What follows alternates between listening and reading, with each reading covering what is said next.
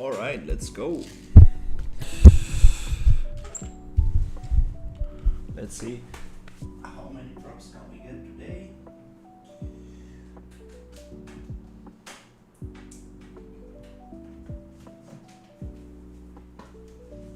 Okay. I realized that the music was a little bit not loud, so I'm going to boost the music a little bit more. Okay, check, a little bit more. Okay, test. Test.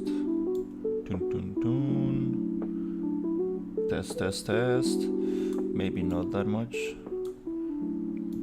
Okay, I think that's about, because I added like a low pass filter, so that's why maybe it sounds a little lower than usual. Okay, so let's continue with the nice light sockets. Great. So here I'm actually just going to go and combine these.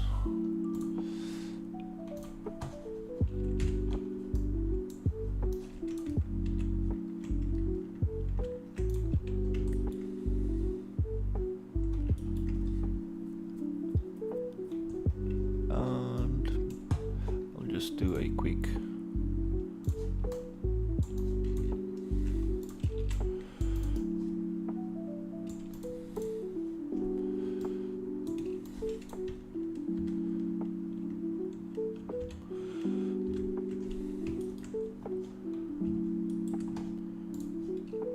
orange shells. Control U, Control L. Okay, that's good. Just to test.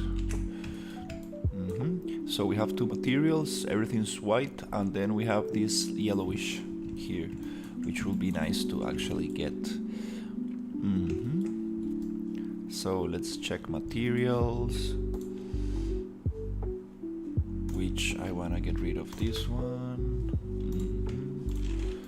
And let's add another material. Let's see, this is Lambert 1.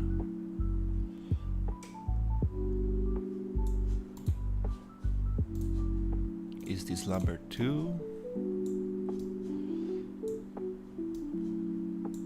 Yep, let's call it material ref.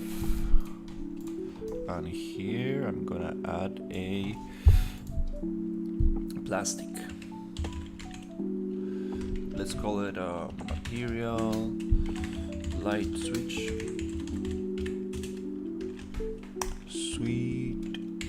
plastic.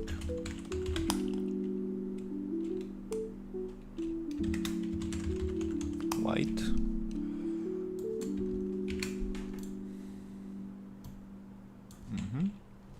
And then I want another material for these faces.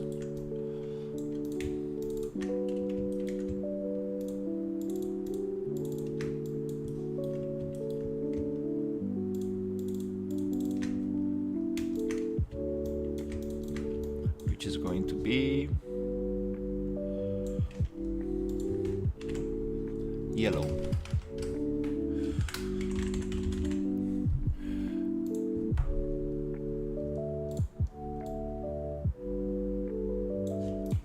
Just to differentiate a little bit. Okay, the rest will be just made with textures. I think that's great. Okay, let's go.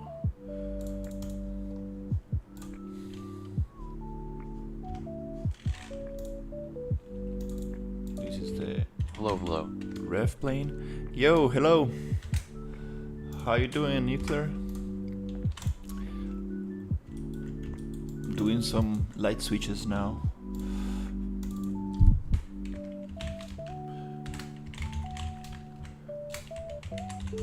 Switch.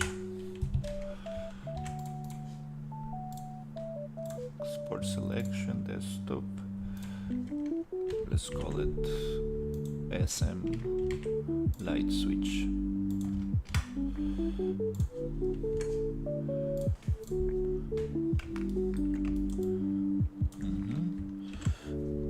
want some screws for this. Let's see if I have some actual screws. Yes, perfect. So we got some screws here. The question is, how do I get this?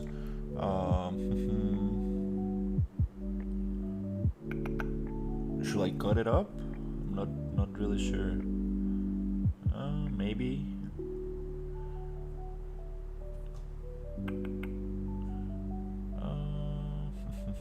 Yeah, I think. Let's see. There should be a way to do this in Painter where like I just get like the screw I need with the offset, I think. Yeah, let's just keep it like that. So let's go into Painter and let's get this thing, which is the light switch, baked.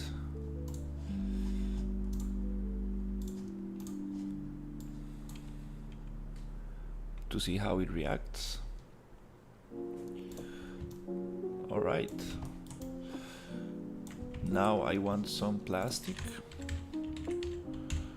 which I had some nice plastic somewhere, which was... I am also think about making something similar as what you doing for my portfolio. Yeah. A whole 3D scene?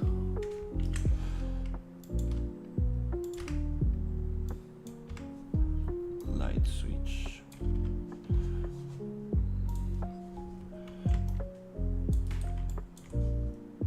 That'll be super cool.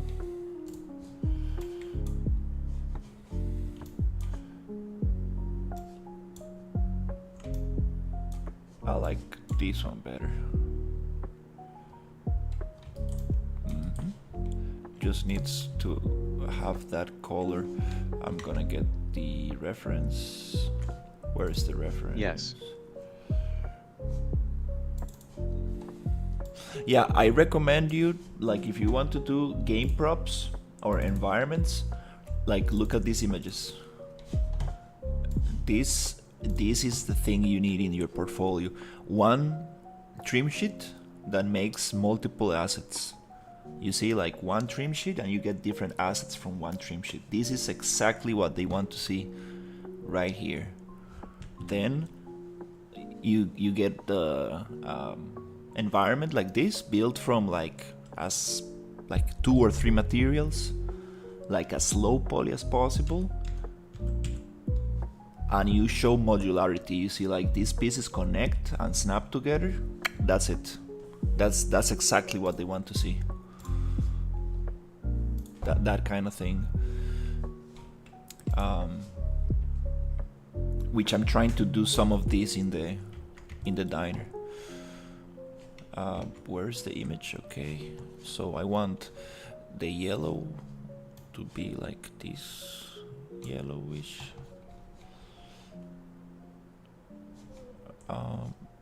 Layers. Oops, not this one, but this one. So let's get this yellowish, like that kind of thing. And this one, I want it to be like white, but not totally white. Oh, again, I'm using the wrong layer.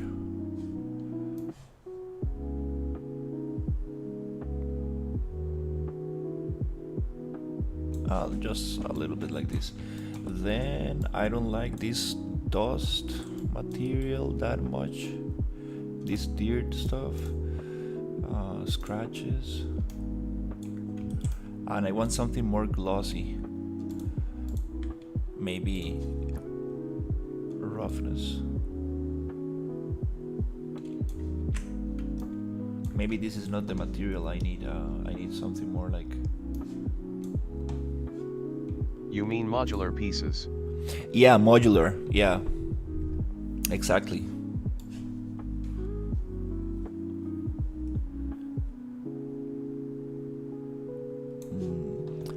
Nope, this is not the material I need. I need something more like... I think this is the one.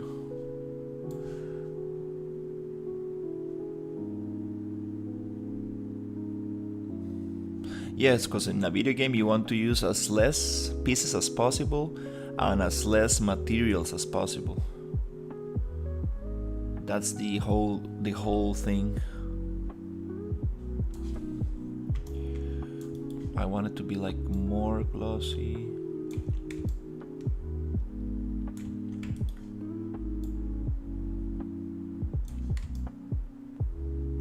Okay, now I do need some dirt. That's kinda... No, it doesn't really have that. It will take time, but in the end it may be of worth.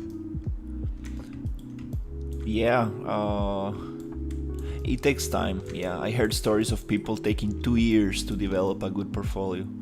It takes time for sure. Like a good portfolio piece is not something that you can like pull off in a couple of days.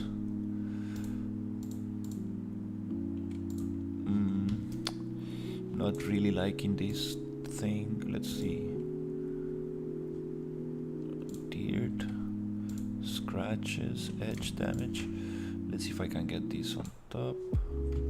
Okay, this dirt, no. Scratches.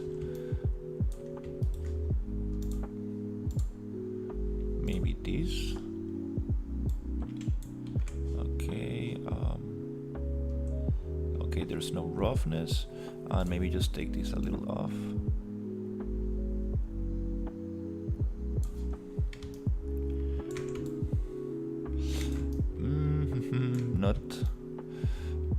Not convinced with this material. Let's see.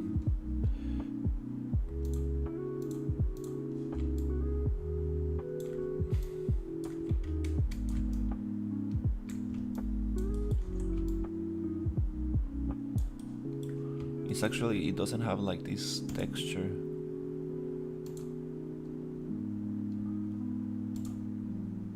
The edge damage doesn't really, I don't need that. Dirt doesn't really have dirt. Well, it could have a little bit, but just super tiny. On scale 1, so it doesn't repeat much. And let's go back to the yellow one. I don't want the edges, don't want the scratches on the dirt. Please correct me, in Maya there is no inbuilt UV editor or texturing tool, right? No, there is. I actually have a video. Yeah, I think you were asking for a UV editor video in Maya. There's absolutely a UV editor. Not, I wouldn't do texturing in Maya that much, but there's a UV editor for sure. Where you have like a very good tools to do UVs. Yeah, I have a video on my channel. It's a little long, but in the description I give you like the best, like the main tools I use to use this editor, so you can get an idea of how it works.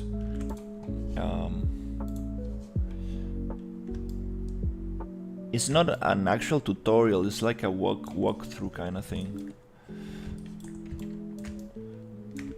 Okay, this is kind of cool. Now let's see if I can actually get the little screws.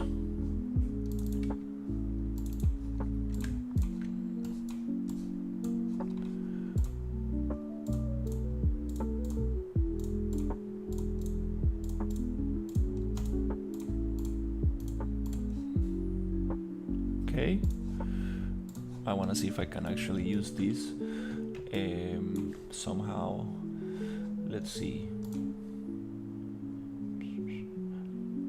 All I really need is the normal, I think. Yeah, just the normal, or the height, I think. Yeah, just height.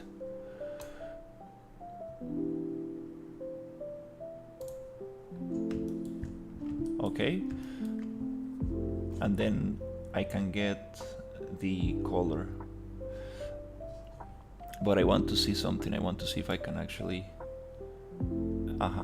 just try to get the one I need, which is now I go to offset and see if I can find the one I like, which is here. Okay, here. Yes, I want the flat one, which is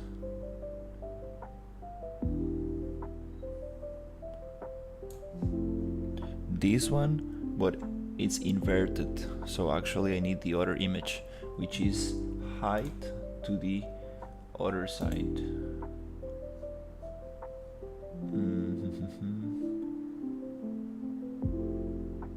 Do we have it inverted? Does high-paying company require 3D assets made on Maya instead of Blender? No, you can use Blender for sure, but most big companies, they use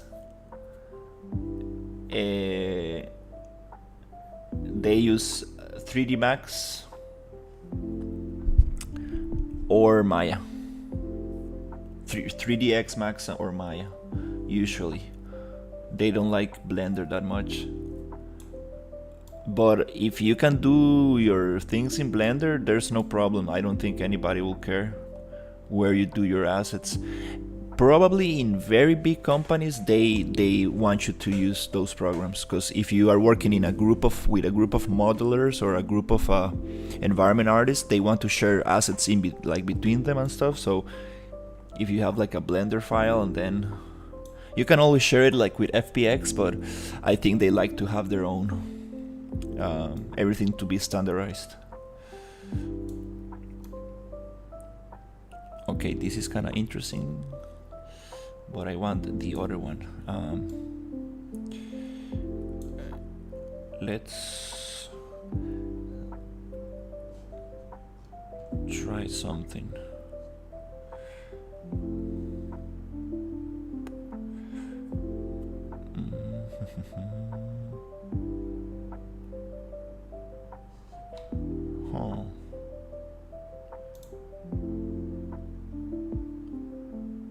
A black mask, and can I get an alpha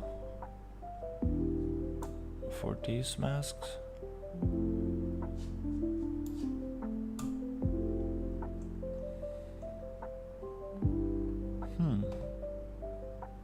No, I'm doing something wrong here.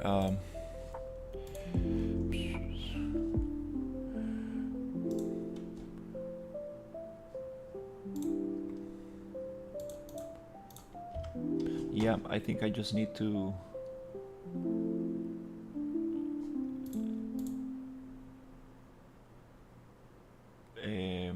just get this one, height.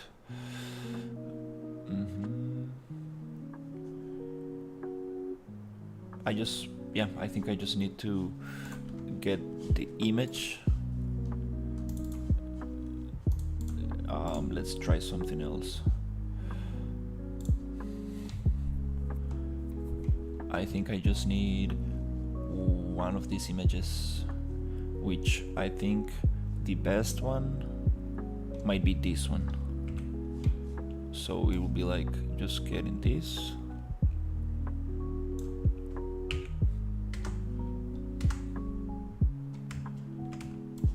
And then cutting it out.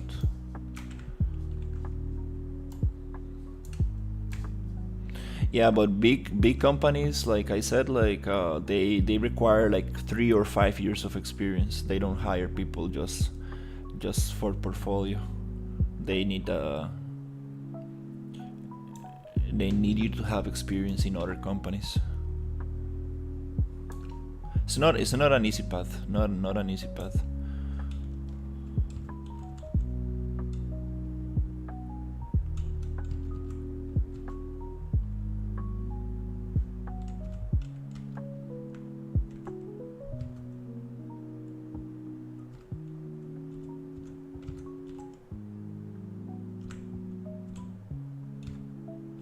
Maybe programming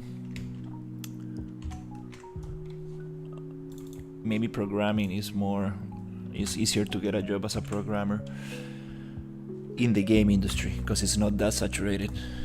There's always needs for programmers. Got it.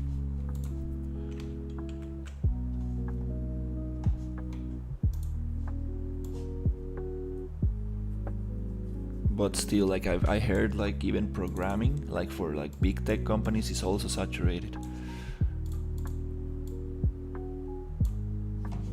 Like anything, right? Like just really depends on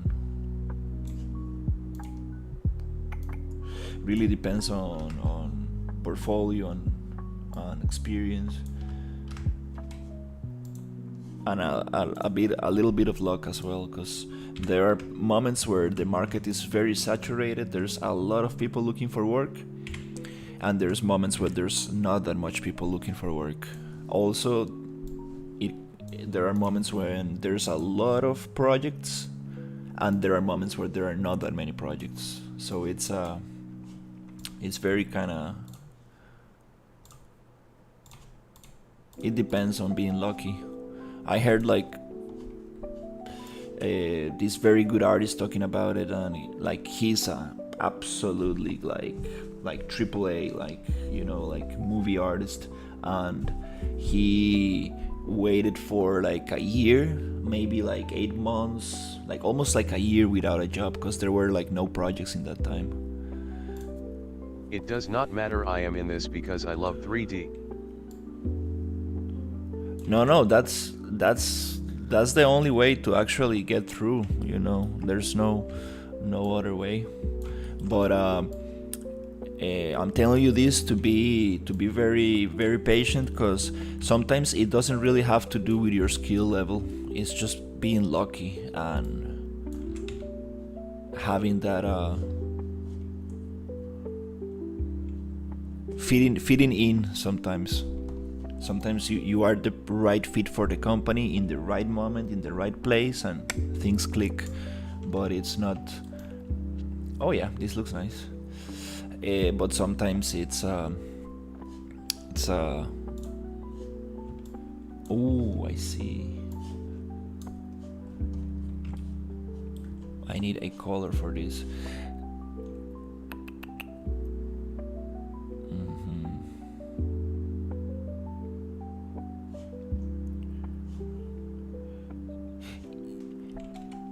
Yeah, let's try to get a color.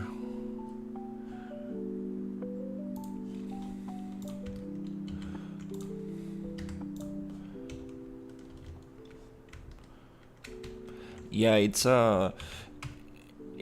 very nice, but like don't get discouraged, you know, like at all. Like there's always a need for artists and for more people. There's always projects going on and stuff. There's always I mean, like you can just look at these job websites we talked about. There's always new positions What going. What specs you rocking? Not really sure. It's, let me check.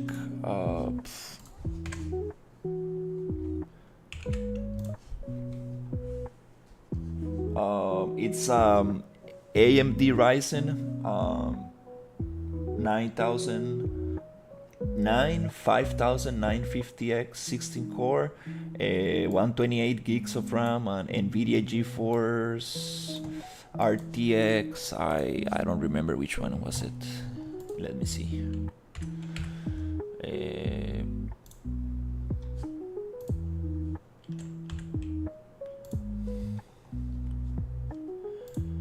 It tells you system information. 3080.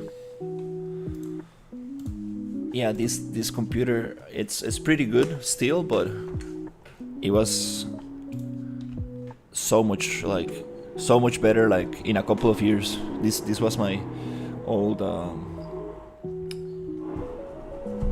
it was my friend's old PC.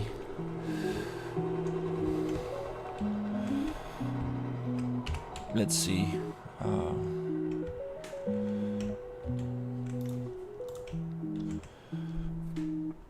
Control U. Why does it not change? Control Open U. Task Manager. Yeah, right now I'm like doing the stream, but I told you the main specs.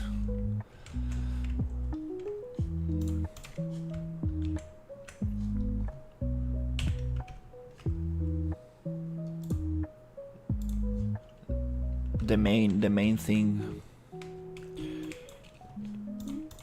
Don't really wanna get distracted much, opening stuff and stuff like that.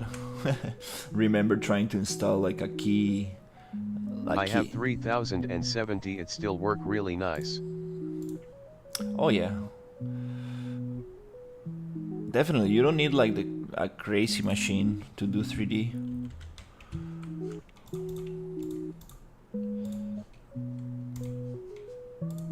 I want to change its color. Why it does not give me the option? Sometimes I think my keyboard is wrong. I kinda wanna. Yep, I think it's broken. Control U. Sometimes shortcuts do not work. That's interesting.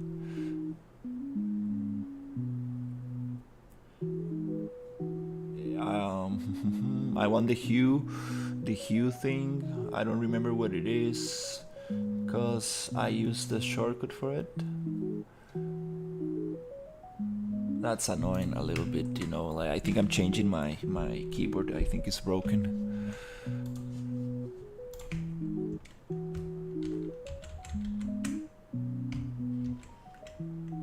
Yep. I'm pretty sure it was Control U. Let's see. Oh, there you go. That's what I want. This is the thing I want, but it doesn't give me that option here. Huh. Interesting. That's interesting. Anyways, let's go and check the Mine is slow, lol, I get so frustrated. yeah, sometimes Photoshop and Painter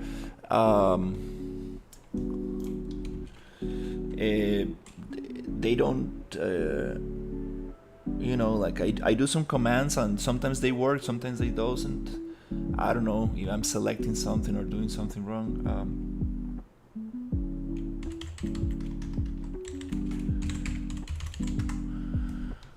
I do have a very old keyboard. Maybe that's the thing.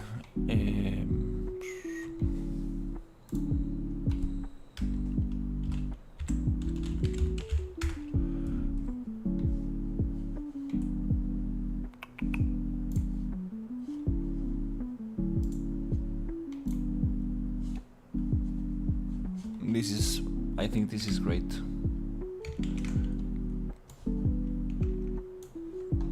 For what I need.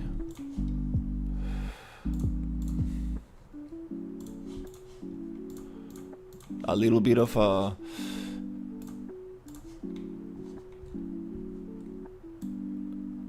a little bit too much for this little thing that I'm doing, but it's okay.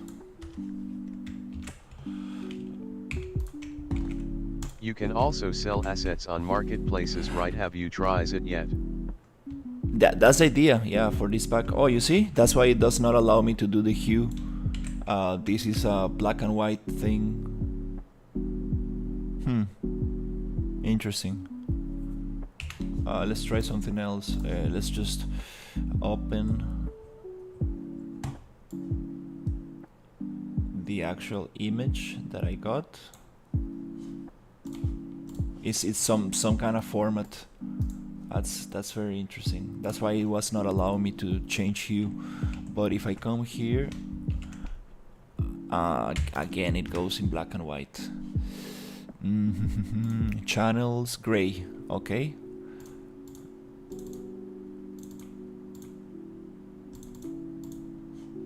All right. What happens if I bring this one here? Okay.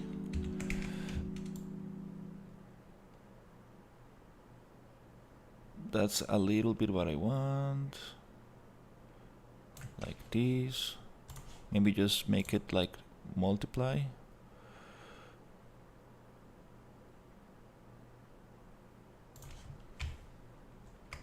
And then I want like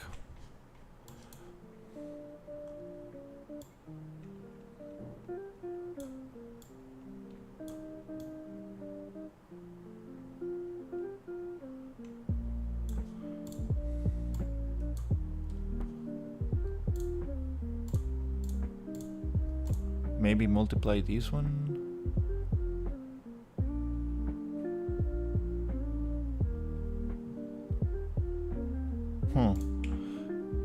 I don't even need to actually get this shape. Yep, it's just a color actually. Yeah, no need to modify this.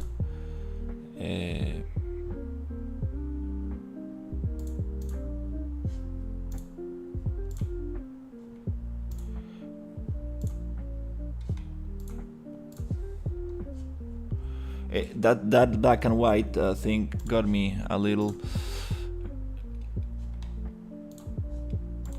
Yeah, was not expecting that from this image. I just need this piece of color. Right there. There you go. And then get this off. Okay. I just want something like this.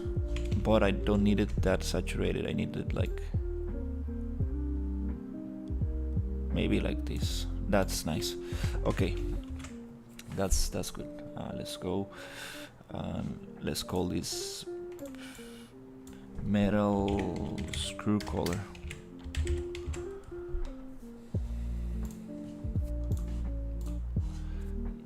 Yeah, totally forgot that the only thing I need is the color. Import.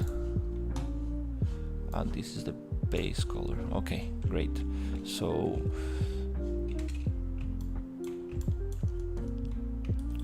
okay, that gives it a little bit of the thing. It's just that I need to have it the same size.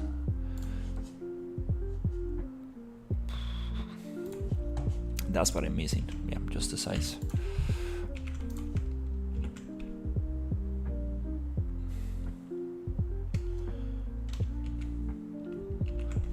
So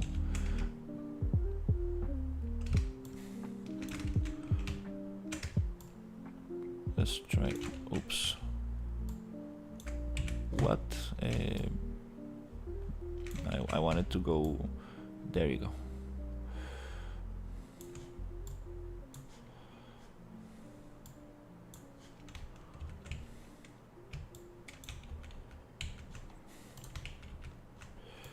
I wanted to go on top.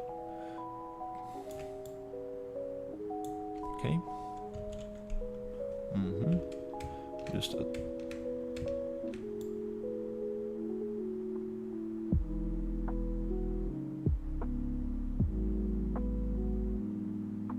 okay, that's good. And I want this to be a little wider.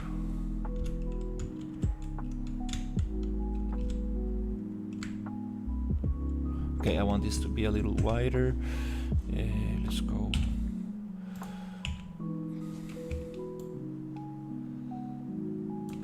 Not that yellowish. I want this to be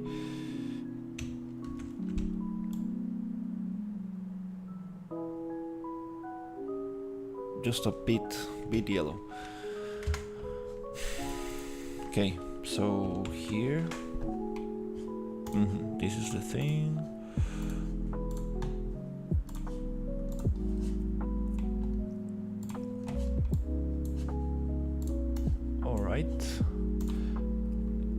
Texture current. That's what I want. Still getting out, right? Still not the same size.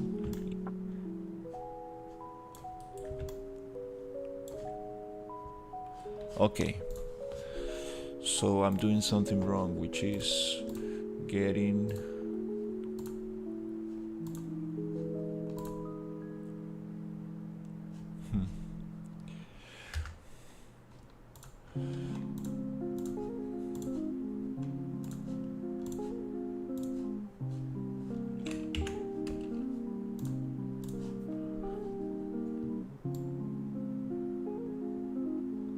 this is the one. Okay, let's just get this one. Oh, okay, it's not the same size because of the actual frame. Okay, that makes sense. Damn it, this gray texture is it's playing with me. Okay,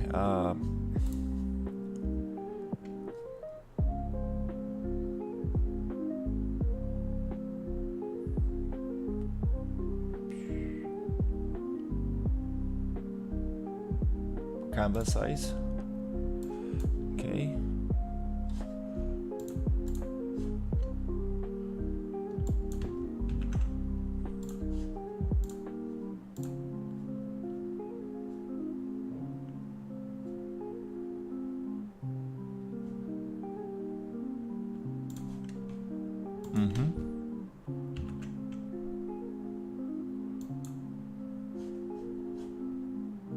Was it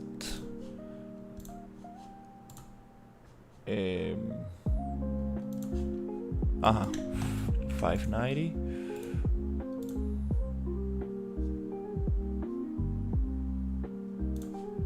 There you go. Okay, now we have the same size. Okay, so now I just need to try to align this here. Okay, it's perfectly aligned. Great.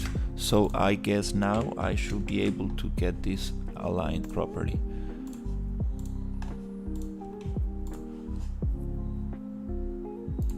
Which is here. Just so I don't get confused, let's call this 1.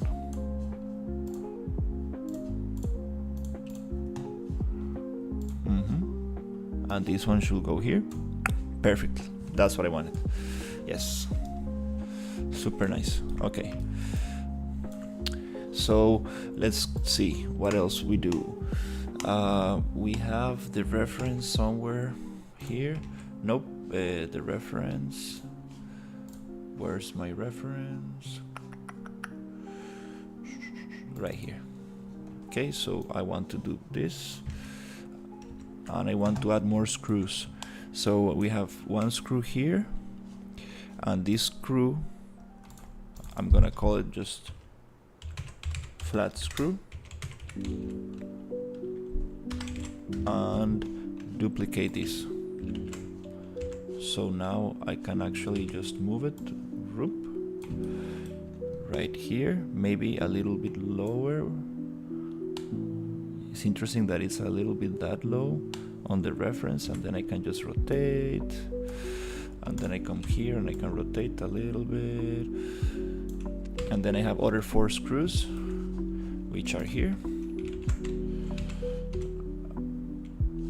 and I need to go rotation 0, which is this one. Yep. And this one goes aligned with this thing here. Great. And then I go like here.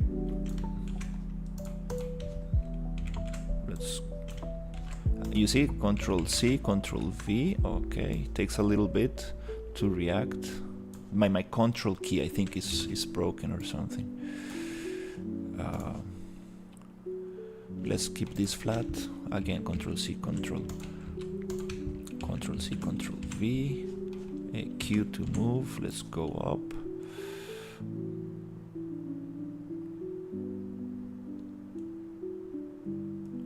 Like a little bit aligned to this. Okay, one more.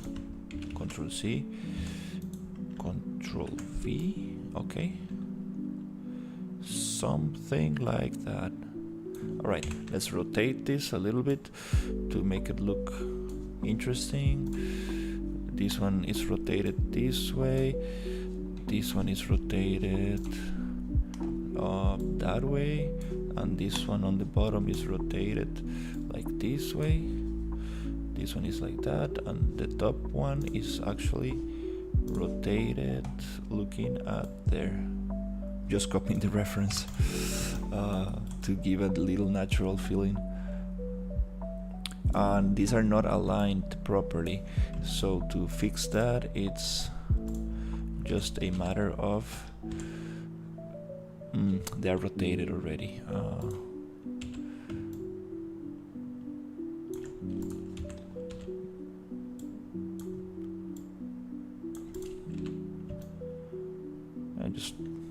That's good enough. That's good enough.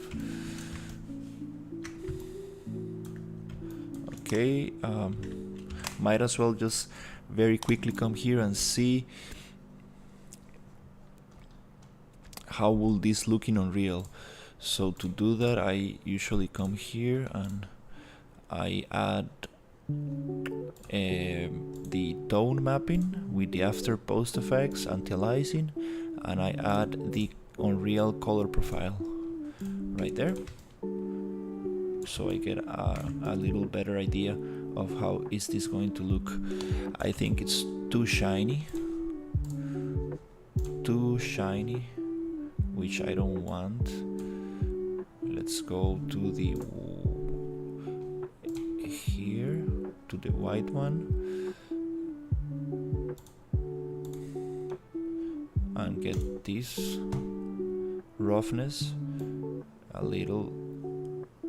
Nope, this is not controlling the thing. It's this one, roughness.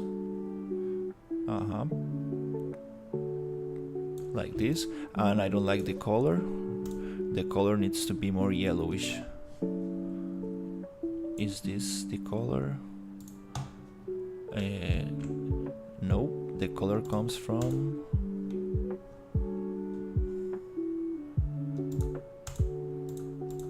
that's a good question, where the color comes from. Is it here? Is it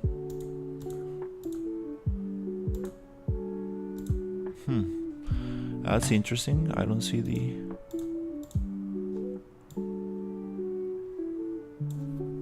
where the color is coming from. I think it's here. This color. Let's try it. Yes, that's the color. Okay. So I want to get something yellow. Something like vintage.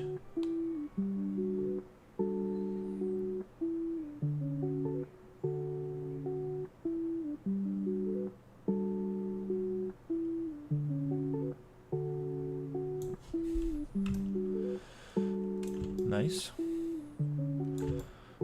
The glossiness maybe is too much.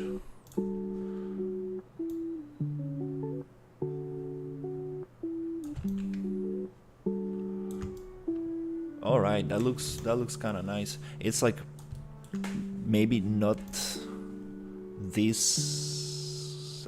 There you go. A little bit wider, a little bit. Not too much.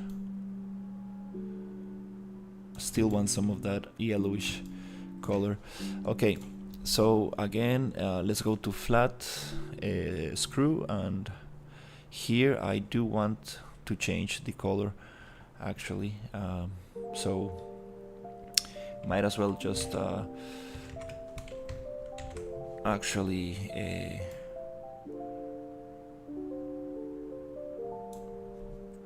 try to see if I can.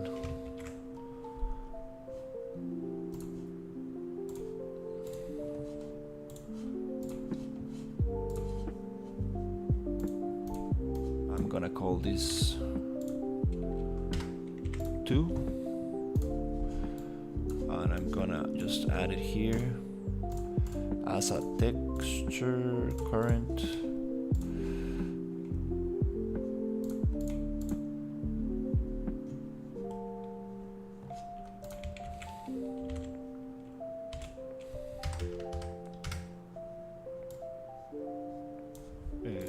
what happened.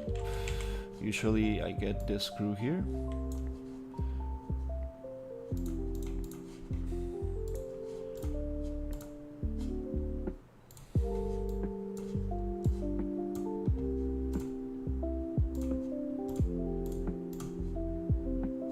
It's not loaded. Okay, cool. There you go.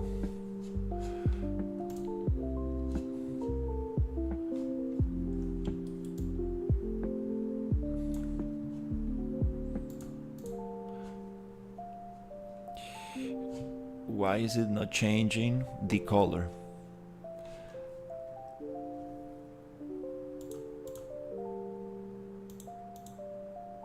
Interesting.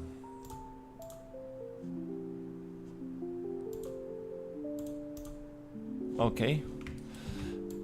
It doesn't, if it doesn't wanna work like that, yeah, let's just get this color off. Okay.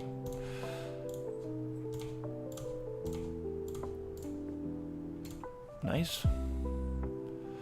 And actually this dirt and mask, I would like it to have to be on top of everything, to get a little bit of that on the screws. Also I would like a, oh, I see, I need to add some detail, some detail right here. Let's see if we got that separated. Perfect. Yes, I need to add some detail here.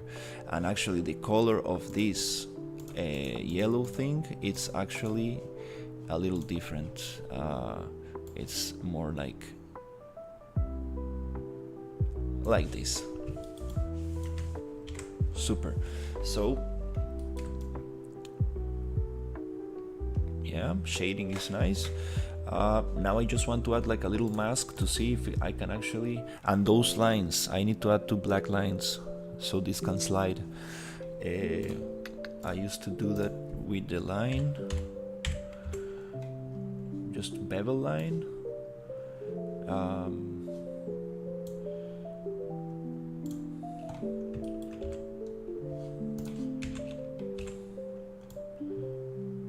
But I want this to be inverted,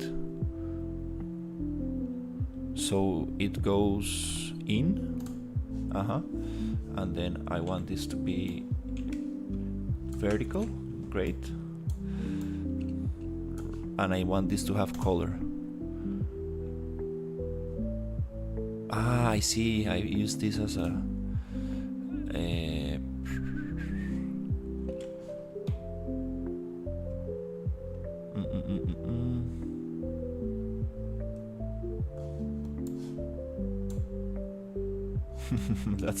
that's cool. But how do I get this to have color actually?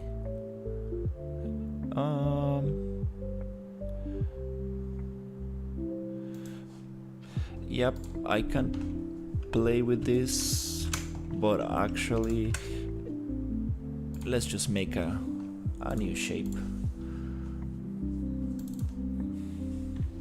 Since the line is a little bit different, the line actually has this kind of cut right here, so I want to be as specific as possible, so it looks nicer. So for this I want to use shapes.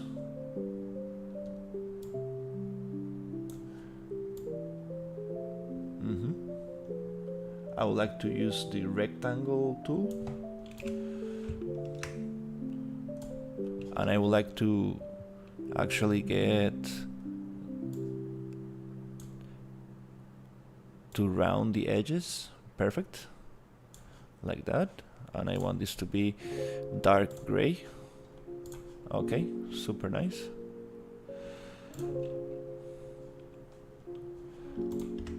And I want this to be longer.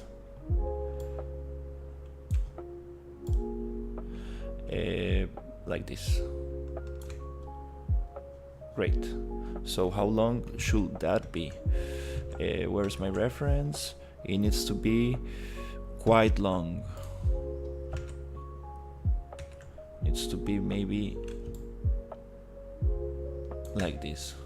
Super nice. Shift, there you go, right in the center, something like that.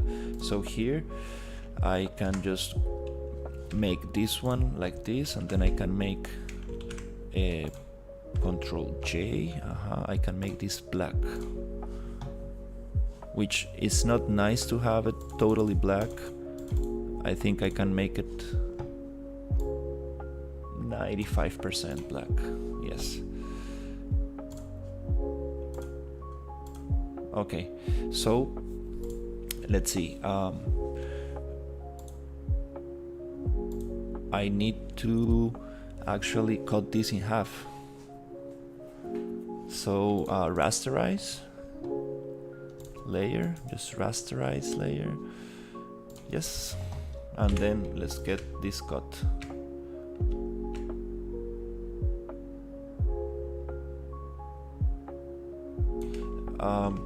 To get this cut properly, I think I'm just gonna find this line and yes, right there, and then try to cut there.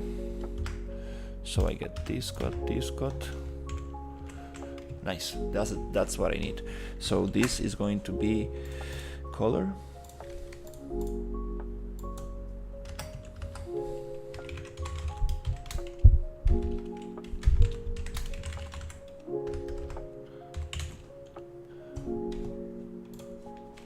And this is gonna be height.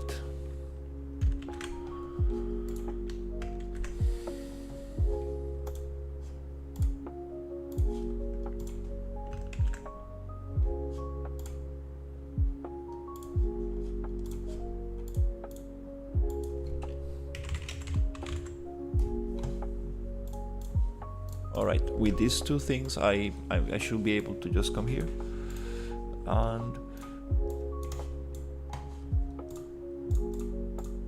import as texture and current session import.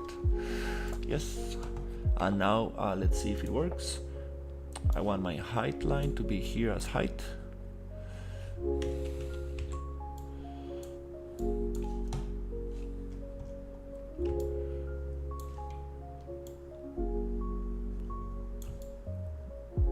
On the yellow plastic, yes.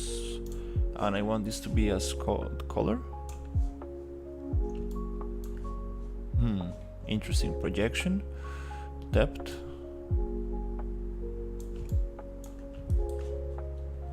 Okay, I need to check the actual play button so it renders. Okay, nice. So we got this little line here, exactly what I needed. Perfect. So let's actually play a little bit with the thing. I don't know. Let's see the reference. How big does it need to be? Not much. Actually, not much.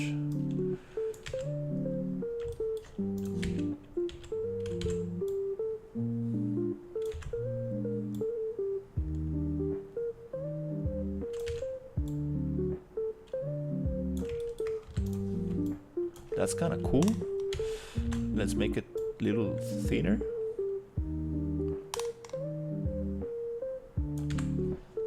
That's kind of cool. Nice detail. Let's get this going on the other side. So to get this mirrored, I need to maybe just rotate. And to get that rotated nicely, I need to actually maybe go here and go 90, and here goes 0, 0, and then here it goes minus 180 to have a perfect rotation. Great. So now we try to find a nice sweet spot for this. Looking at the reference, it's more like that.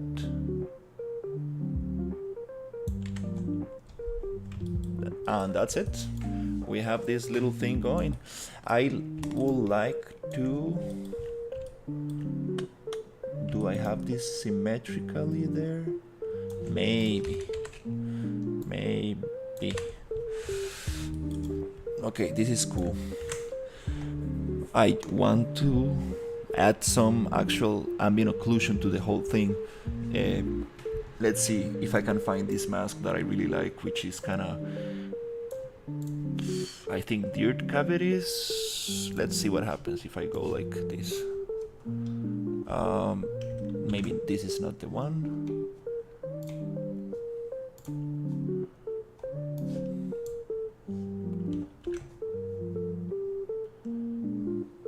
Dust occlusion? Is it this one? Huh. Soft dust edges? No. Was it occlusion? Edge strong. Let's see. Edge strong? No. No.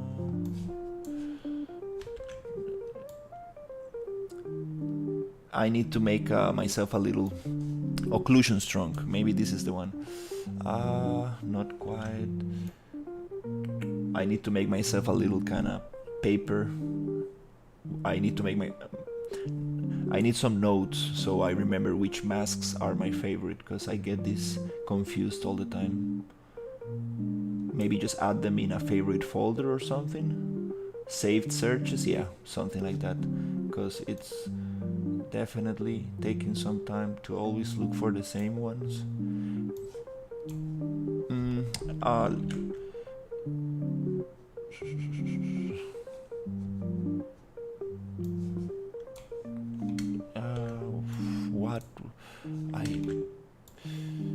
There's a very specific one that I really like, but I cannot find it. Let's just try this one. But let's try this one behind the lines and make it like just a little darker.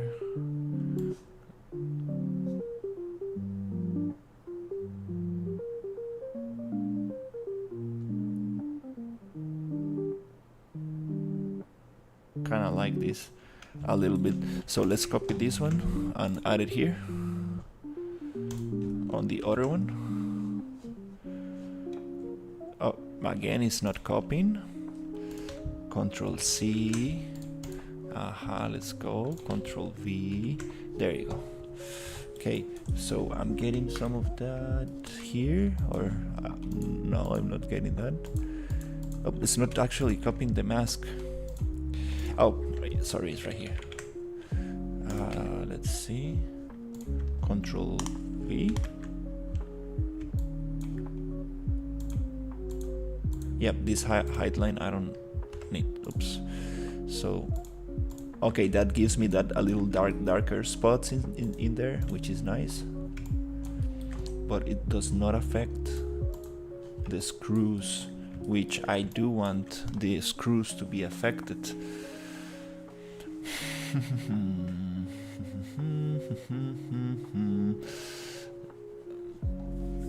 Yeah, these screws. That's the only thing I'm missing to make this look super cool. Color, something is weird with the color.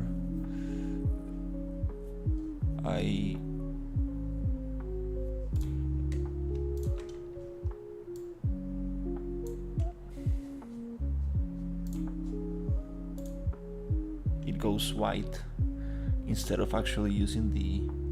Oh, because it was saved as black and white. Yeah, because this image was just in grayscale. Yeah, that makes sense. Problematic stuff. That makes sense. Okay.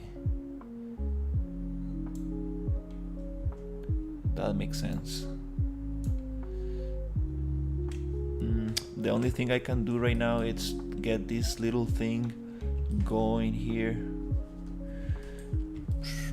What's the smartest way to go about it?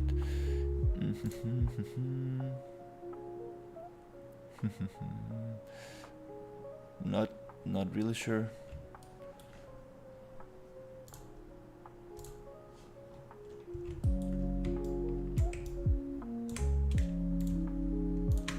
Yeah, I can just go like this, super super hand painted kind of thing, which is not the greatest solution, but you know, like sometimes just to get this done. Yep, let's try that. Let me just get like a nice darker color.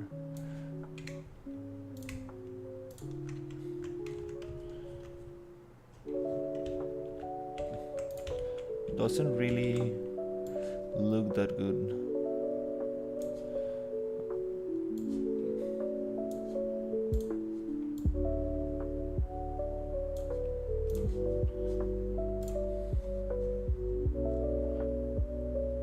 Gonna get like some actual like texture for the thing.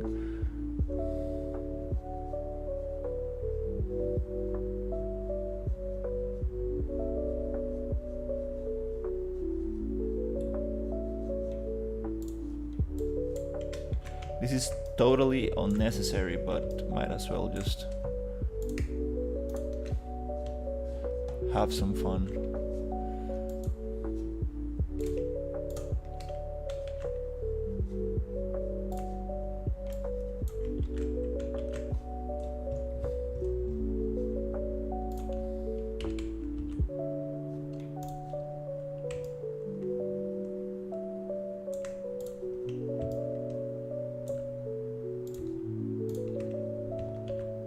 Ah, that's where all the people are.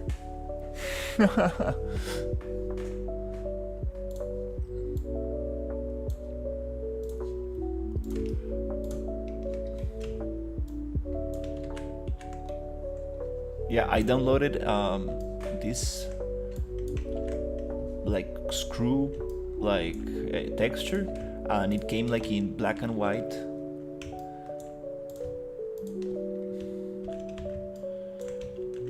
So I'm just trying to get these little like screws, like this darkness inside the screw, which is kind of dumb to do it like this way, but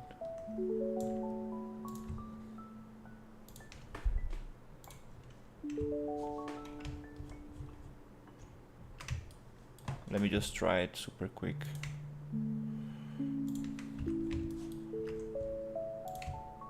Looks like graffiti paint.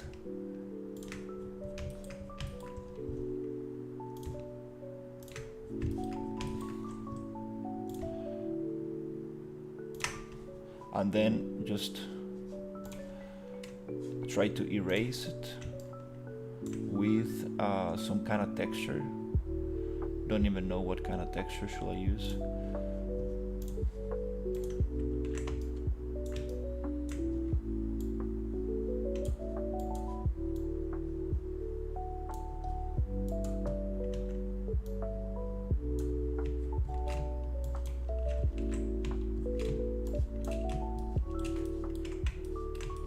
There you go,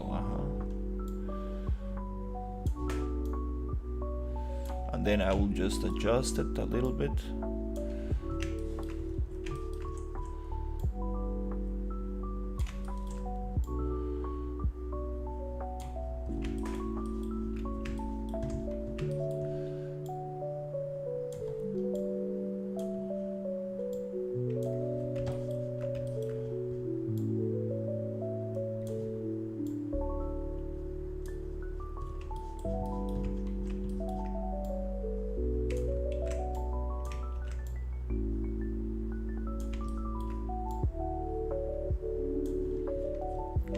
Okay, so now I can just come here and go softer.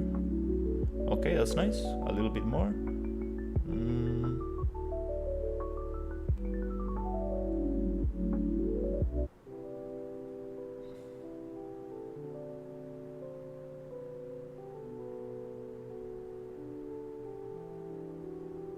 Okay, good. And that's it. Yay, no more for this prop. Yep, that gets the job done.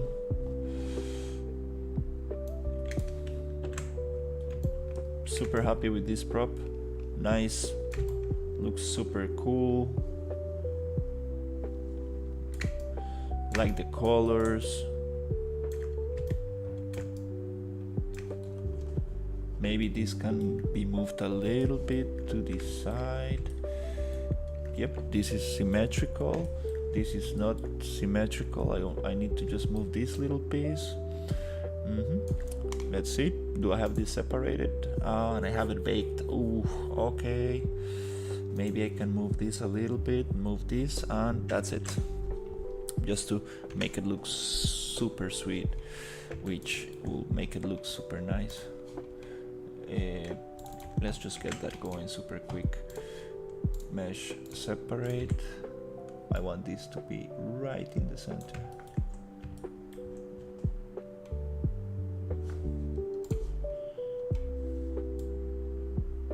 Just to get it super smooth. And actually, let's make some variation and have this little thing go up a little bit like this. That also could add more make it more interesting. Yep, maybe not that much, maybe just a little bit. That's a nice shape. Okay,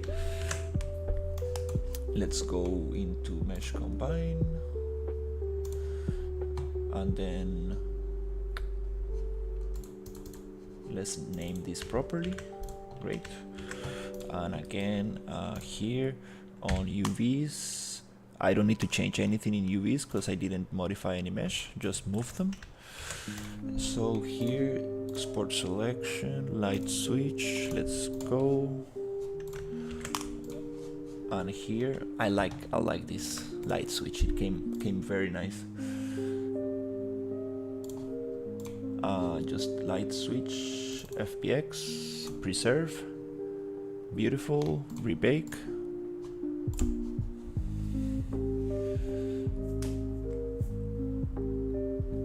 And it looks super cool. Now I can see a little bit of the other side of this thing. Now this is right in the center, right in the center. That's it. Yes. And that's a nice saving project.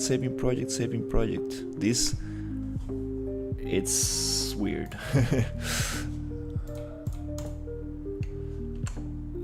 This painter is going crazy. I don't want to get my files corrupted. Come on, let's get it.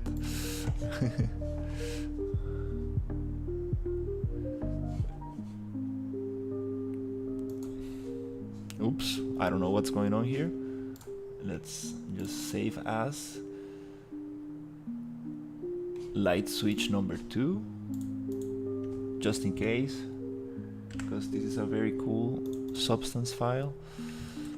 Let's try to close and let's save. Ooh, saving project 3, 4, 5, 6, 7 times. This is going crazy. I think I should have just exported the textures before closing. My painter is going crazy. Bad idea. Ooh. Should I try to export? Yeah, let's just try to export these textures before it crashes.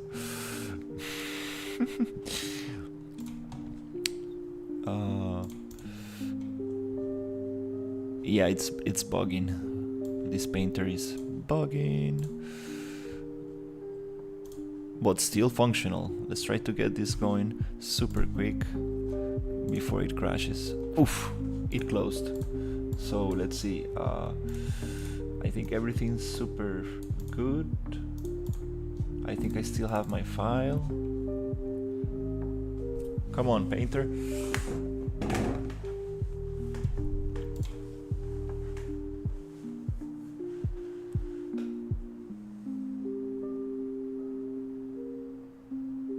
Okay, ooh, good. Everything's nice.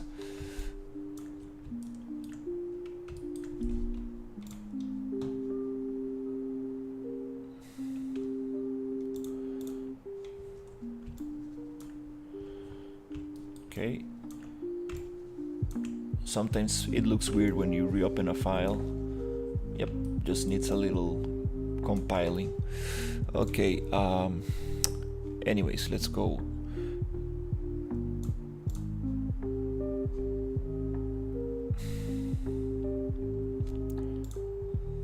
Okay, we have opacity.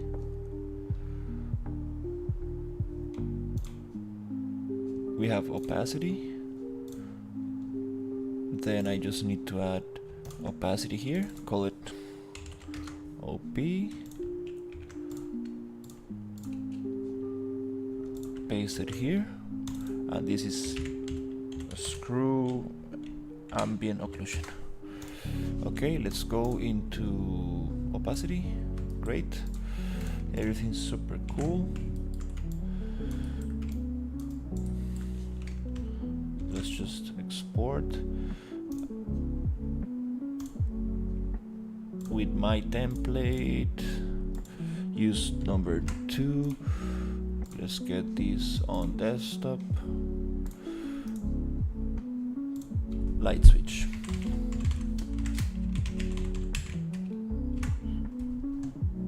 Yep. Yep. Yep.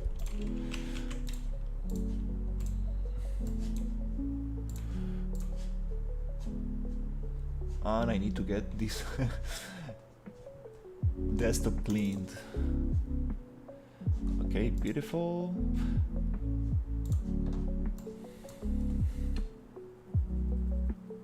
Just need to do the trick, the little trick.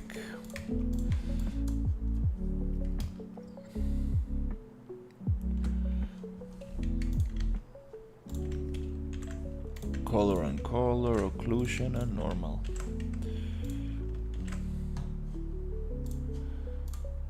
A smiley face. That's funny. Let's see. Let's call this a texture light switch ORM.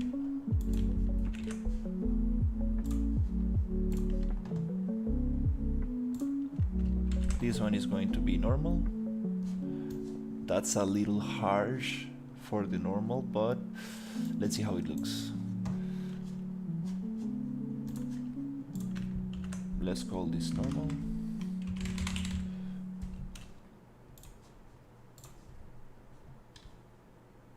Let's call this color.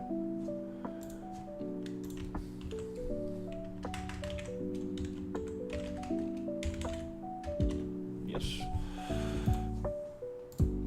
Great. Let's go back here and whoop.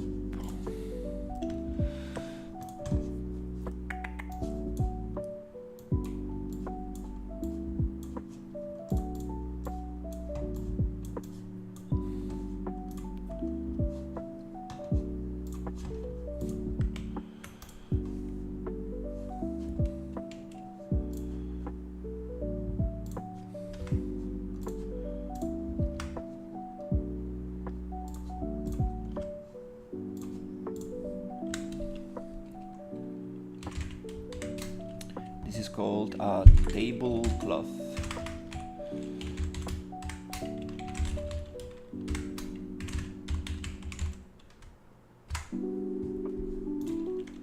And this one goes to props. And this one goes to curtains.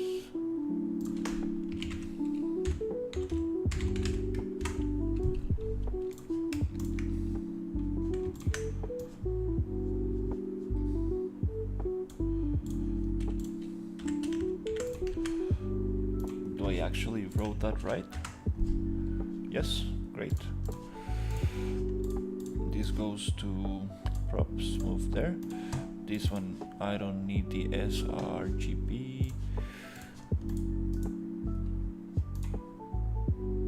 Oops, do I?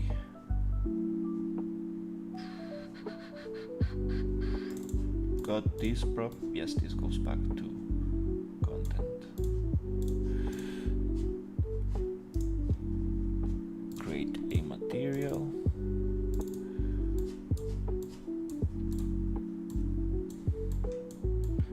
Might as well just copied the older materials and changed the images, because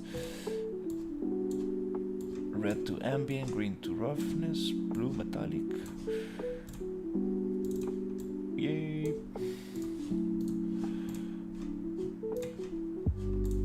And let's apply this material.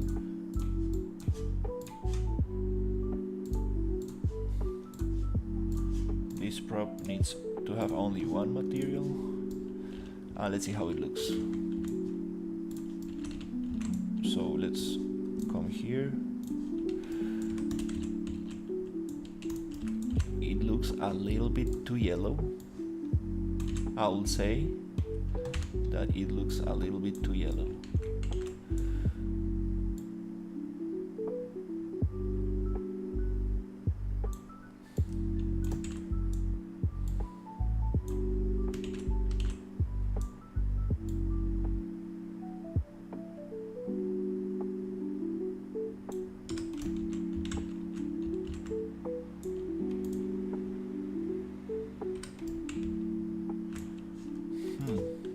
It really does look a little bit yellow.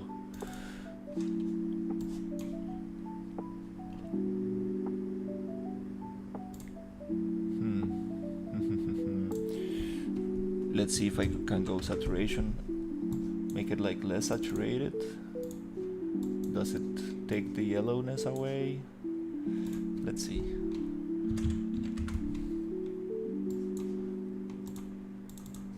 A little bit, yeah.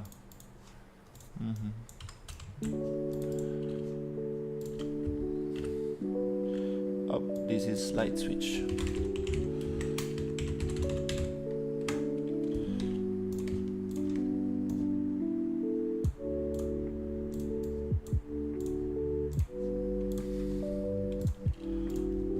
Okay, not bad. Yeez, it works.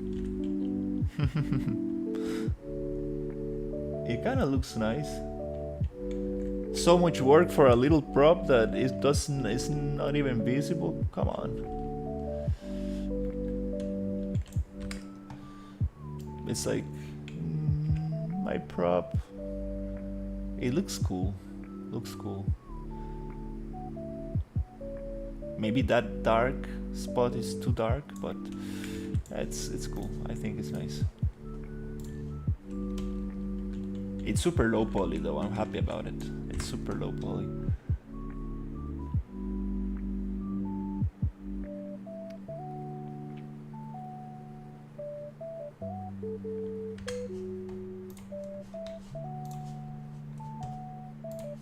Oh, finally my door can only open if the code is right on the keypad.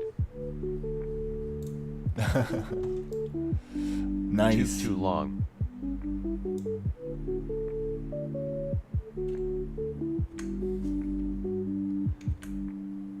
Oof.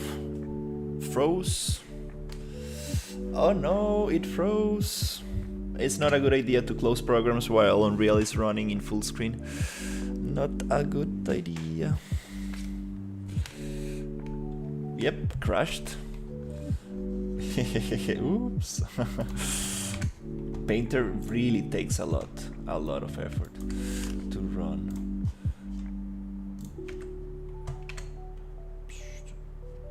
Also, I have a bunch of stuff I don't actually need here for now. Yeah. But it opens super nice and super quick. Okay, let's give it a chance. Let it breathe for 5 seconds.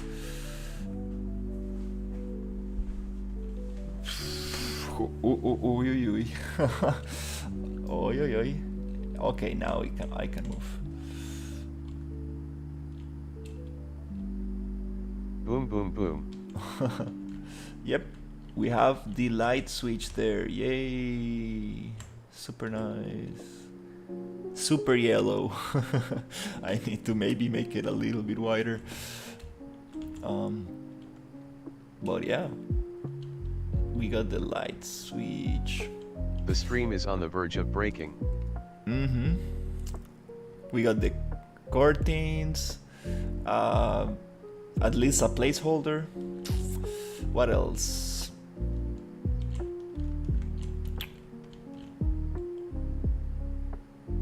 We got the straws, the little straw holder, which is the sugar holder. Just change it up. What else? What else we did? Ah, we got this little kind of cloth in there. The super nice switch, light switch. That's super cool. Now I need some power supplies. Wow, there's so much to do.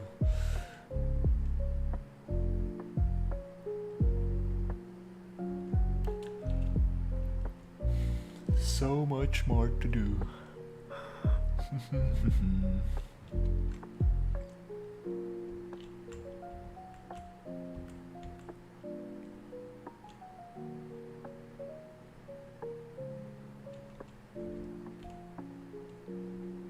These pies, I'm very happy with these pies actually. It was super fun to make.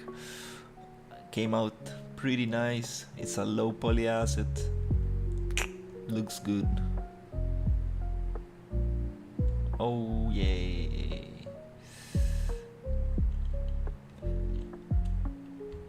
I can get the chalk. If it's your last prop of the day, don't forget to screenshot. Oh yeah, thank you. No, it's not. It's not the last prop. Definitely not. I still want to go. I still want to do at least the power supply, and I really want to get going with some more, like the blender, the toaster, the soda tap, cookies. Whoa.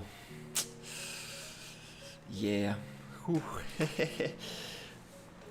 really want to like push this. Really want to push this hard. Wow. I mean, like, I really want to, like, that would be super cool. Like, if I actually do finish this,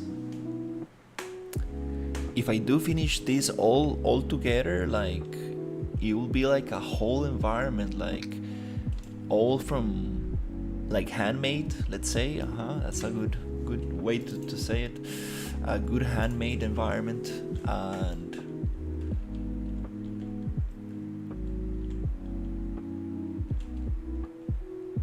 it will be super cool.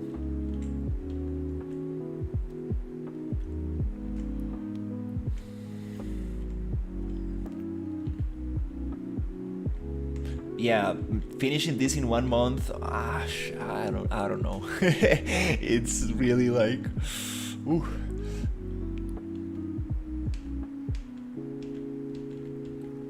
I'm starting to doubt it, because it's just not only finishing the whole thing, it's actually polishing, right? Like when I have everything actually finished, all the props textured and set, I need to start polishing, and then... This live stream are helping me a lot, thanks. I am watching your stream silently for 3 to 4 days and loving them. Thank you so much. I appreciate it. Hey, nice. I appreciate it. Yeah. Oh, let's go. I will just take a little bathroom break, get some snacks, and continue. Yeah. My parents are wondering, like, what am I doing? Like, they're like, hey, are you looking for a job? And I'm like, oh, I'm just working on my portfolio. Give me 1 month. Still, this does not guarantee anything. But I know this portfolio piece, if I really finish it properly... Krubs decals. Yeah, I'm gonna get those crumbs for sure. Needs to be added.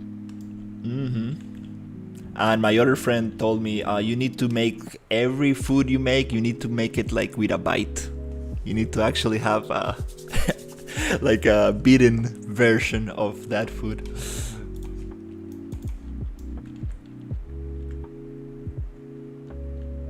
Somebody took a bite and left. That's funny.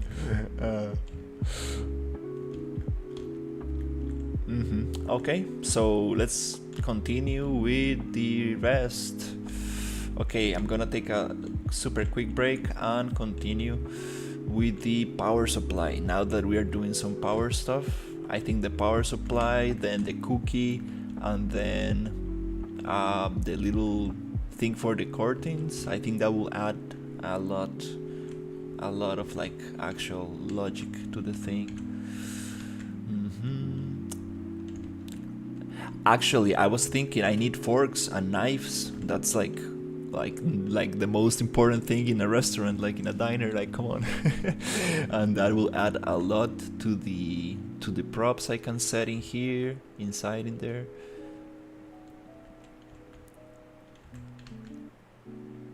And I need to watch some videos, some reference. I don't know what to put in these shelves. Seriously, it needs to be something interesting.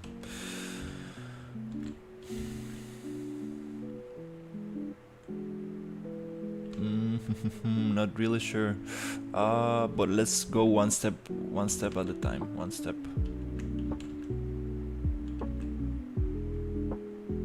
Yeah, let's go.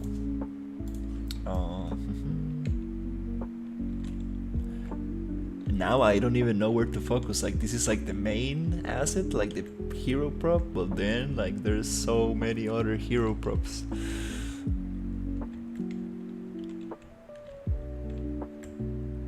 We got the pies, we got this little thing. Super proud of this cashier, took me some time. I can make that paper a little bit more yellowish, I think. Okay.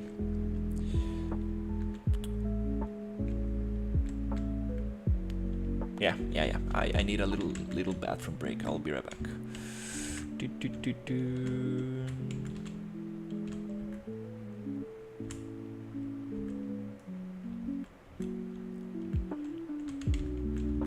Ooh, I don't even know where to set the camera, like, whoa.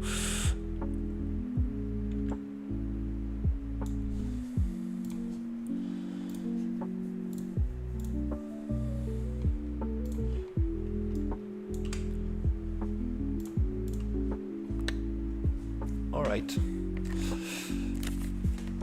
Oops, I'll be right back. Let's see.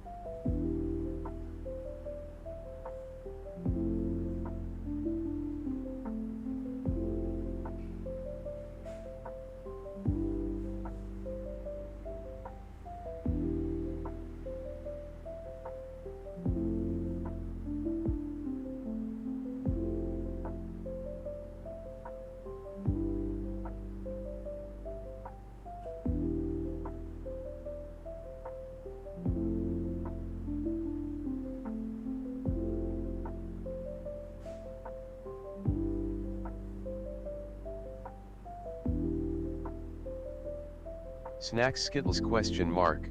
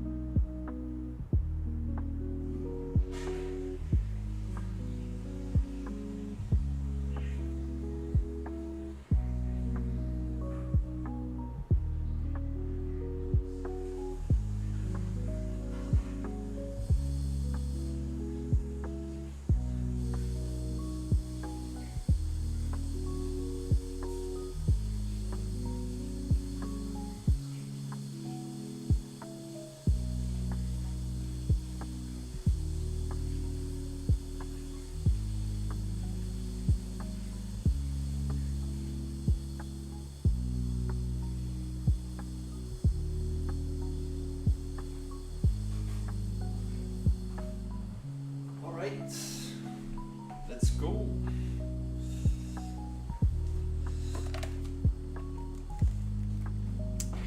Snacks, Skittles, question mark?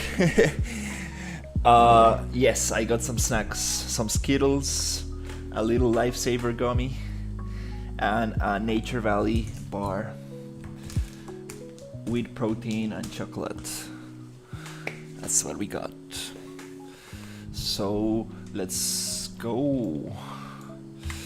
A little stretchy, and let's continue. Some water. Oh, the cupcakes.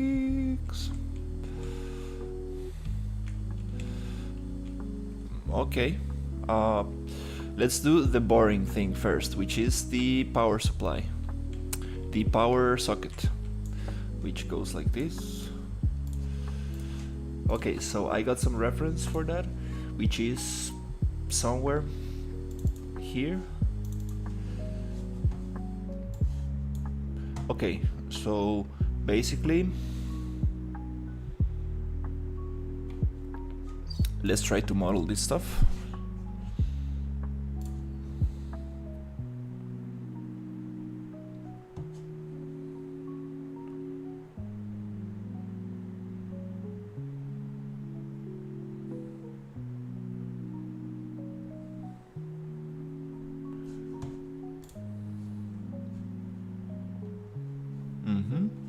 So, okay, as always, I like to open this here, make a little plane,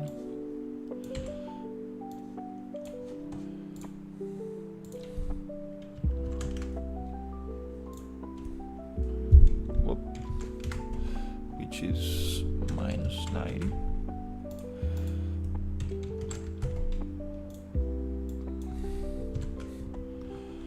Okay.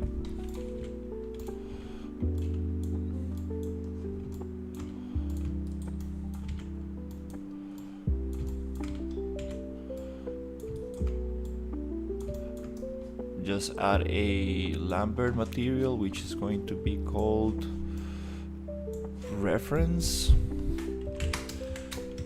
mref, and it's going to contain this image in a squared ratio.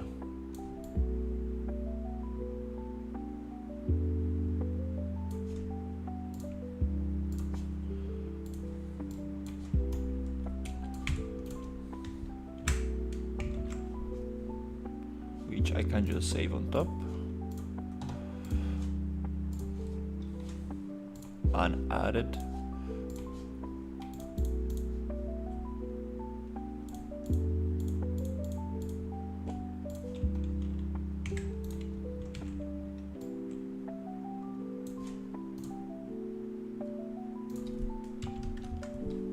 here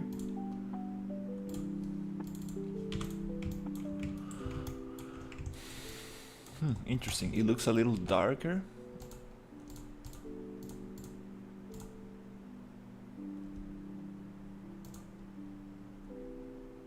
Aces and then tone map. Okay, that looks better. The color science.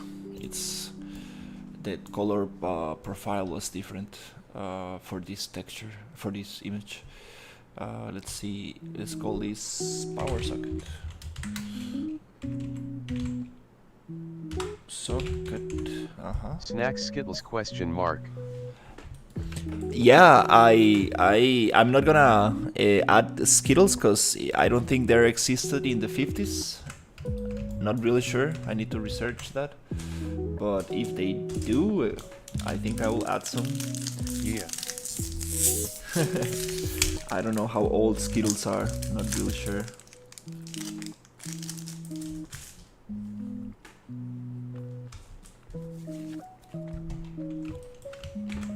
I bet the packaging was like super different.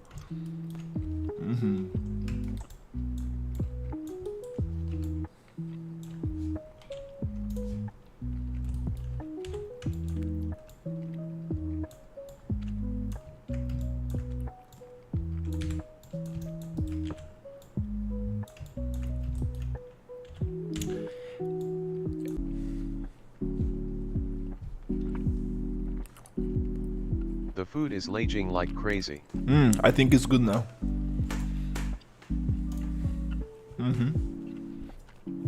It says excellent in green. Hopefully now. Yep.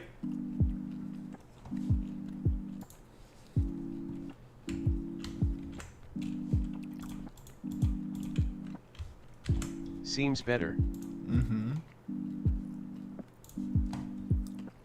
Usually it fixes itself, but this time it didn't.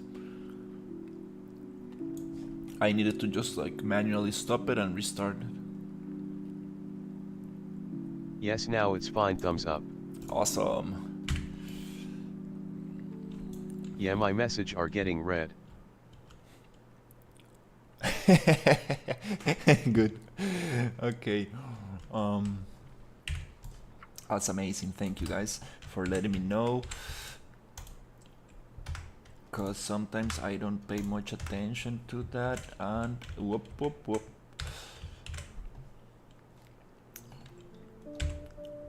And then I realized the whole thing is buggy.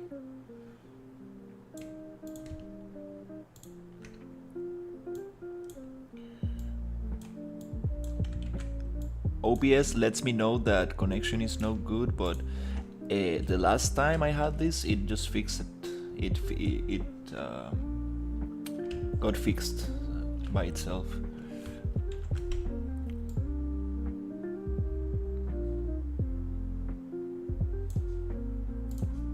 Let's see if I can fake this image. This power outlet.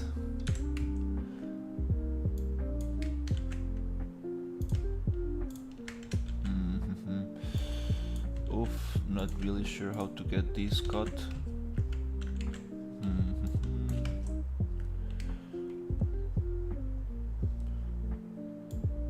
Without messing the thing. Oh, I don't know.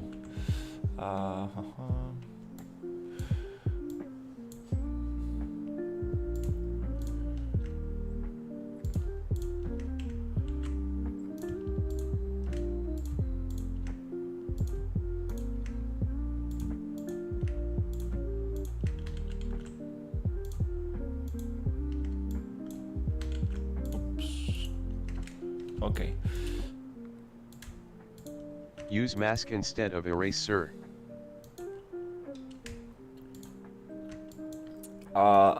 Like a selection? Like a magic wand?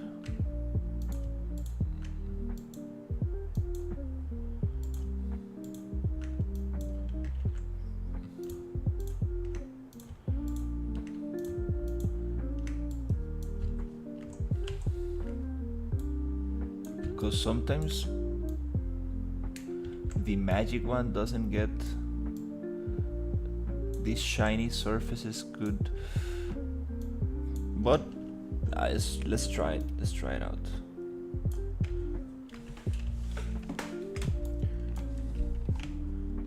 This is gonna be super tiny. Just really wanna get this out. You see, it has some perspective, but it's okay.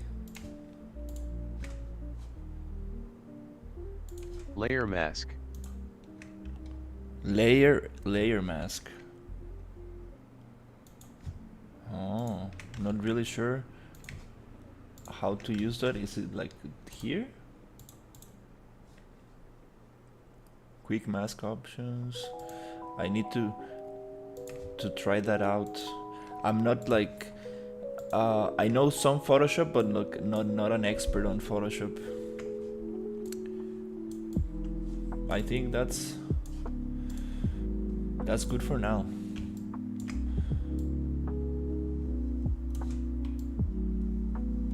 We have a PNG image, and we can try to see how this works. Just for a quick test.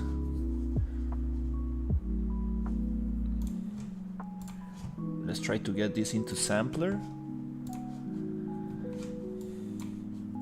which it just needs a little image input,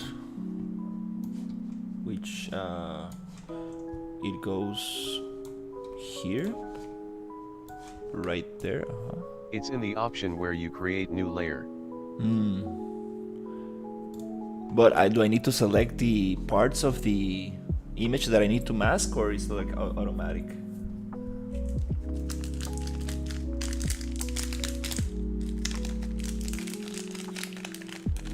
Maybe with the new Photoshop you can get the background selected. Third option after FX. Need to try it out.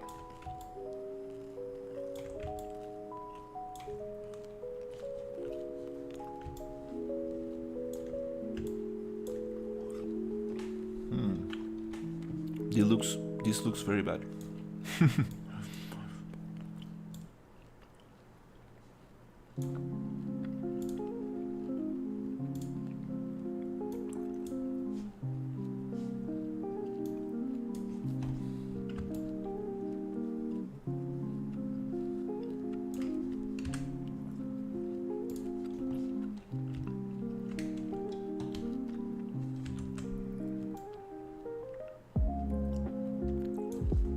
Let's try something different.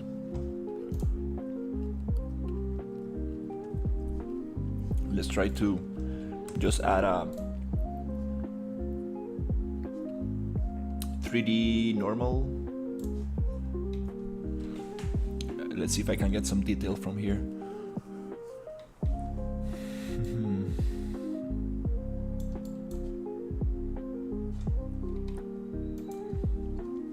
I'm not really getting these things.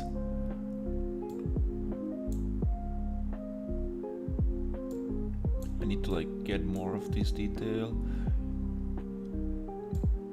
Is it here?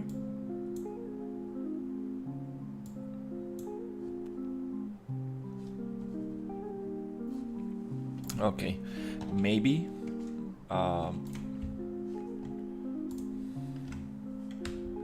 maybe if I go and just go contrast, high contrast, make a high contrast image, and then that might get better results.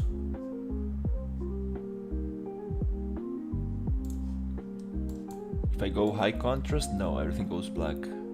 Maybe less contrast, so I can get these black details. Let's see what happens if I go into normal. Filter 3D normal.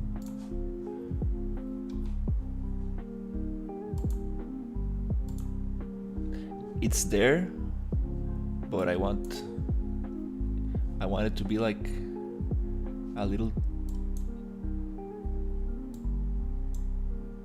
harder on the highs, on the mediums, Or maybe this is not the greatest image to do this.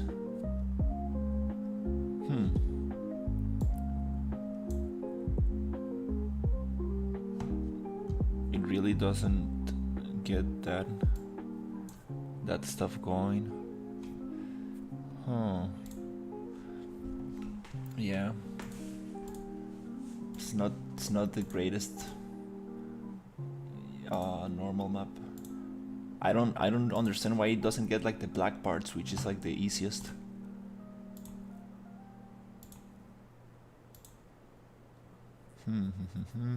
Okay, it's okay. Let's try this out.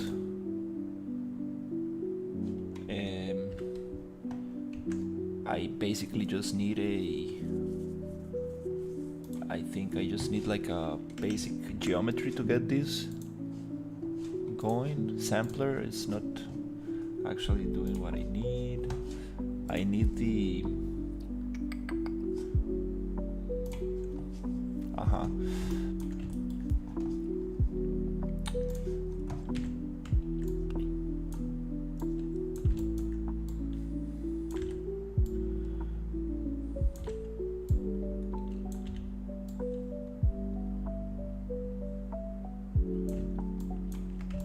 just need like a super basic plane to actually get this on top.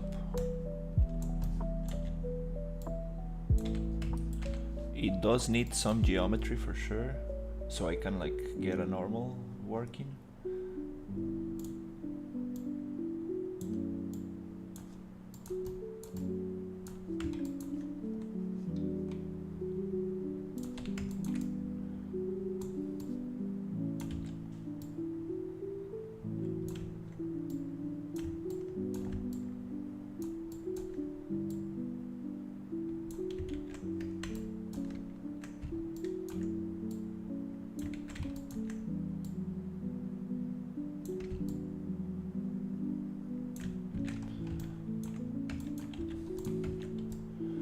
Let's get this a little bit like this, a little bit like this.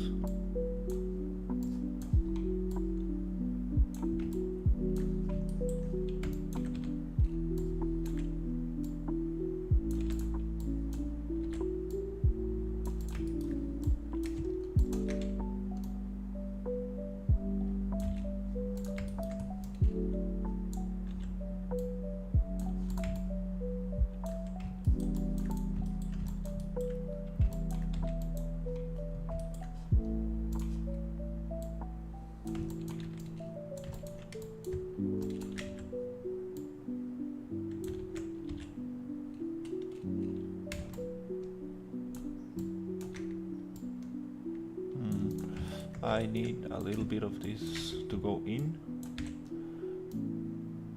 something like that. Okay.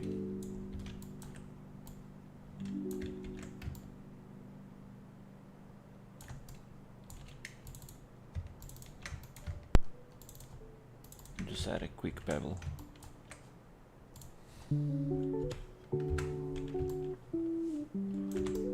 Yep, that's good.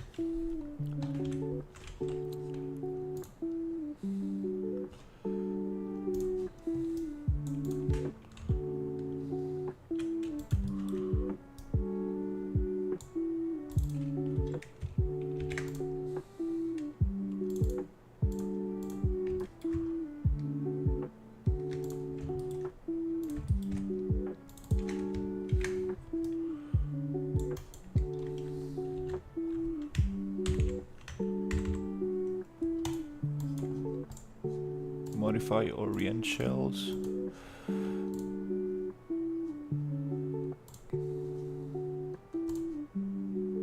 Rotate to the other side, yes. Okay. Just quick UVs and let's try this out.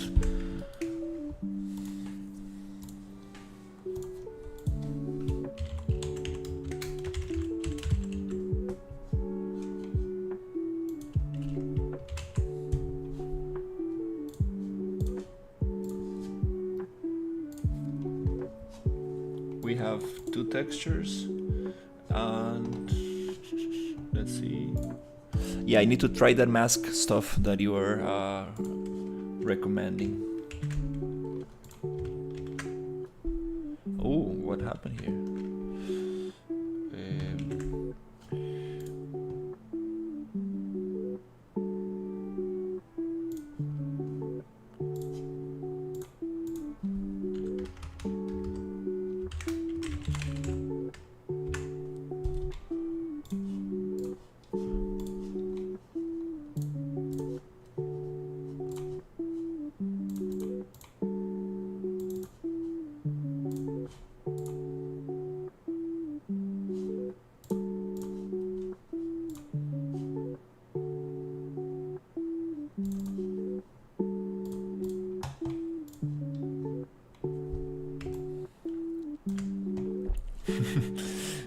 Looks like a tombstone. How do you call it? The cemetery stones. Okay, let's see what happens if I come here and get these images going.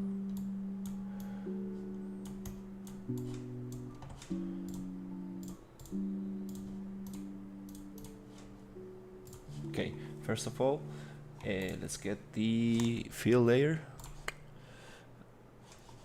Okay, and then let's get some color. Not like this, but like this.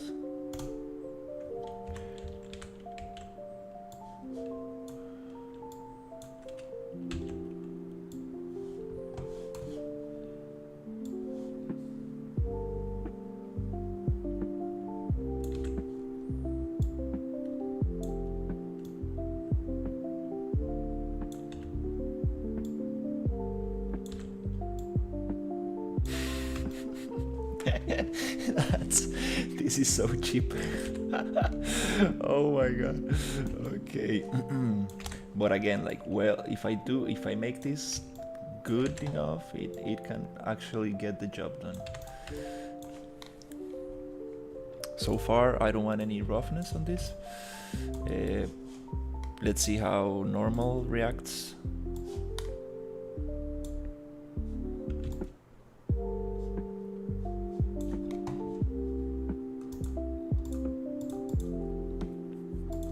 Okay.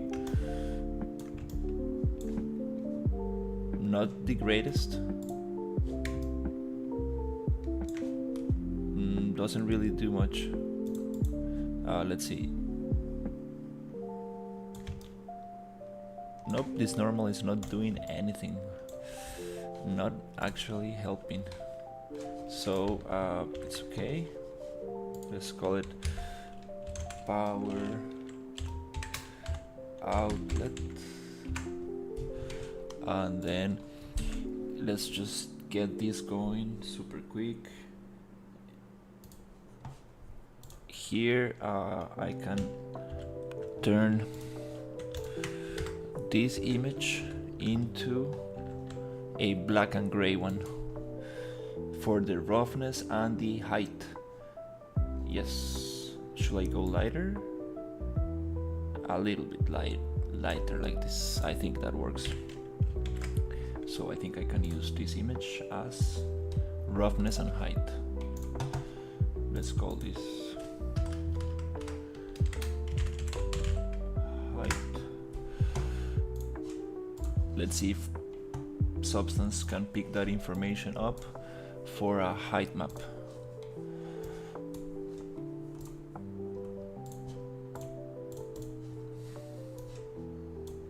Oh yes, it gives us a little bit of height, roughness, a little bit of roughness, and then I can just go and try to manipulate the size of the height,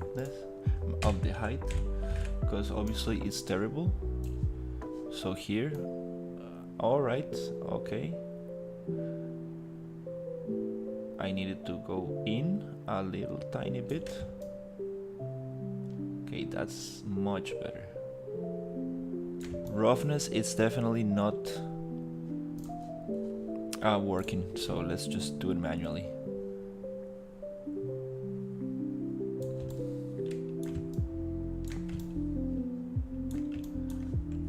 not really, not the best results.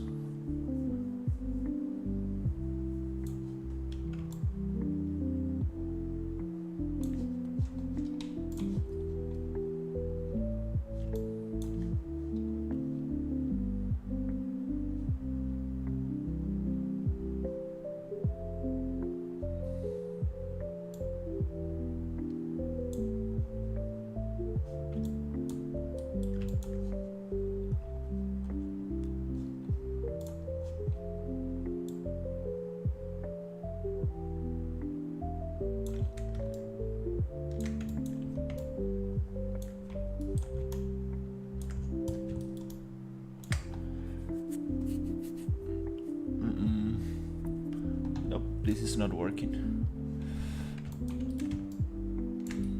Definitely.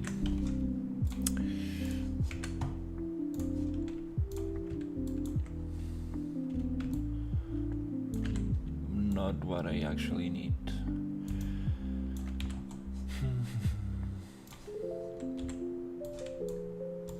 Let's get this model super quick.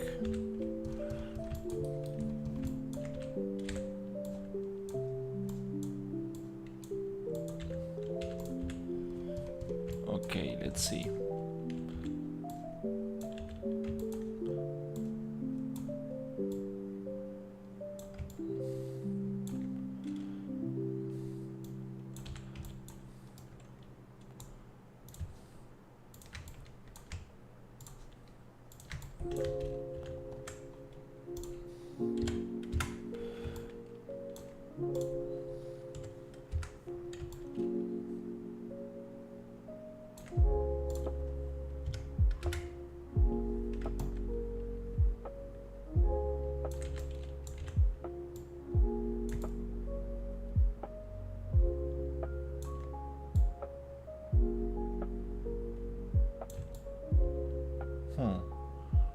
Okay, to get this shape I need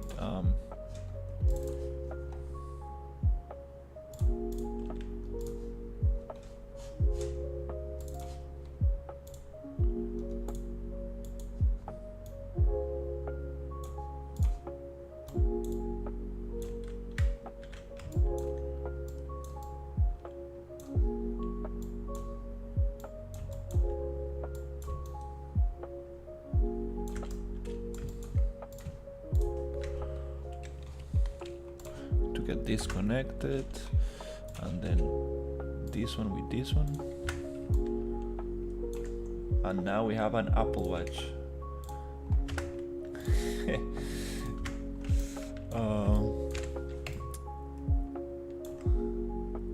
So yeah, just one socket, I copy it, do the border, it shouldn't take that long.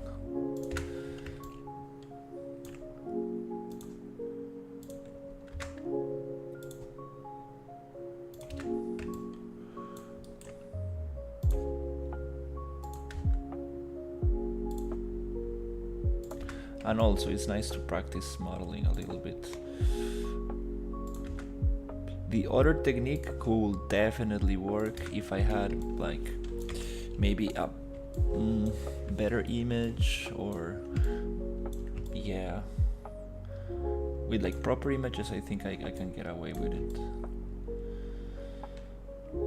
Okay, to do this I need to actually get here and try to expand.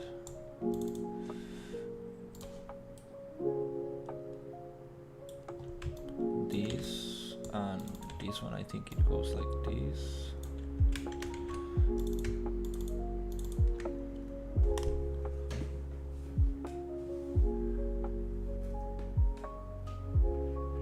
Oops, I got some message going.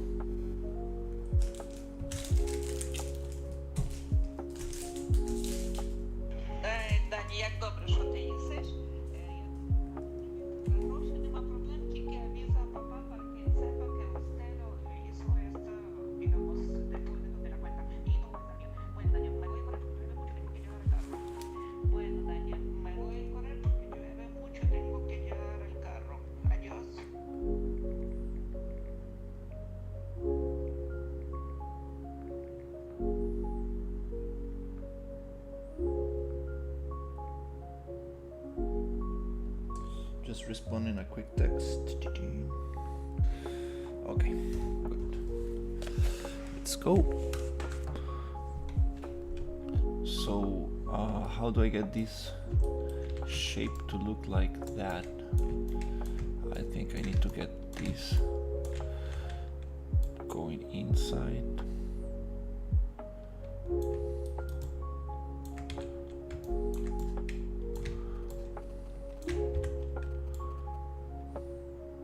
That starts looking more like it.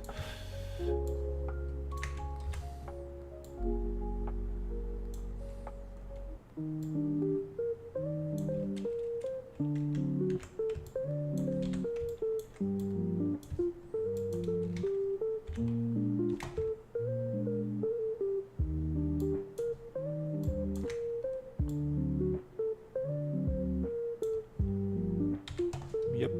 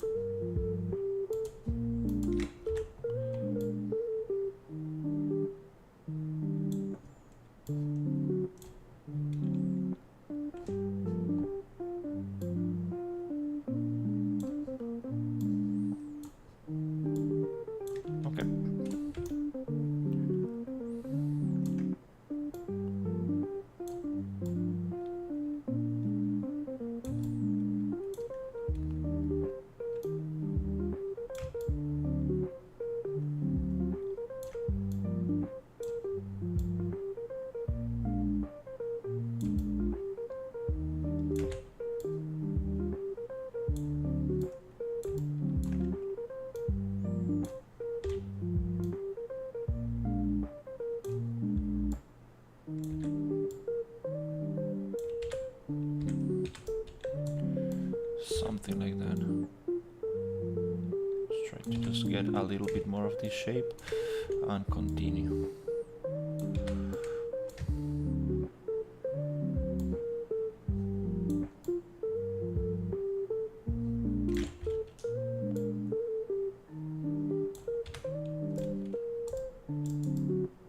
Okay, I think that's good enough. Okay. Now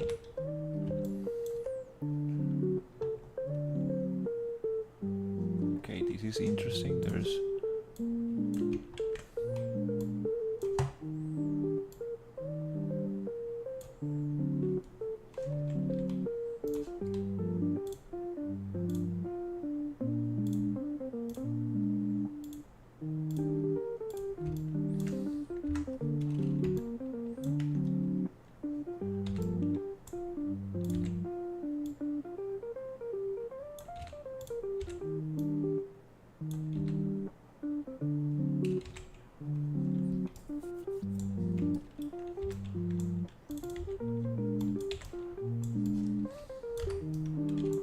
okay.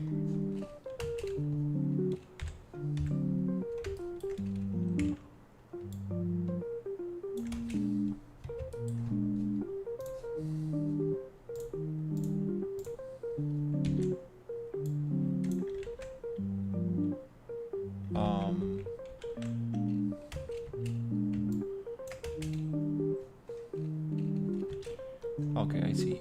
Let's go here.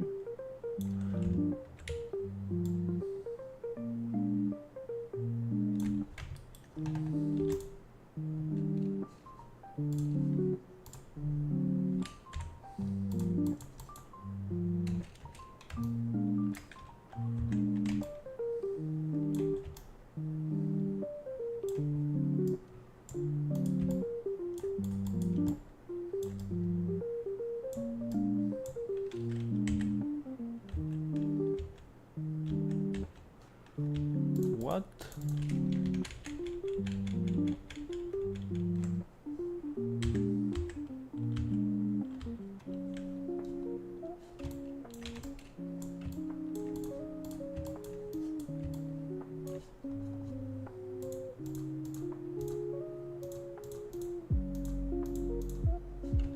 The power socket monster. Oh no.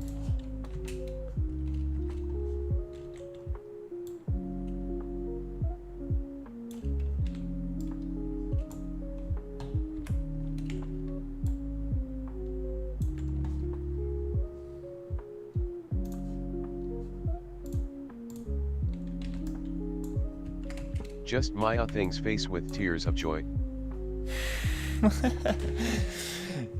Yeah, Maya playing its tricks. Ooh. Okay, we got this here.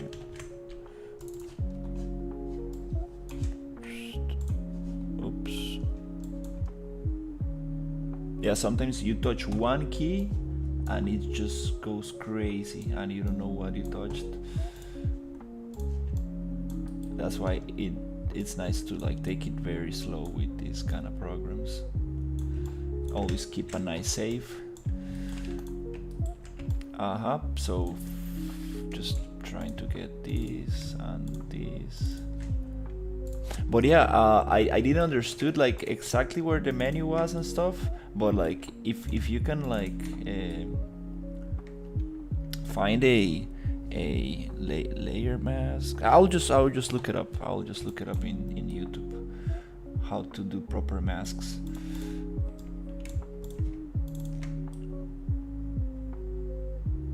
Because I've been using that a lot lately. Okay, so let's see. Now I have these faces.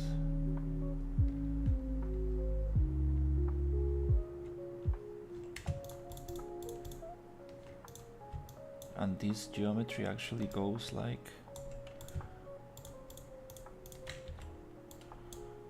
it goes like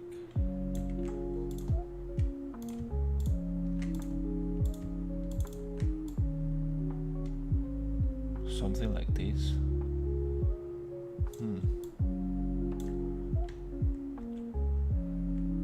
Ooh, this will be interesting. This shape, I think maybe I like to just keep a copy here just in case. Let's see if I can get this shape. It goes in a little bit. Watch this 2 minutes tutorial. I don't know if you can send links to the chat, but if you send the name of the video, I think I can just copy and look it up.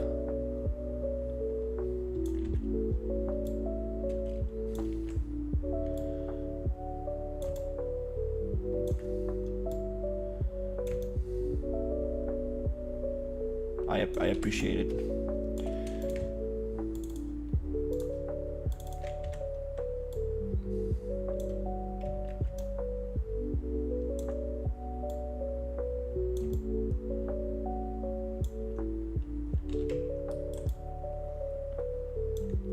Okay, slowly but surely looking more like a power socket.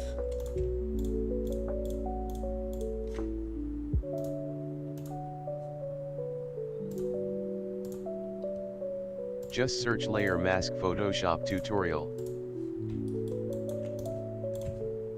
Yeah. That should be enough to find it.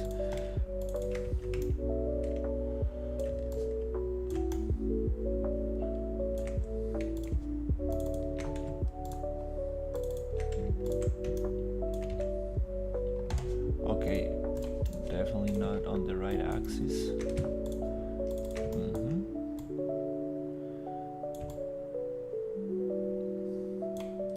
It's something like this, like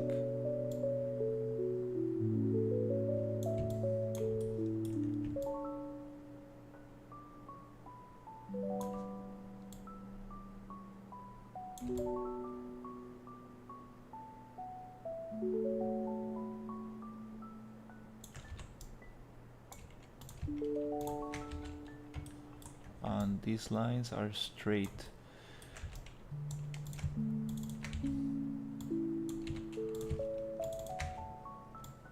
Okay,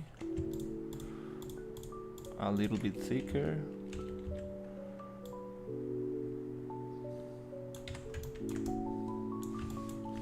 Okay, almost there. I need to add the little things, which actually those can easily be an image. Yeah, there's no need to model that. Yep. just need the basic shapes, and the actual holes of the power socket can actually be an image.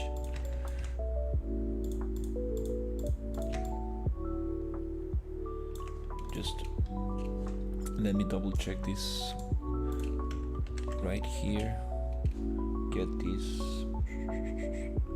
thing, so I can get this.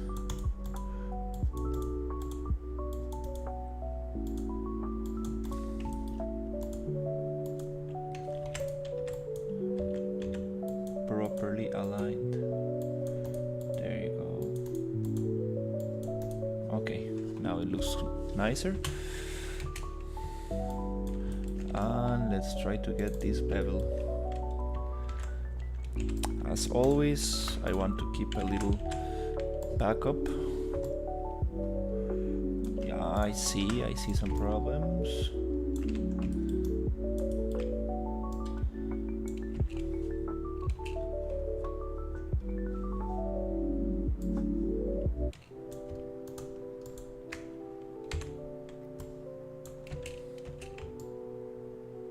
Okay.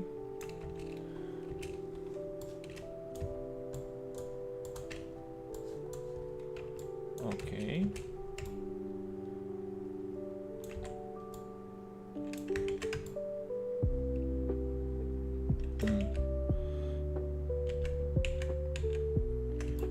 Okay, I see. Okay, so just this one here.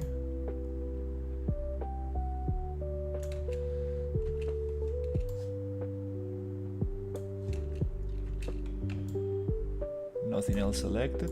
Okay, now it's flat, it's nice. Now I can do a little copy.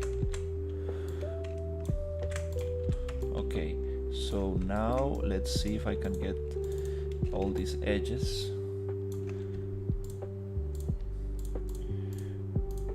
Which I should be able to just do with symmetry, but it's in some axis.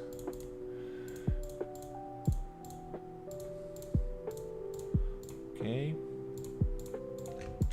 that's it. Let's double check, because the bevel is super delicate. Like if I select something I don't need to select, oof. Nope, maybe just 1 and 0.1, something like that, super small bevel. Actually, is it like object? Let's try to find it. Is it X? Is it C? I think it's C. Okay. But it doesn't work, so should it be world C? There you go. Okay.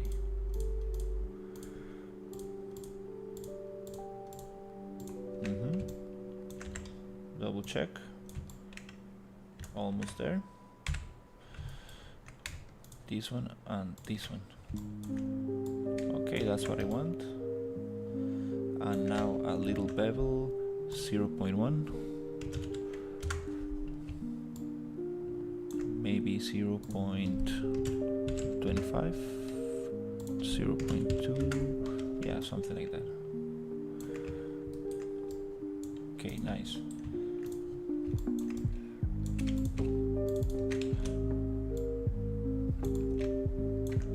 I do feel like these are a little bit too much.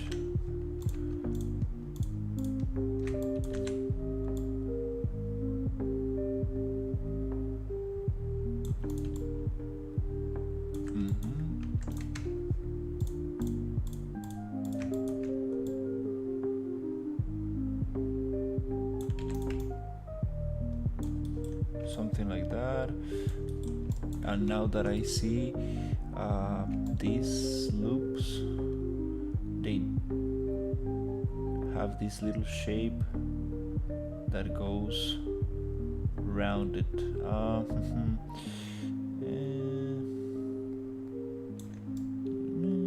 It's okay, I'm gonna keep it simple. Not gonna stress a lot about it. Yep, that's it. let's see if I can mesh, display, soften edges, still too harsh,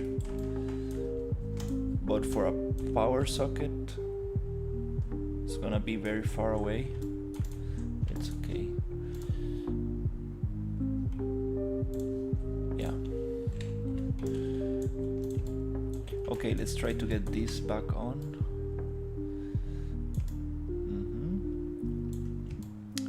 For this one, actually, I would like to get maybe this a little smoother. Just something like that. And I would like to get it mirrored. So delete here, vertex here. Whoop. And can I have just a Y minus mirror, and then maybe just come like bloop.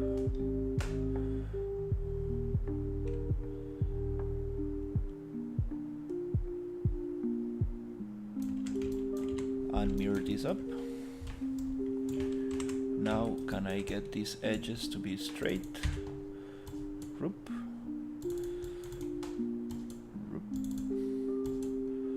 Since we're doing this for a game engine and there's no change in topology, I mean in shape, I think we can get rid of these edges right here.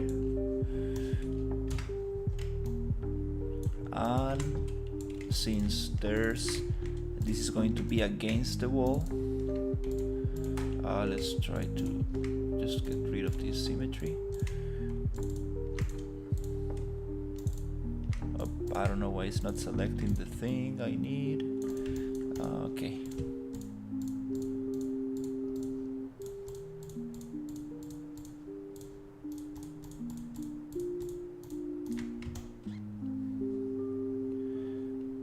We can delete that. Oof, is there double faces here? What is going on?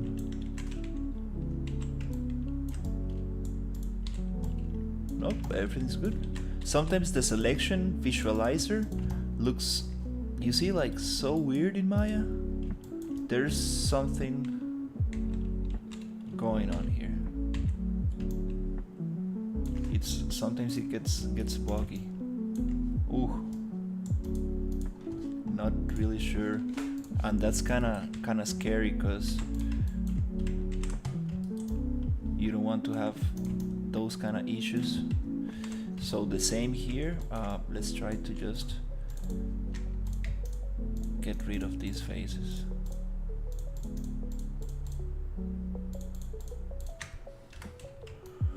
Okay, selection is not that nice. Let's go and try the brush.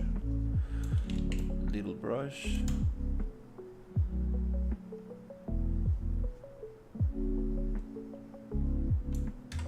Okay, that's better. Okay, let's see if I can actually get some vertices.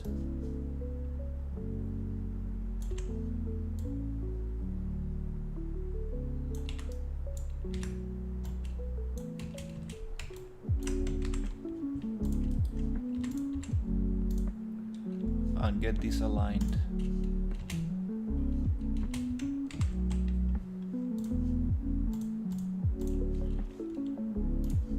With the center. So the center is right here. The center of this scene, and this is centered. Okay, good. Great. Yep. So now we got this going.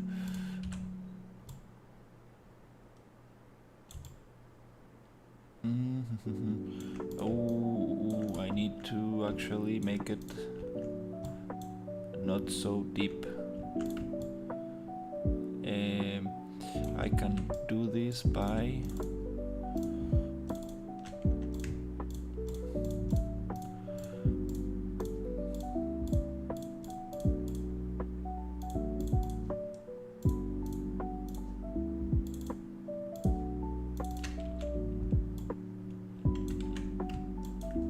I see. Is it double? Okay. There you go. Also need this loop and this loop. There you go. Much better.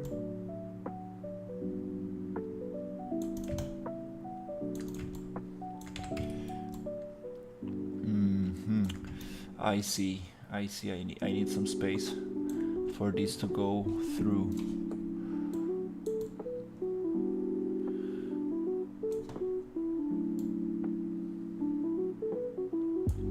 Okay.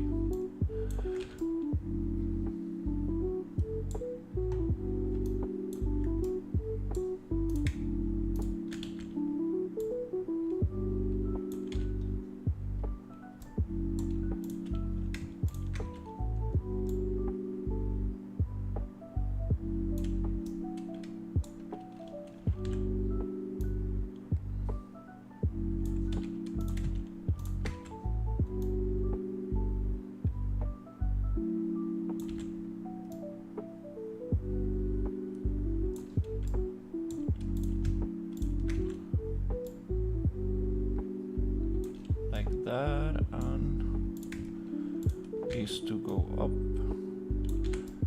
Then I can take these faces out. Something like that.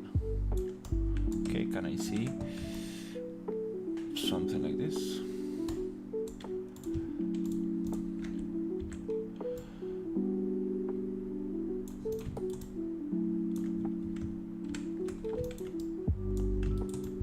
Okay. And I would like to get that metal edge. That'll be nice to get that metal edge a little extruded.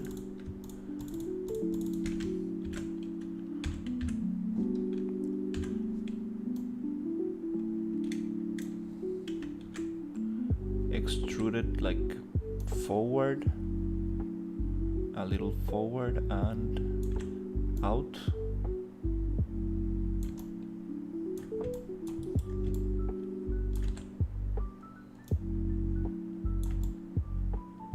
But it needs like a sharp edge, so this goes back in, goes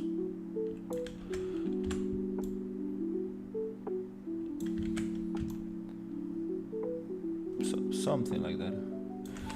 And this I don't need to keep it flat. Single edge right there floating. What is that? Are you? What? Okay, it's a face. It's okay, I see. That happens when you extrude but you do not move the extrusion. Super common mistake in modeling, super common, and it's a big pain. Okay, that's nice. Let's see how it looks. Still too spiky, but it's gonna look super small. It's very small prop, no need to add more detail than this. Actually, let's keep it super simple as possible. I can always come back and add detail later, but now I just wanna see.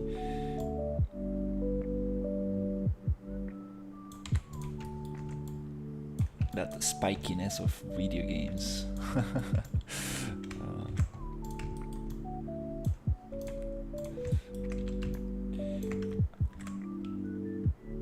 And yeah, let's see. There's a actual bigger space between them. Let's move this reference a little bit so I can check what's actually happening. Okay, so here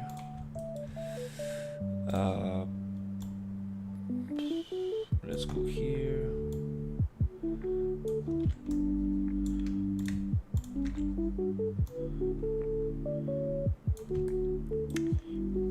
Before I do this, I want to just make sure I'm getting like a little bit of this edge is way bigger on the top. Those details are not that important actually. I kind of want to get this distance.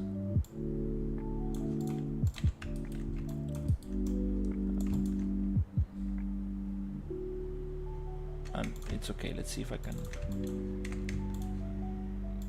try to get this like a thicker edge right there.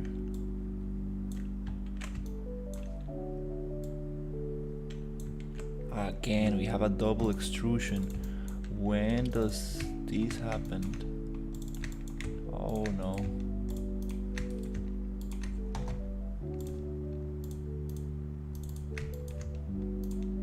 I wish Maya can tell me like when I have an edge over an edge, like I wish it could shade like differently so I can know I'm messing up. like in Unreal, when you have a mesh over a mesh, it kind of like goes like noisy, so you know you messed up.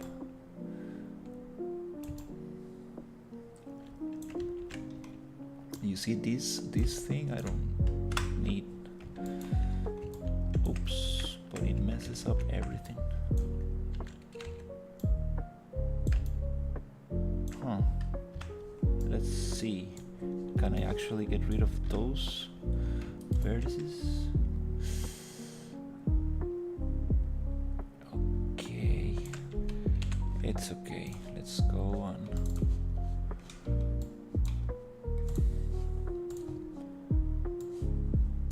Like this window to be super small. Equal, multiple, just one. Get rid of the broken part.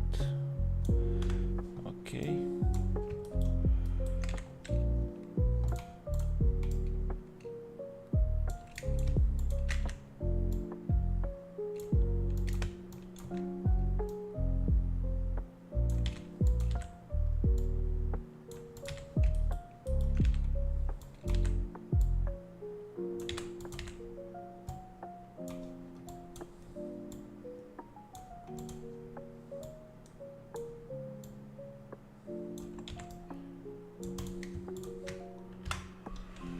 That's super great. Okay, let's just try to get this mirrored. Perfect. Perfect. Okay, that's a power socket.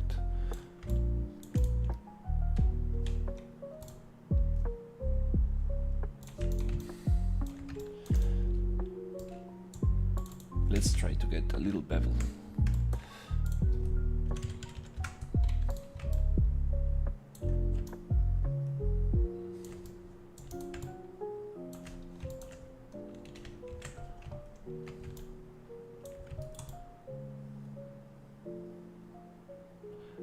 I see some difference in the... Let's try to fix that super quickly. Just to make this a little bit more symmetrical.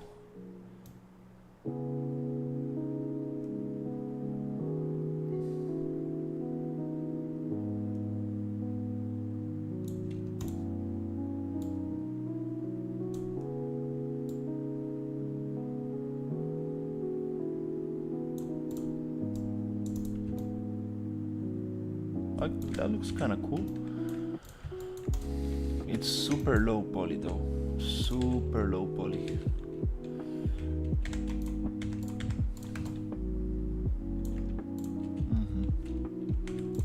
But again, I don't want to add too much for a little prop. This is gonna be like maybe like this size in the scene. Like not even visible, like this size. Yeah, I need to really think about where's the player camera, because like no need to actually add more detail than needed. I like this thicker edge here and lower edge on the sides. This is just a made-up prop, not really following the reference that much. Let's see if I can try to get a little bit of that going. Thicker on the top, a little bit thicker on the top, which makes these two loops a little bit like this. That gives that little kind of retro feeling. Oh, the thickness of the edge is totally wrong. That's something I do need to try to copy. Yes, we do need that thickness.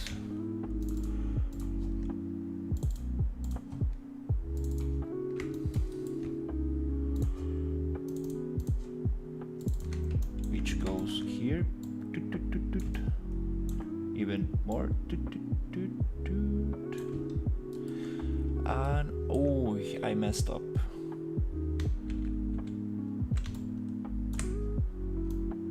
Okay, I do need this thickness like this, and for here I need this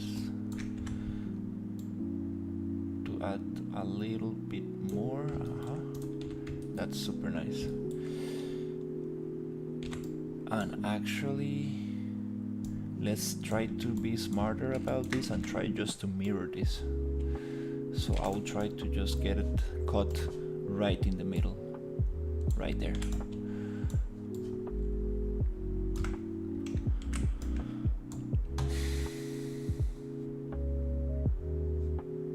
Mirror Y minus,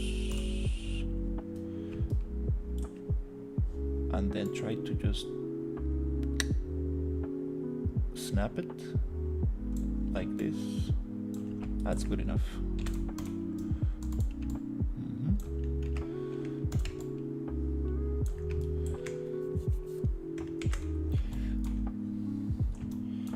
Okay, let me see.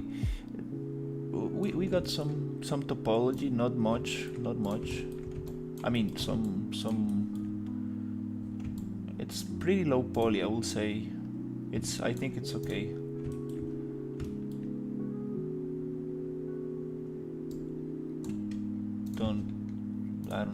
Don't think it's too much.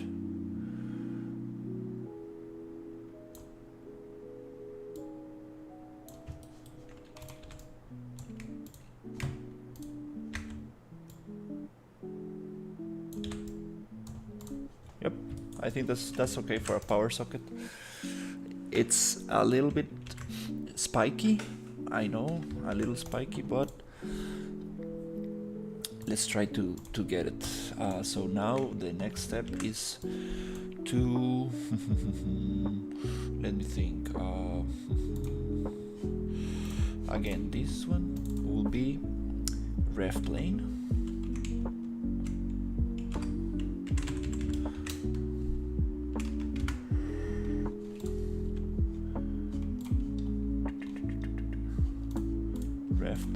Okay, great. This one will be here, boom boom, and then here I need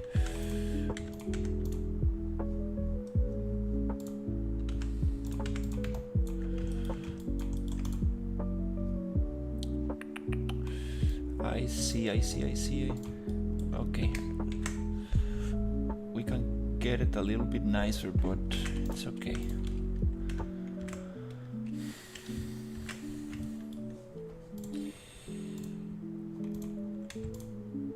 Let's first of all, what's the deal? Get everything together. Let's just center pivot, delete history, 0 out, get all these groups out, name this power outlet. Yes, here we can go and mesh separate.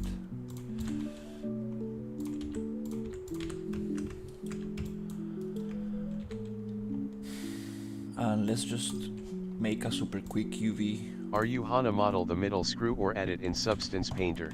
No, those little things, it's all substance texturing, because this is too much geometry and it will take a lot of polygons. For a video game prop, you want this to be texture. As much as you get in texture, the better. And remember, this is gonna be super small, like maybe like this big in the scene.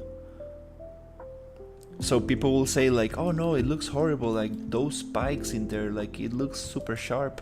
But if you go like this, it doesn't really matter. You see? It's all about the player perspective. I sometimes forget that for a movie prop, yes, you want to get all the details. You want light to be like, you want these bevels and these bevels. You want light to react perfectly to it. But for a video game prop, you want the less amount of polygons. Actually, this is too much polygons. We can actually get rid of this, because this line does not change the shape of the actual model. This other line right here, I think this does not affect the actual shape of the model, so we can get rid of that. That's what one of my professors said, like those loops are not doing anything, so you can get rid of those and optimize it even more. And I think I can even get rid of these ones as well. You see, if it's not holding or shaping the model, it doesn't really matter at all.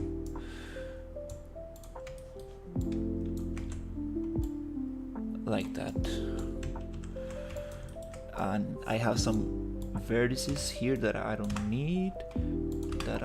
Maya is super nice because you can just select everything and delete the vertices, as long as it's not a plane, because that way you can lose the corners of the thing.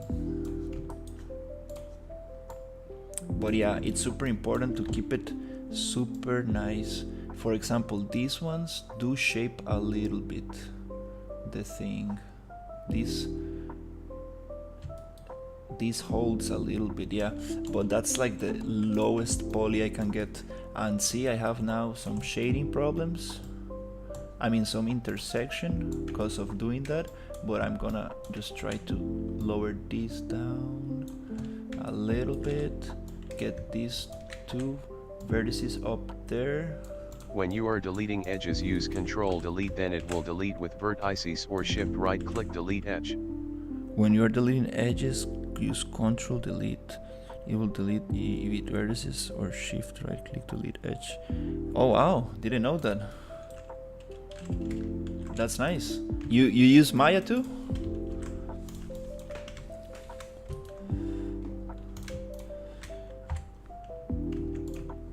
I by no means, like I'm not an expert by no means.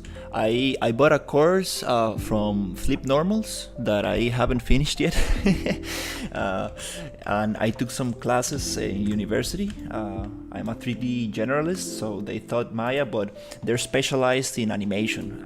For modeling, I just took like 4 months class, so I don't know much about modeling. Just a super basic. I took like another class in Wings, which is a super old 3D program just for topology. It was called Geometry, the class, and it was super tough because we needed to build like a human face from polygon, from box modeling. And yeah, the professor was like, yes sir, I am also not expert, still learning and improving. It's super tough to be an expert in Maya. Like, I mean, you can specialize in modeling, you can specialize in rigging, you can specialize in animation, but knowing everything, it's impossible. Like, now I just want to do environments for games. So I want to learn modeling, I want to learn texturing, and I want to learn lighting. These 3 things, that's what I want.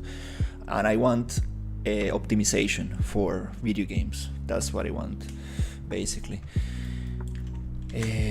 But yeah, definitely I experimented a lot with motion graphics, with other programs, with like Blender, Cinema 4D, and all these things, and I kind of want to just focus and try to actually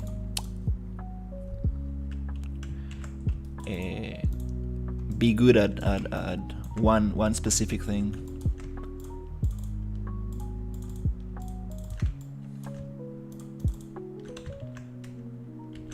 I worked 1 year in Berlin for an indie studio, doing blockouts for environments, doing set dressing, a little bit of texturing, a little bit of modeling. But when they You saw, know Unreal Engine the most, I think.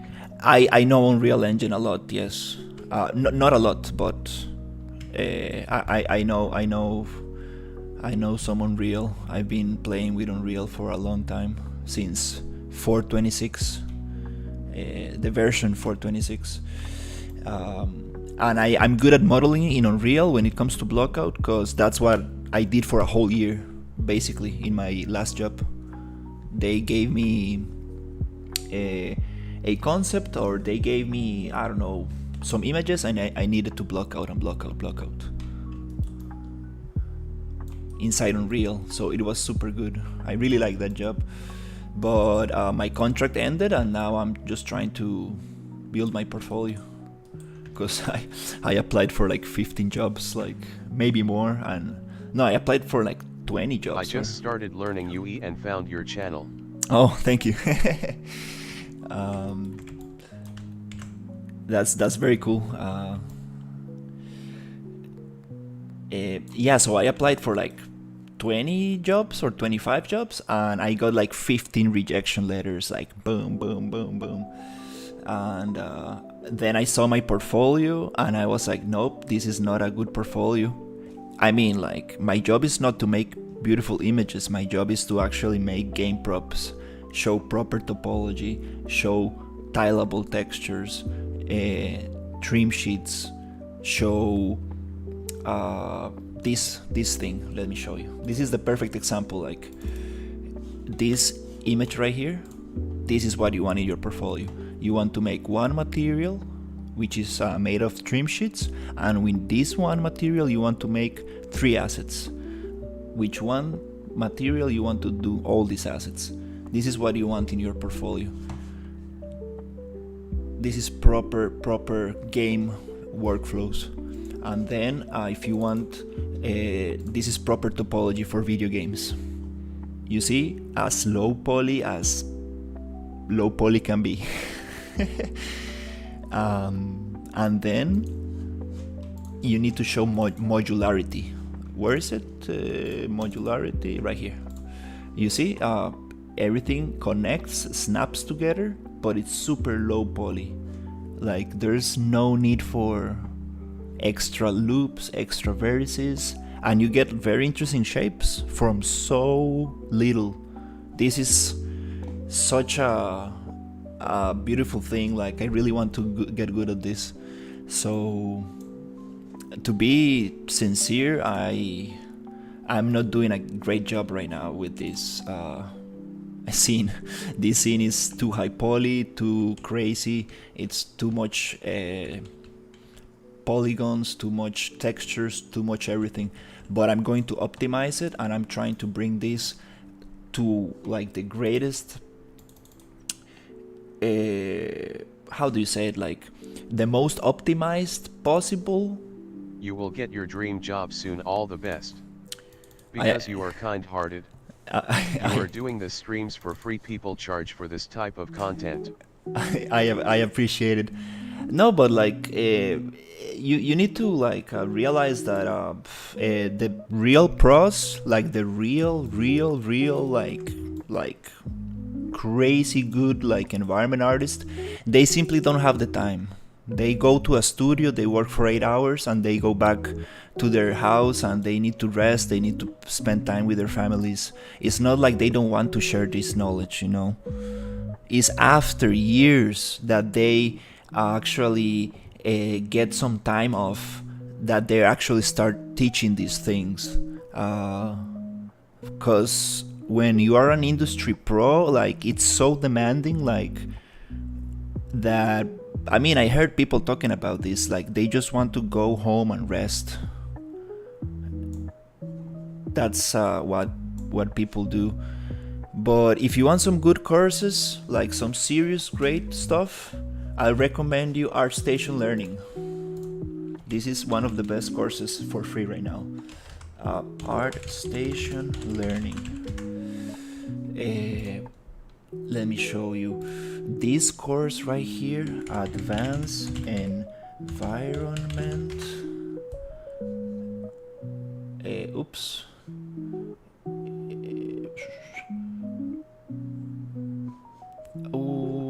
Where do I have this?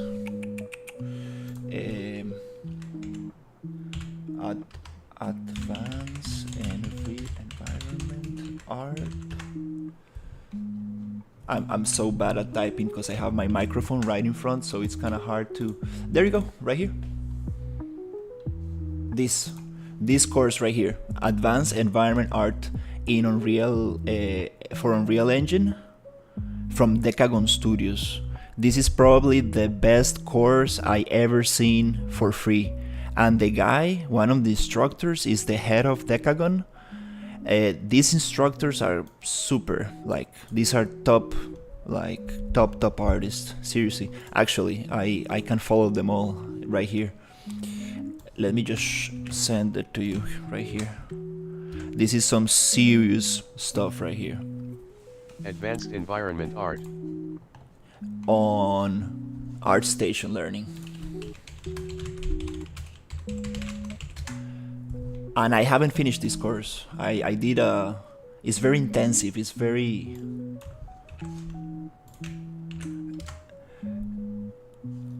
https://www.artstation.com/learning. Sorry for the chatbot. Thanks a lot. Thumbs up. Yeah, check. Here on ArtStation Learning you can like get the best quality stuff for sure. This is some super good resources. But yeah, like having a live stream is nice because like I also learn from people. I was modeling one day and this girl came and she was like, hey, why don't you use this other tool? Like you are spending a lot of time on this. You should be using this other tool. I'm like, oh, that's awesome.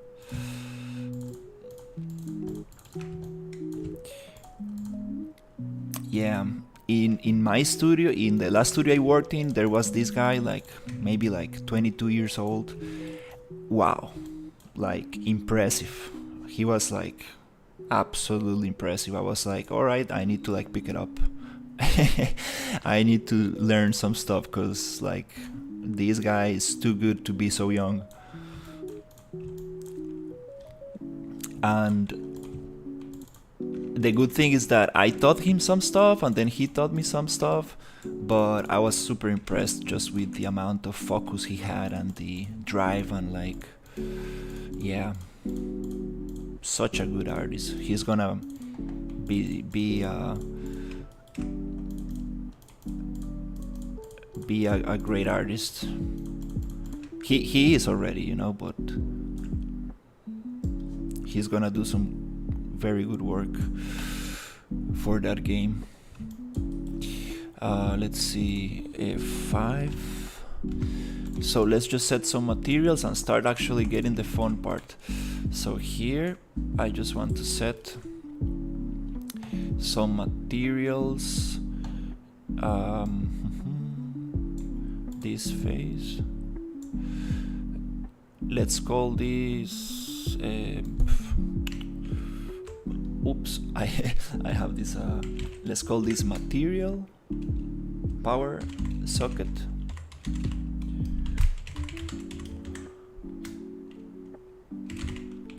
Inner metal,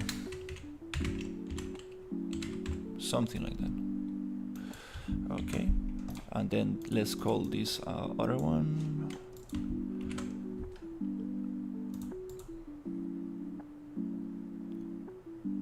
other metal. Yeah, and the coolest thing about the game industry is that everybody's like so friendly, you know. It's like it's super cool. Like everybody's out there to help you and stuff, and it's very nice. And this will be a nice one. Sorry, another material called Empower Socket Plastic. I like to give it a little color just to know that I actually set the material. That's good.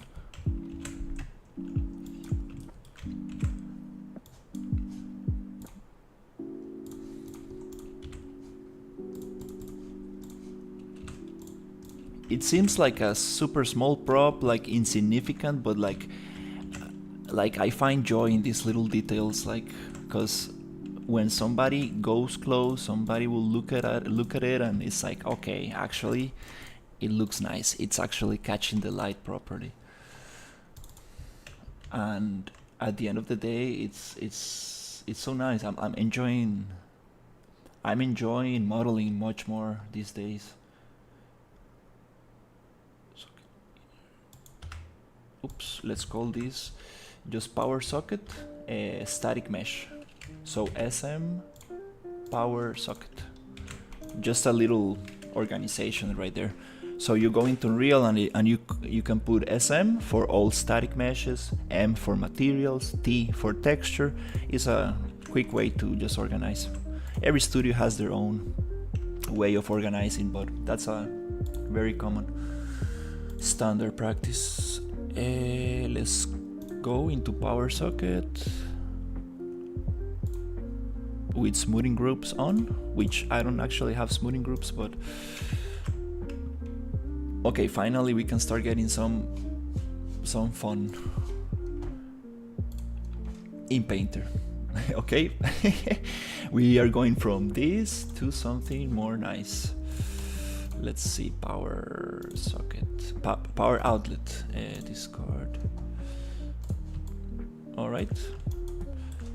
First of all, I want to just bake on 2K. We can actually get away with 1K textures, but let's go 2K for now.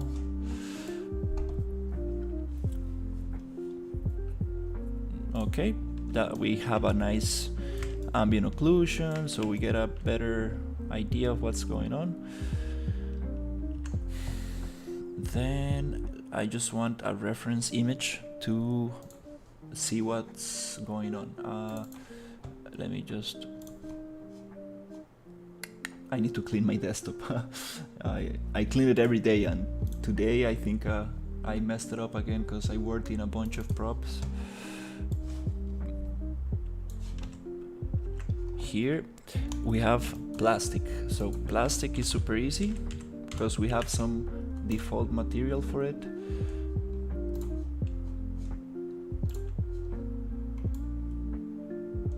We have plastic glossy, plastic dusty. That's too dirty. That's kind of nice. So in layers, I want to go basic color. Just change the color with the eyedropper and pick some brownish. Brownish color. I'm getting some problems with the oops, there's no UV mapping for this. That's funny, I always forget.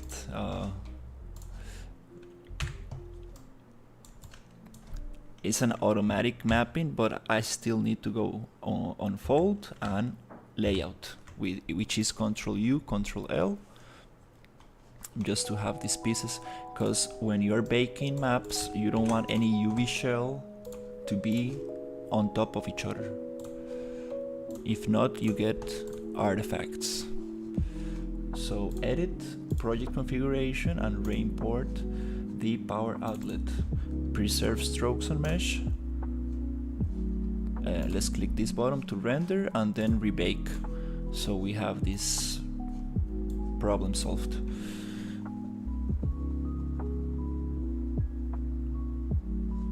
Oops. I don't really know why I'm getting those. Is that because the UV cuts?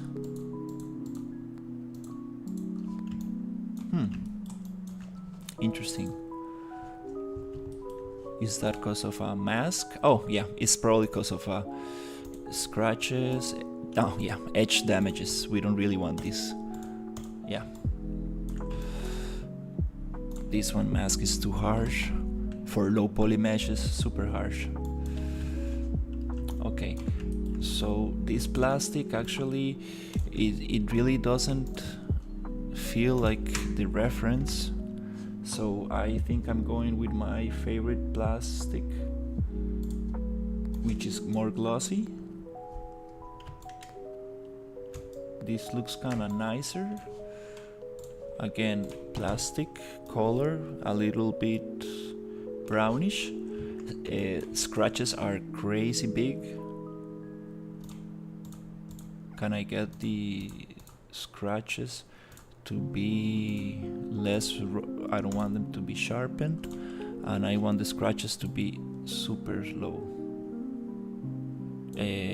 Scale, I want the scale of the scratches to be smaller. That's nice.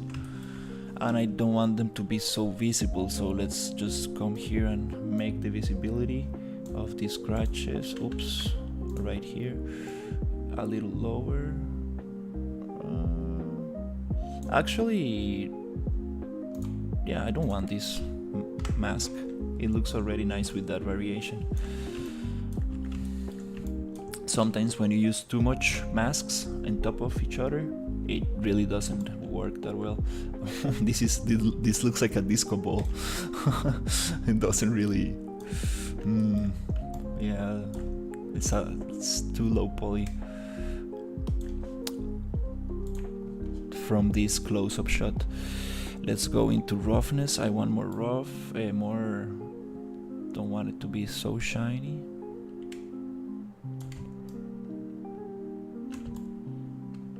Okay, so again, let's go metal.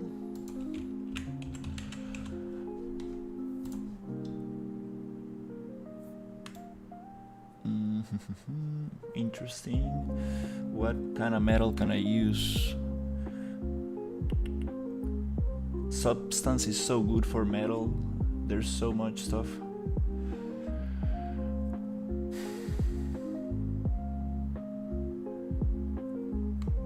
Really not sure where to go. What should I use for this?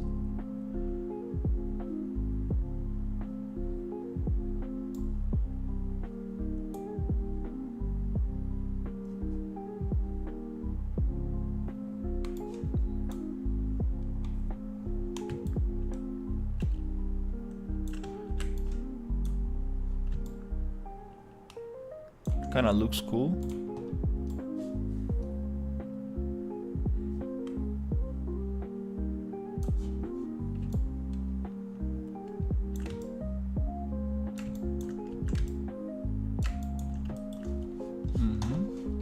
Let's see on this other metal.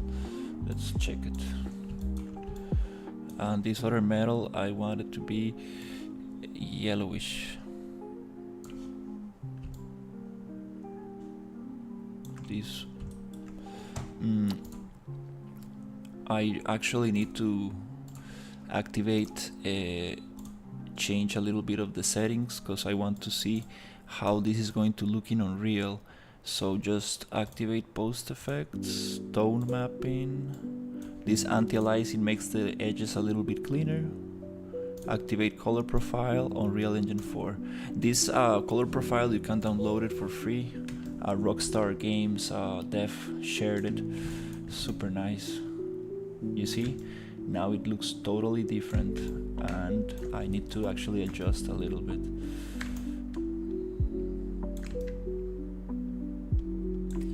I kinda, yeah, this is probably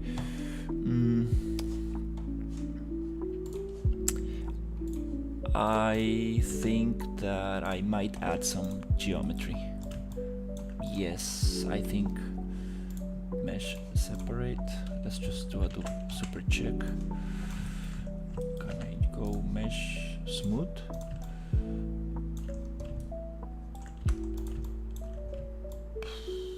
Too much.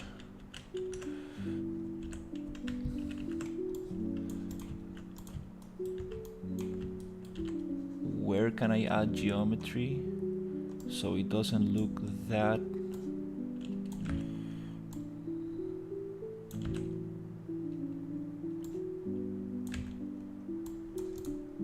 like a disco ball.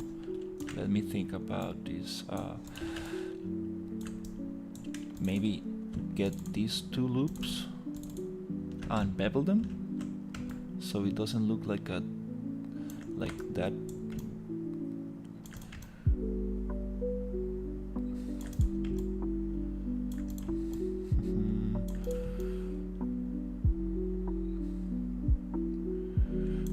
Okay, maybe I can just add one loop going, oops, from here to here,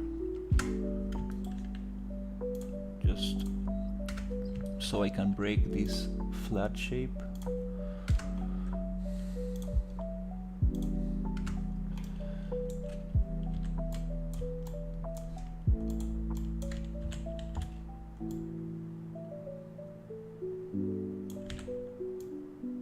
Okay, that's kind of nice. It adds a couple, it doesn't add that much.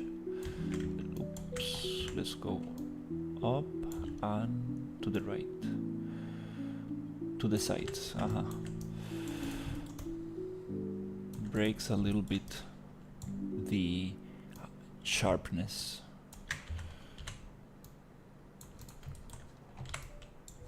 I kind of like this. The question is,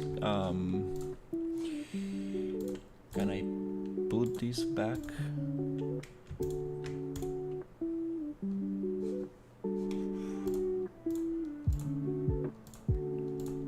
Okay, there we go. Translate C.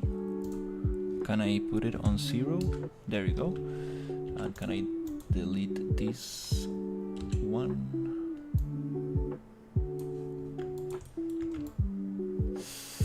Oof, still looks...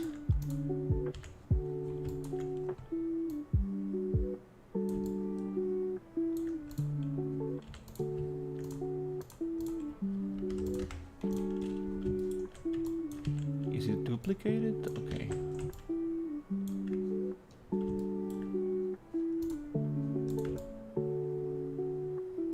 Let's see what happens if I go display soften edge. A little bit better. Yeah, I don't get that disco ball effect. A little bit less. Yeah, let's just...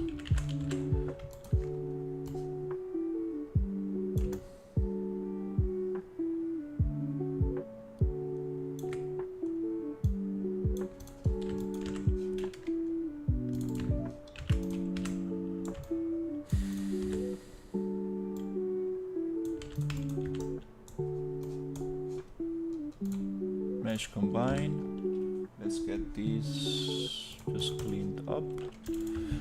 Change the name. Delete this.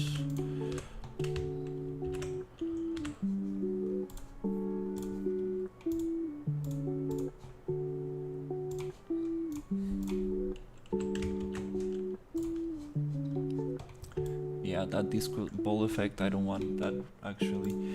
It's might be visible from far away. Power outlet, preserve.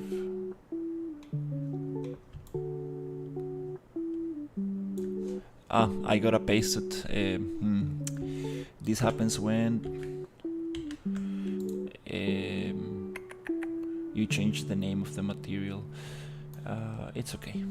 Let's just keep on working with this.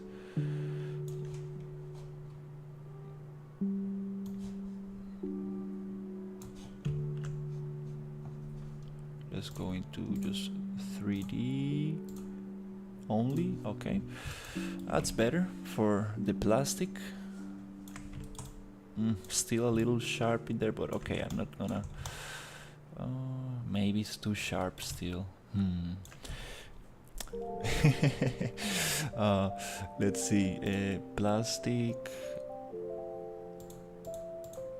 Oh,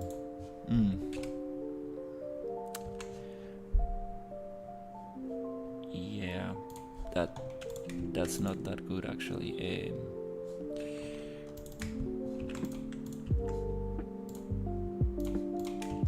I want this to have the plastic. other materials in the hypershade, I want to delete unused nodes.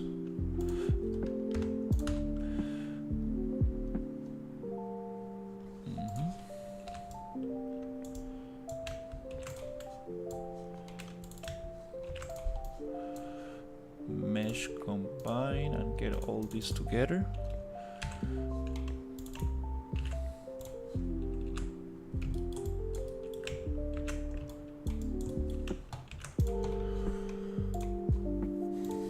Sport selection to the Cortin's effect. Cortin 1 to power outlet. Okay, let's try this again.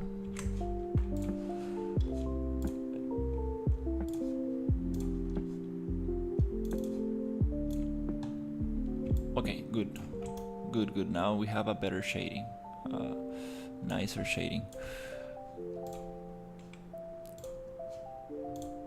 Let's get a little bit lighter.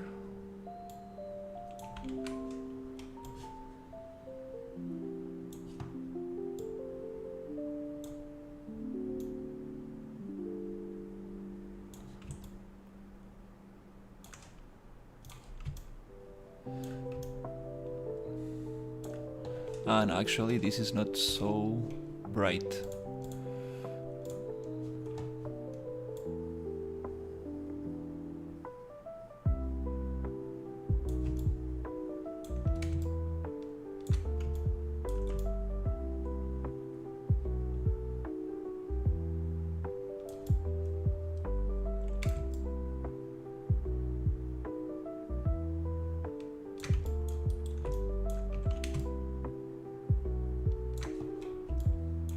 This one, inner metal, is not so bright.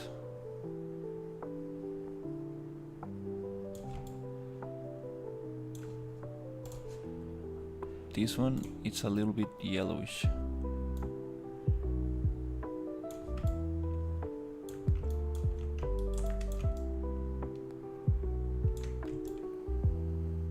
Actually, these power sockets, now that I look at them, they have some problems. Actually.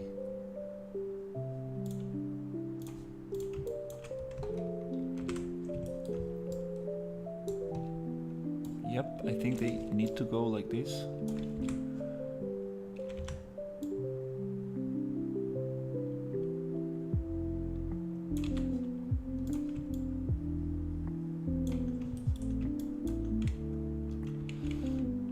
Let's try to get all of this.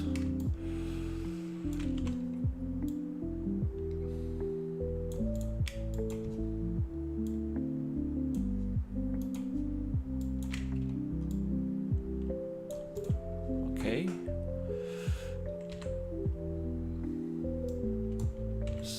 Like the shape is a little like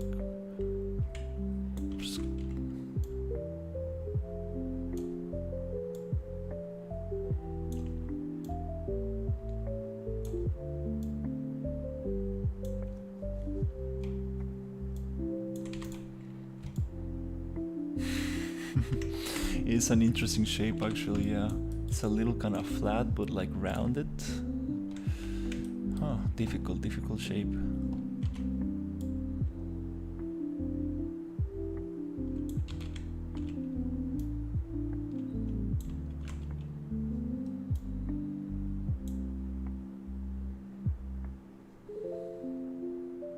I see. I think I see where the problem is.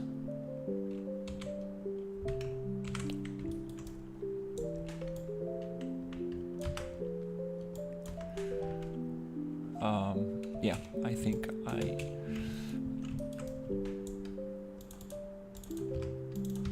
gonna get rid of some loops which actually do not help the shape.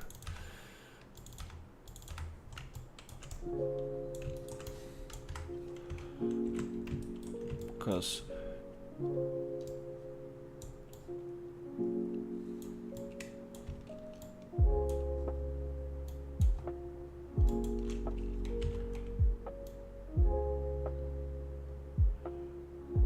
let's see, it goes like totally flat.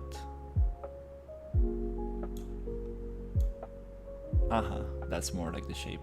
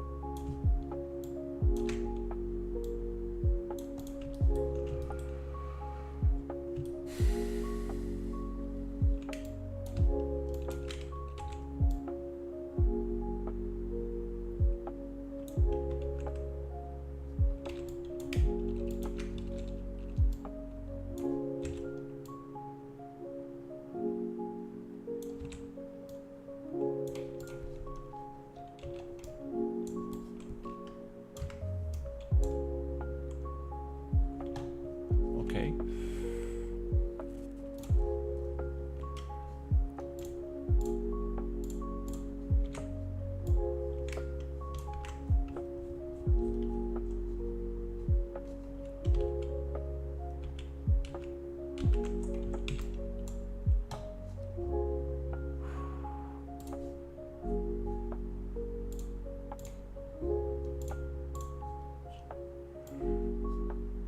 Oof. Damn it. Oh.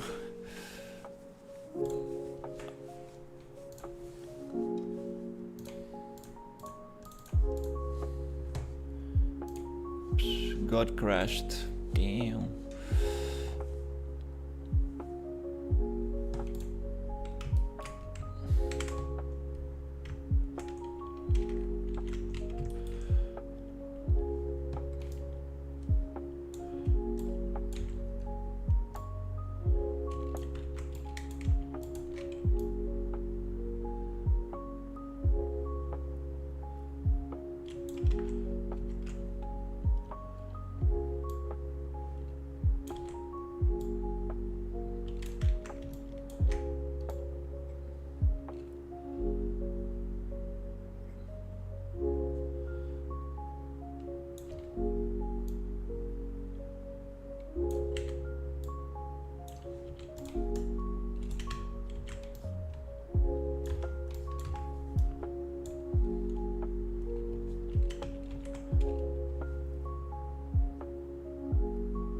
Let's try to get it up there.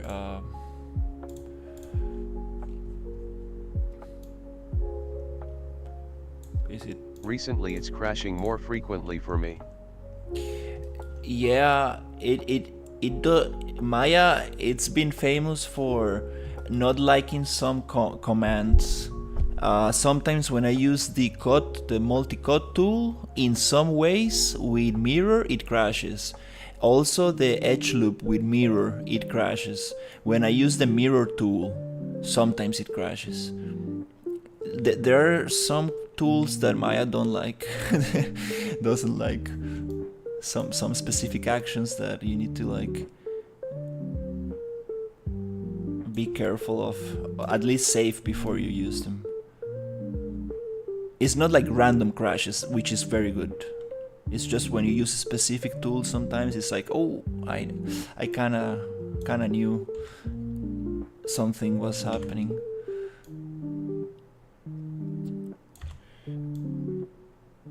Oof, I cannot get the shape right, but it's okay. It's okay, I'll just try to continue.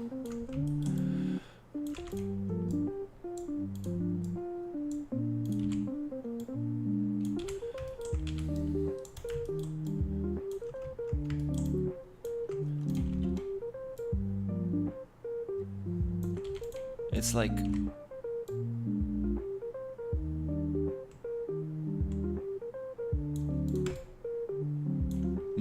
so not really the shape I want, but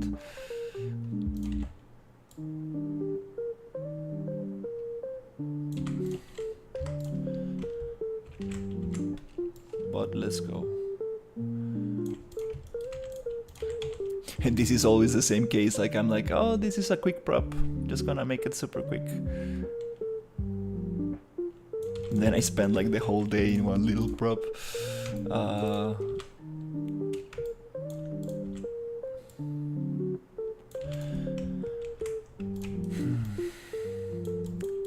Yeah, should I try to add more loops to this? Oh, I just want to make everything super smooth, but no, I need to be careful with that.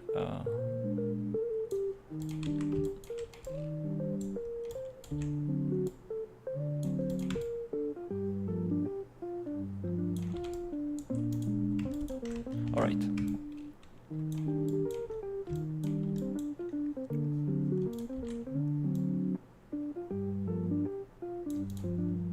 The spacing in between them is kind of nice. No intersection. Okay, I think that's good. Let's go.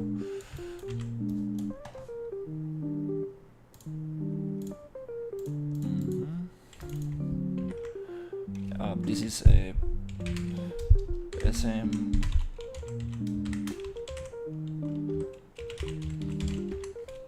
power outlet. Okay, and last I need to actually check if UVs are good.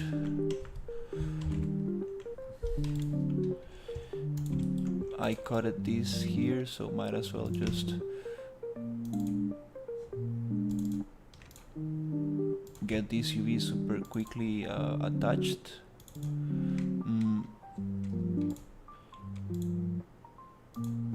Okay, let's see.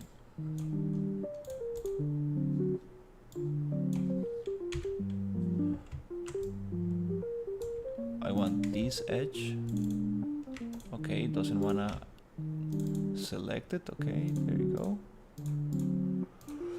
And then I want to go into cut and sew, move and sew. That will get it attached to the next piece as long as you get the right edges. Here I want edge and this edge, and then move and sew, look, and I want all of these to be orient shells to be straight, and then I want this to be unfolded and layout. That's good enough for now. Let's go. So export selection, power outlet. Okay, let's see. This is very nice because when you actually start texturing an asset and shading, like, and actually looking at the light, how light reacts with it, it's like, oh, you realize all the problems. But again, it's kind of hard not to get too attached to it and be like, this actually doesn't need that much detail. This actually doesn't need that much. Still, we got this disco ball effect right there, but it's okay. Pasted plastic. Oh my god. Mesh separate. I just want to get these two to have the same material, which will save a lot of time later on, which is plastic.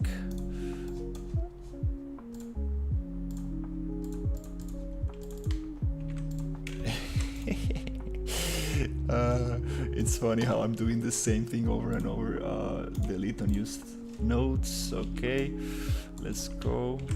Let's see if this is the one that I'm going to actually use. I think it is. Light power outlet. Okay, let's go. That's it. No more. And to get this proper, I just need to bake super quick.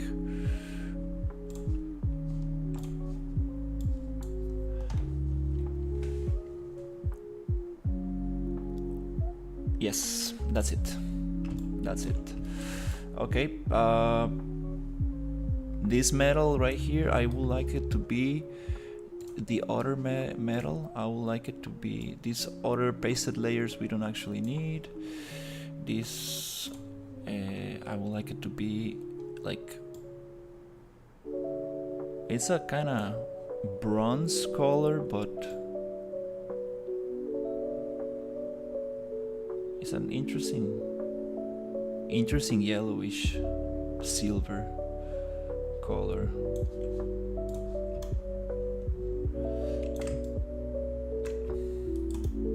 And this other one is absolutely more yellow. The socket, the inner plastic, the inner metal, it's, let's see if I can actually just grab it from the image. It's more yellowish, it's more kind of going here, just a little bit like that. And the sockets are like about like brownish, purplish. Actually, they're kind of brownish, purplish. Let's see if I can actually just grab the color. It's like an interesting brownish purple.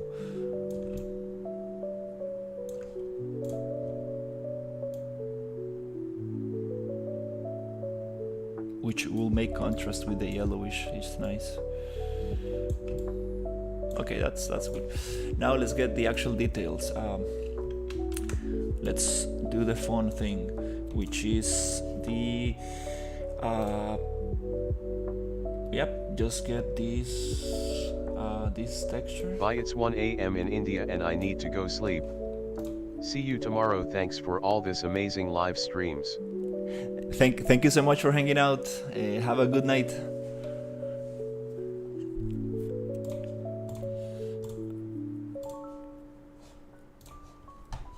I will do the screw and the little black holes, and I think it's good.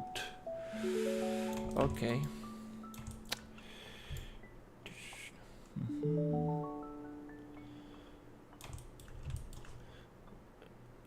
So let's try to get this one as height right there, and then make it smaller.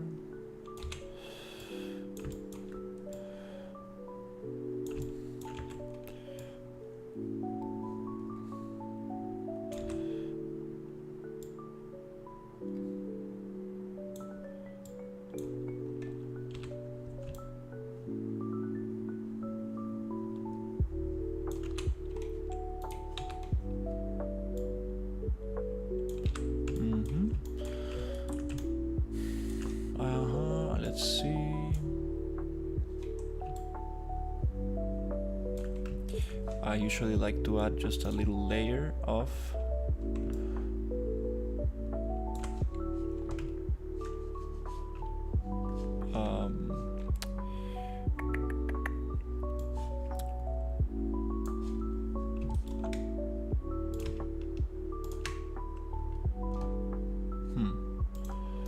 easy, it needs to be there.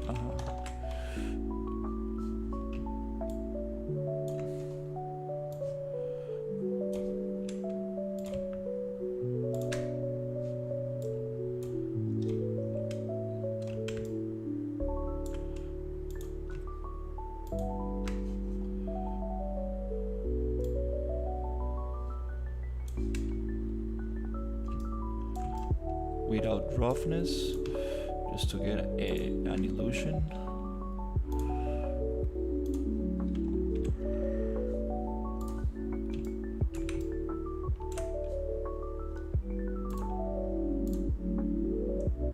Some kind of eraser, like dirt eraser, that's nice.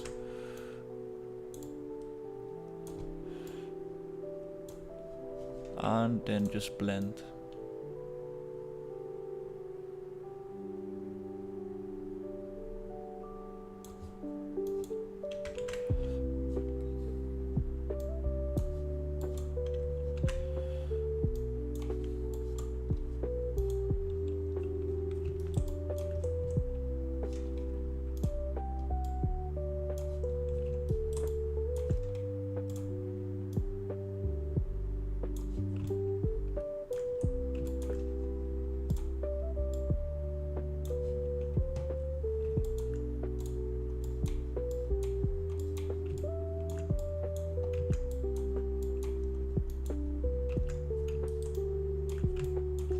Can I just go multiplier or something?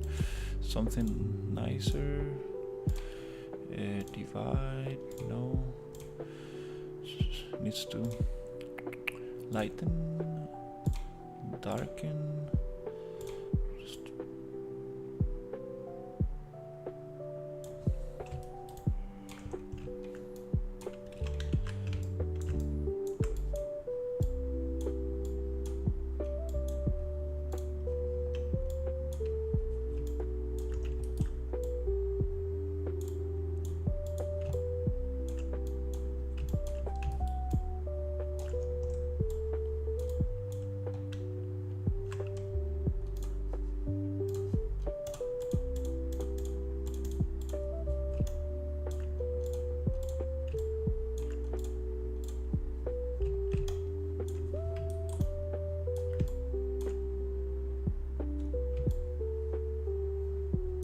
something like that.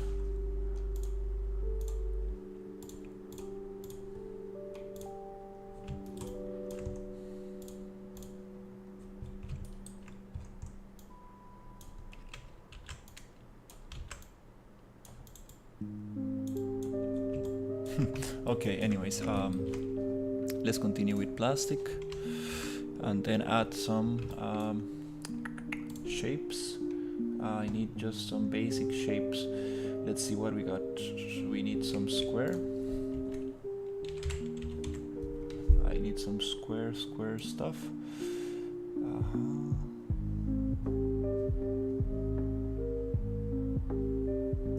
Is this going to cut it?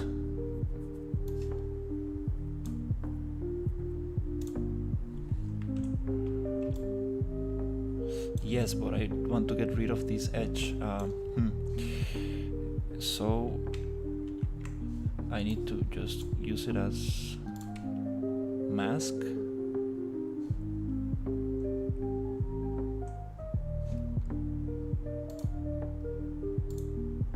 And inside the mask I can actually get height. Okay, good. Which goes and this goes black. Okay, and then can I give it a, there you go. Can I make it small? Okay. Can I make it vertical? Yes.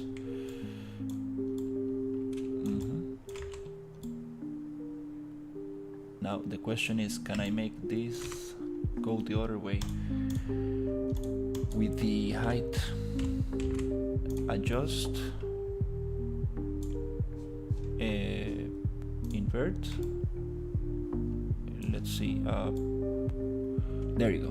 That's what I'm talking about. Just go a little bit, and then I don't want actually to have reflectivity on this thing, which I think here roughness. There you go. No roughness on this part. That's good. Yes. Let's see if I can actually get this somewhere nicer, which is like in the center, and then bigger. Maybe not that much. Maybe that. Maybe this much. Like this. Something like that. Then let's see if I can copy. Copy and paste. Adjust 45. Go here. And this one is interesting because it needs to be a little thinner, a little bit smaller. Yep, something like that. And now I'm getting these sockets, which I think still not the right size. I think it goes a little less.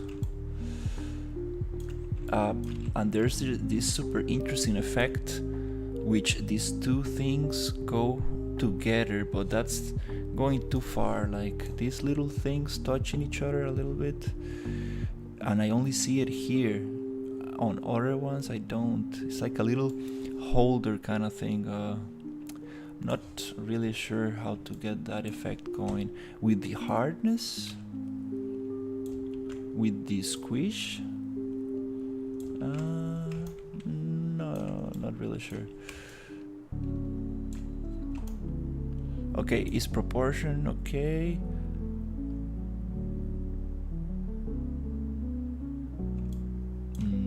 Maybe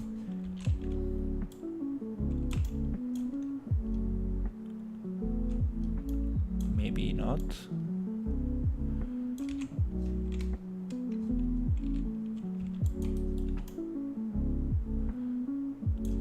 No, I think this goes a little smaller. This one goes a little smaller as well. And I see what I'm doing wrong. This actually touches this side. This side a little bit like this, and this one actually goes a little bit further away. Something like that. It is something like this, which is longer and goes a little bit more like this.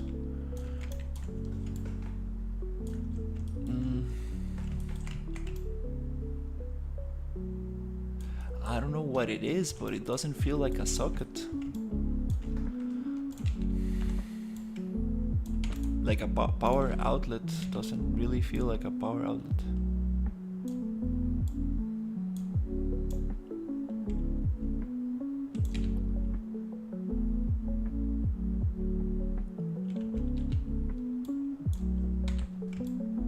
Okay, let's try to get the other one,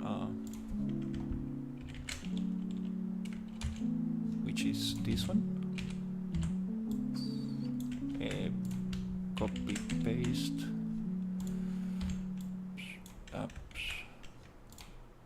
Copy paste.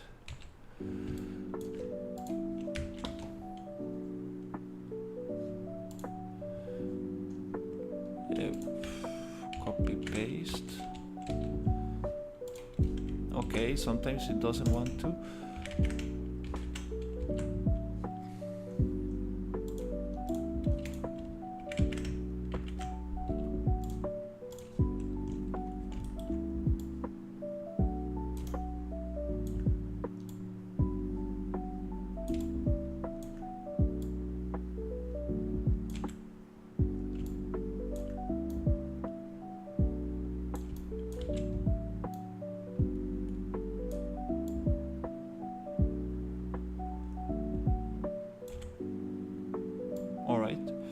Let's see.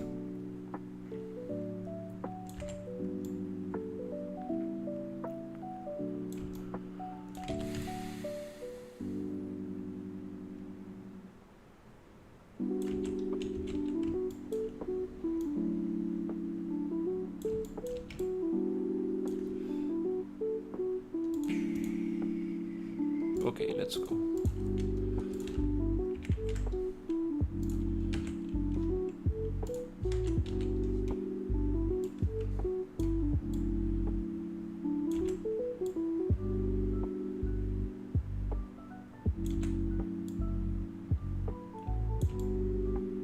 Get these to touch,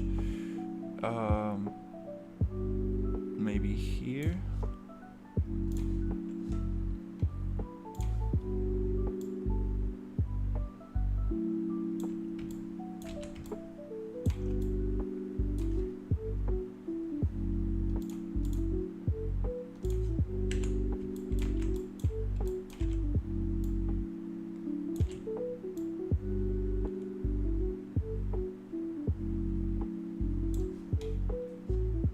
Projection depth.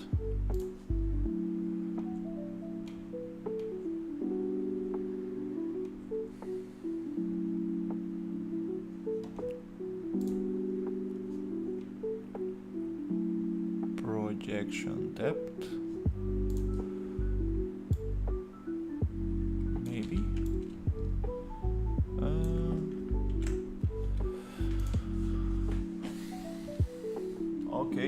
started. Lighting started. Maybe light will go off soon. Let me finish this stuff before light goes off. Let's go, let's go, let's go. Let's see.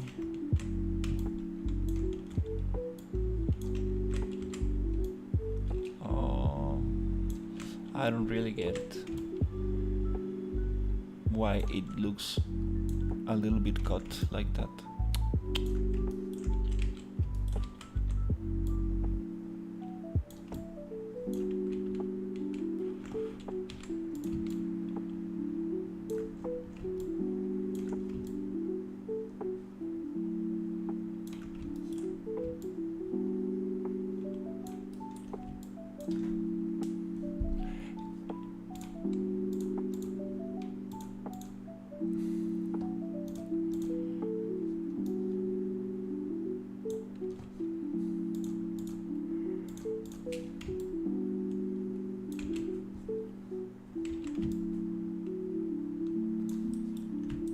Super interesting how it just looks different, but it's the same thing, just copied.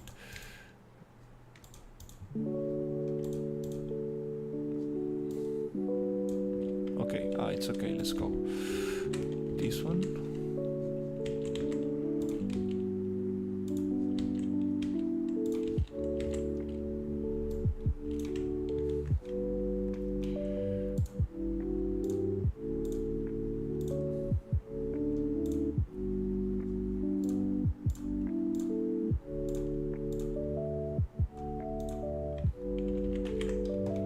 Let's copy this one. It goes right here.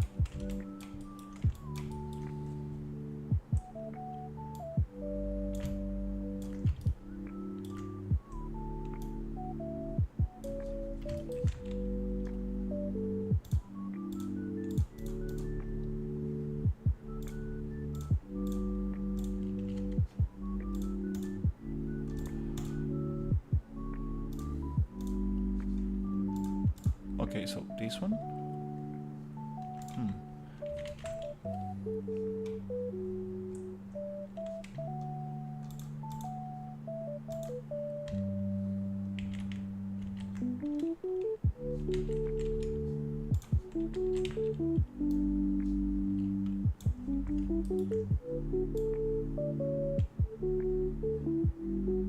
Okay.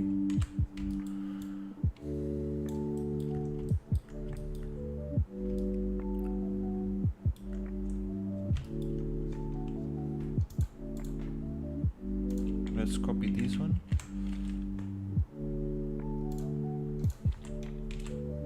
Go down.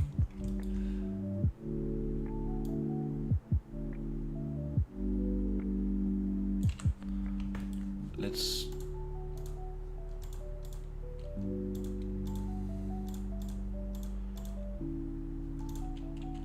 this one. I don't really like why it's reacting like that.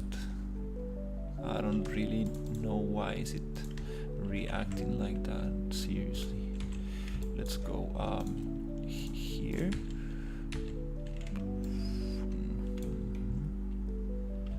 Here reacts great, looks great here. But in the other one, it really doesn't.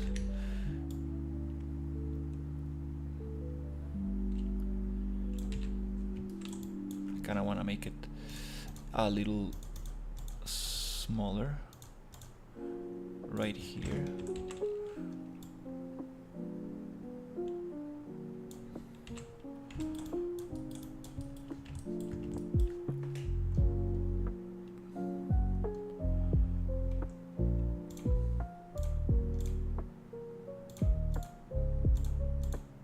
Oh, we have a double one. Oops, my computer, it's lagging.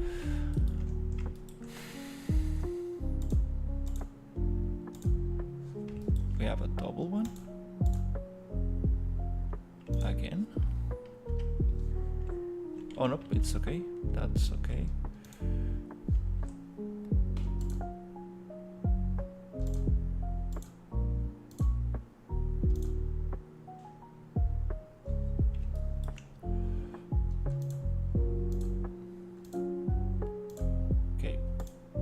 try to organize this a little bit. So this one is low, this one, that's the ones I want. So I want this one.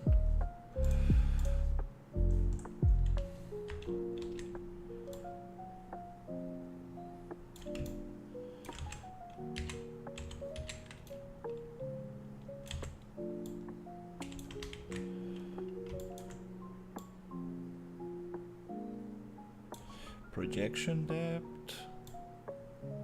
Why is it? Why am I getting this cutting here? That's the question.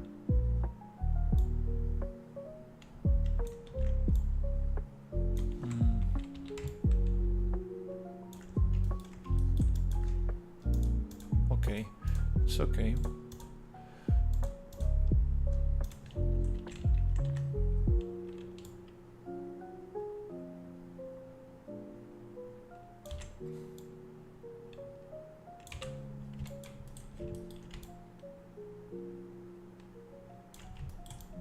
Alright, we got something going.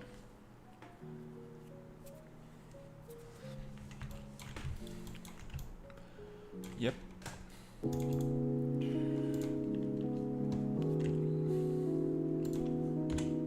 Let's see if I can get occlusion. Lost occlusion on the inner metal rope.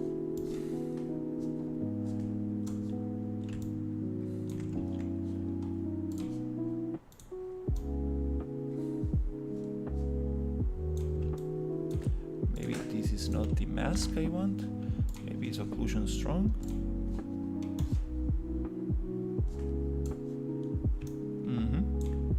That's a little bit what I want. Color. Let's get a little bit of this.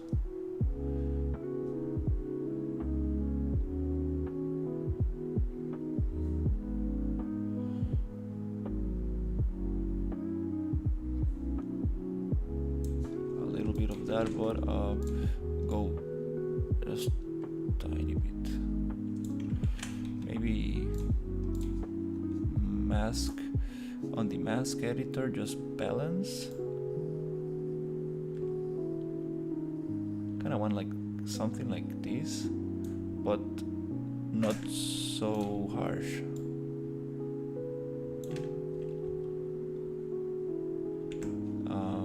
Maybe here, or maybe just the color. Actually, just changing the color will actually give me that effect.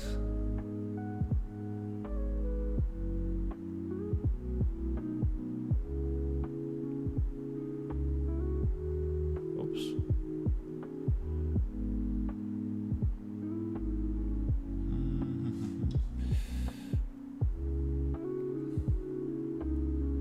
Nope.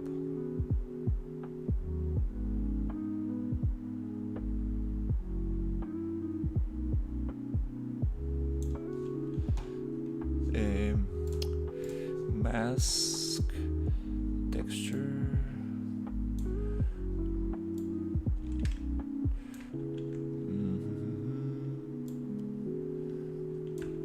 Yeah, but I want the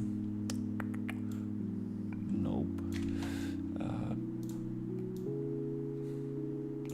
Is there a way I can go like multiply? No.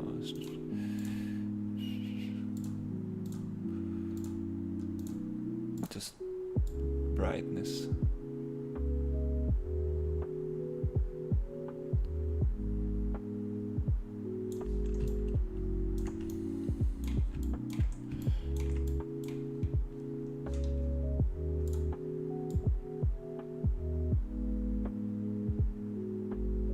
Brightness and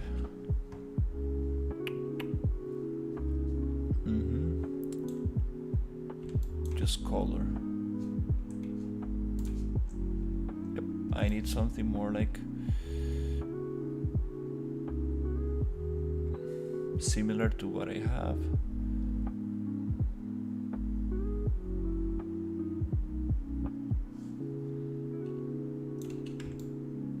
Yeah.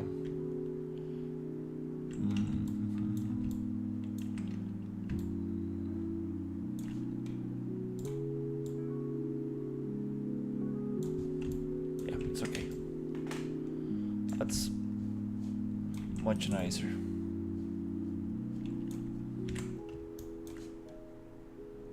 What can we do for the other layer of metal?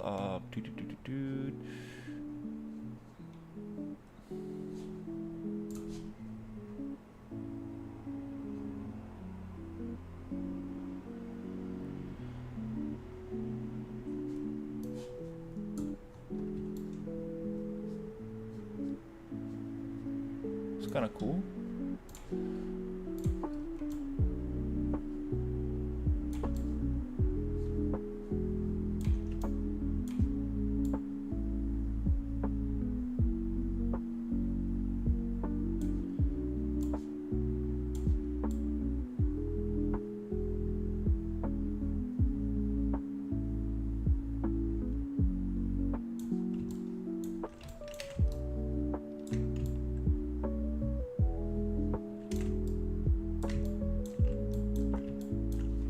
It's too harsh though, too harsh.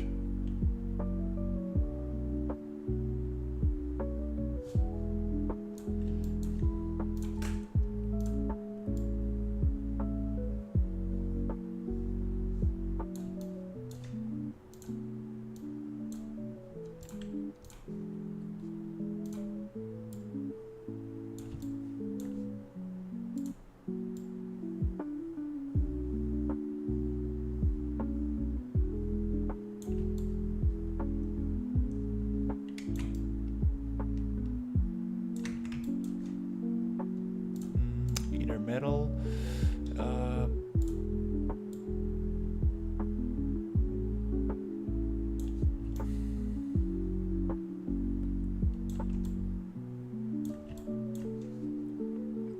Again, maybe just go to occlusion and get a little bit of this.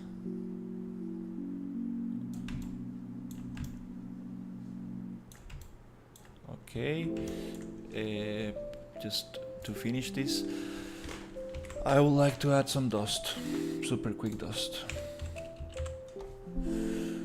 Dust soft, dust plastic. Okay, that kind of dust plastic. Let's see how this looks.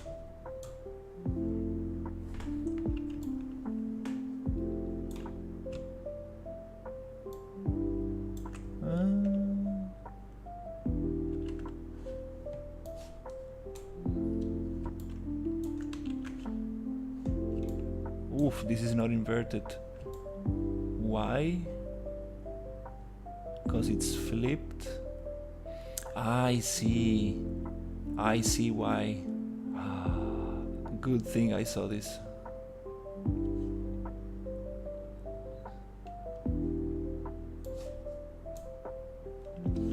Nope.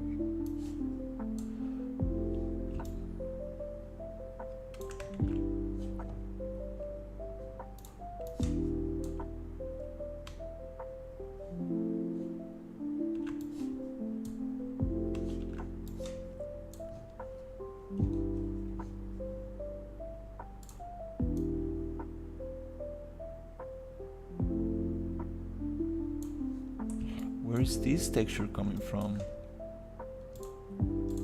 Ooh, no.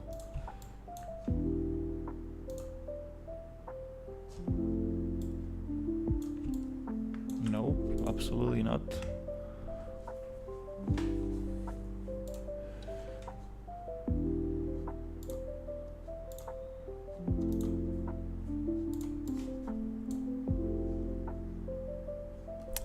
It really messes up the whole thing underneath.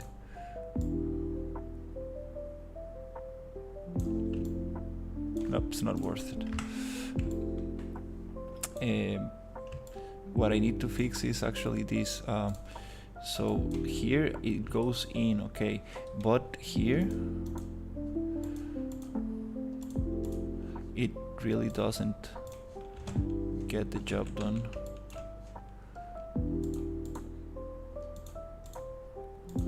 This one doesn't really get the job done.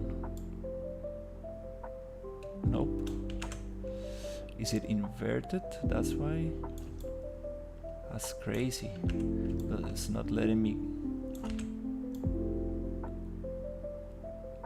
It's inverted on half the thing. Whoa.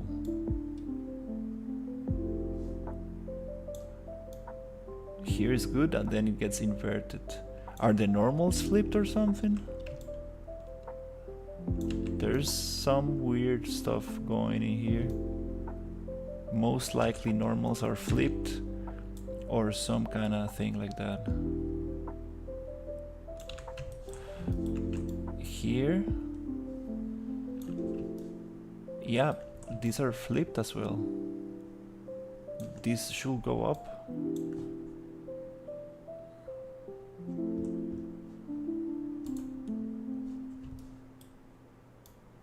Super interesting how these are good, but now these are inverted. That's super interesting.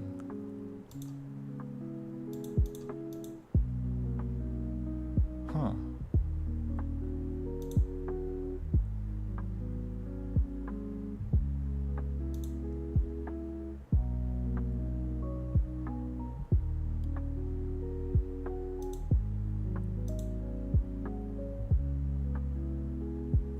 I wonder if I get, for example, this shape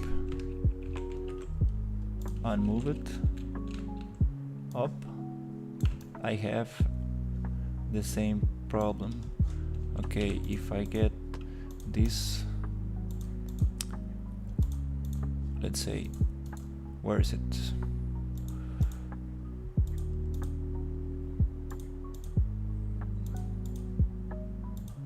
For example, this shape, and I move it up, it's inverted, and I turn this on, it goes the same way. Yeah, something's wrong with the normals, most likely.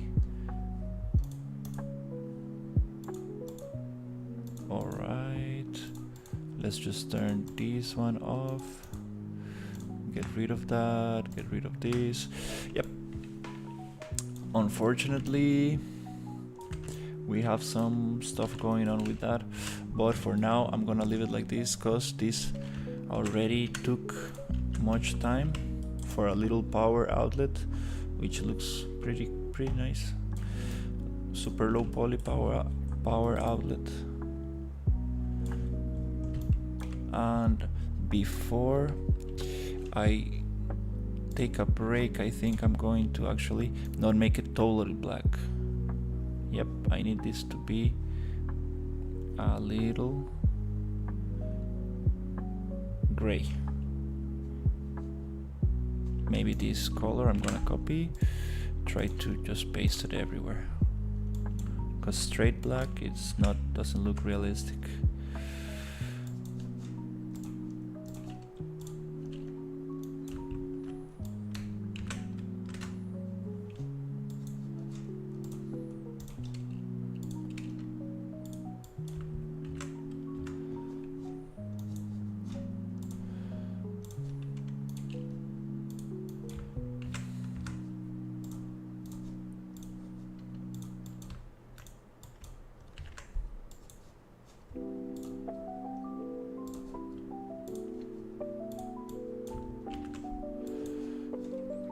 That's much better.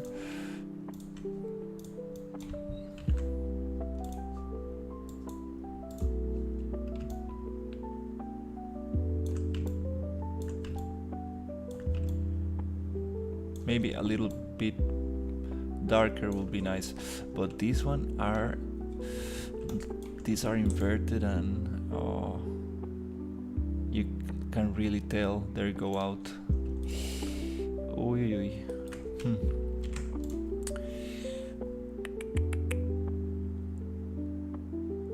Let's just make one super quick test, like super quick. So let's just save this here, and what happens if I go, I mean, in Maya, I will know, like I shouldn't, yeah, I should be able to just see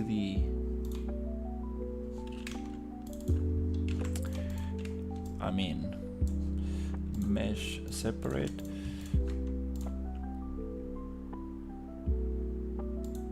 Like, first of all is, okay. If I obviously go here and mesh display reverse, it looks black, like obviously, like, so it's normals are okay.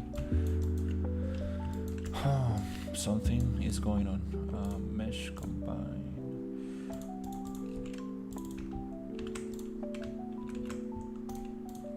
Yep. Okay, it's okay. Let's leave that for a little later. And continue. I'm just gonna place this in Unreal and go for lunch. Yep.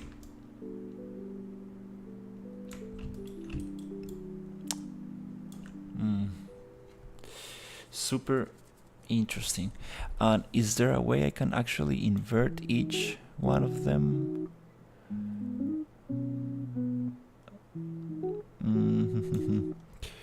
That could be interesting if I could invert them.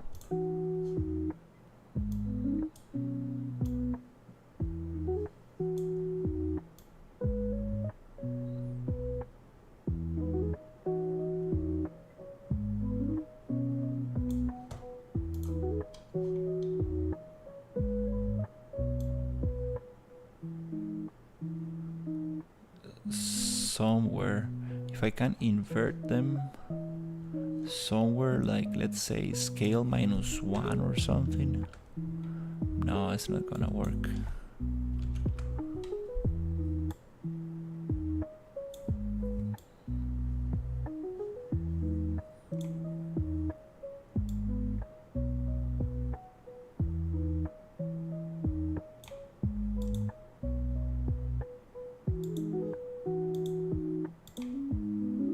That's very interesting.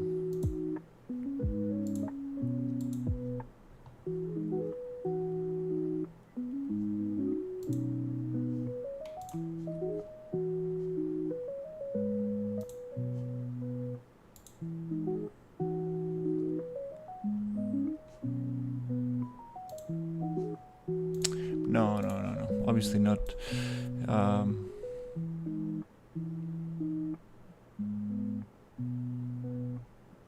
I mean, the only thing I can try, like super quick, is just try to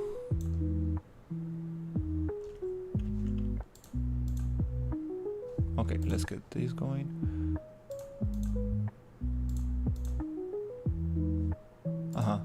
Just super quick. No, this is not gonna change any. Oh, it did change. Is it me, or did it made it go in this thing, linear dodge? Oh yeah, okay. So if I go subtract, it goes in. That's kind of funny fix. Let's see. It actually went in, yeah. Huh, okay. Let's see. So let's get this one, subtract. Okay, it works. Not like the greatest solution, but I think it gets the job done for now. Okay, so we got this one, and this one, subtract right here, and then yes, here, subtract. There you go. The shading is a little different, it's darker. Doesn't give me that gray, which is kinda okay. It's kinda funny. If I come here and go subtract on this one. Oh, this does not flip the thing. Huh. This is super interesting. There's something going on with these normals here. That's super funny. Since everything is in Substract, might as well just keep it in Substract, just so I get the same shading.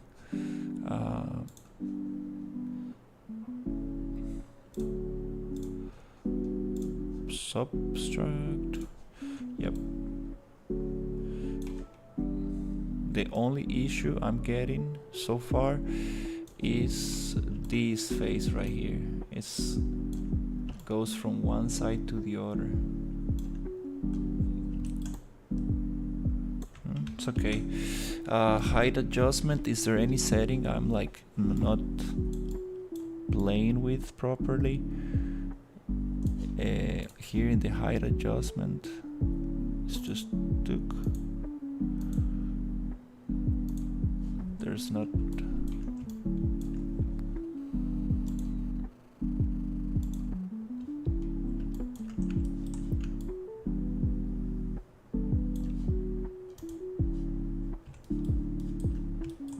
It really doesn't change. Let's just check. No, they're still going out. Yeah, and these are going in. I still having the same problem. It just doesn't look much when it's like black like that. But yeah, it's okay. I think it's gonna leave it like that for now. Let's just try to put it into Substance. I wanna merge these 3 layers, so I'm just gonna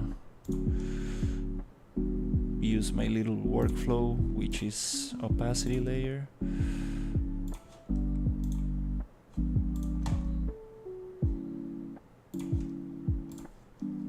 And then just add a fill layer called OP with only opacity.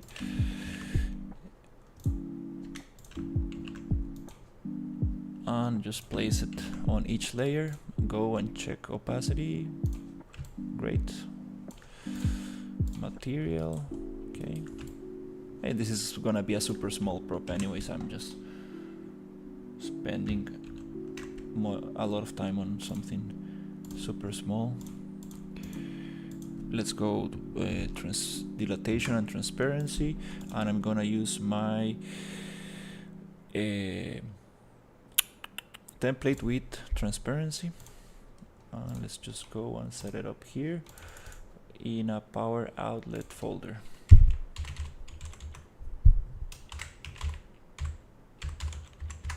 Yep, just there. Export, save.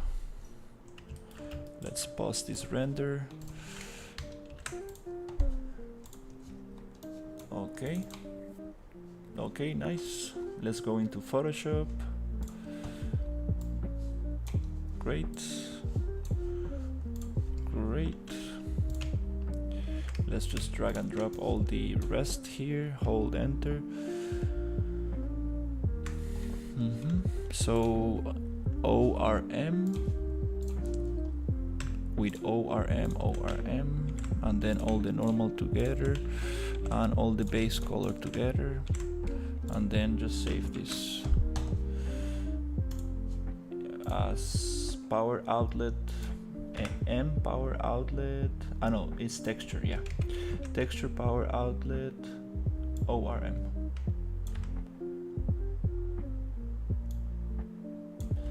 Power outlet ORM.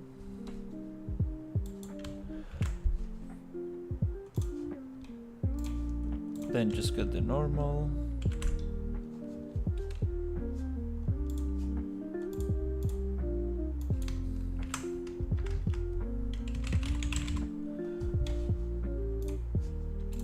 And the color.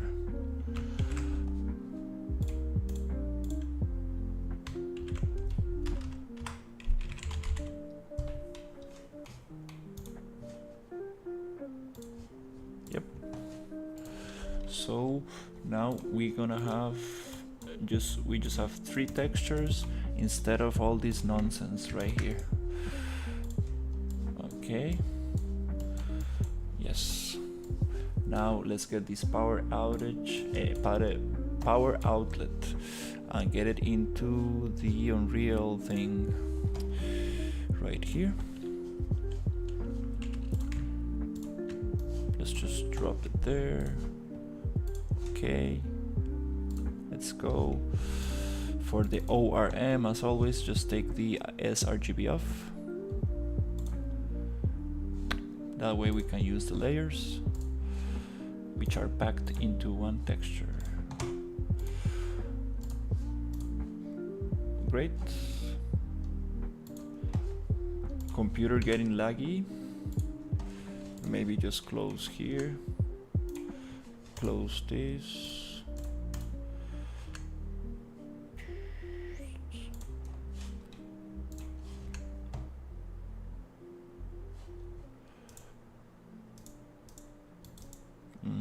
Okay, and let's try to just make a quick material, which is gonna have normal and this.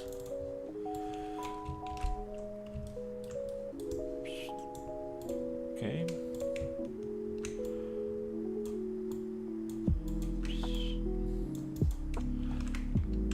Whoop. Shift A, to align, and then I want normal with normal, red to ambient, green to roughness, blue to metallic. Let's see how this looks.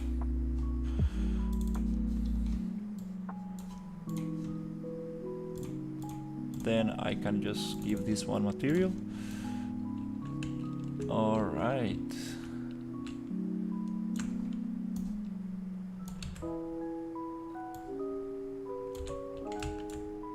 Super nice. Let's go to actual modeling tools, and let's get to X form, edit pivot. We can set it in the bottom or in the center or the back, or I mean front. Front is better, so I can actually just get this here. Yay, that's a power outlet right there.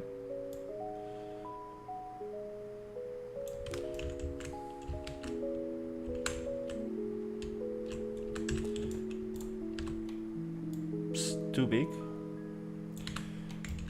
I think so.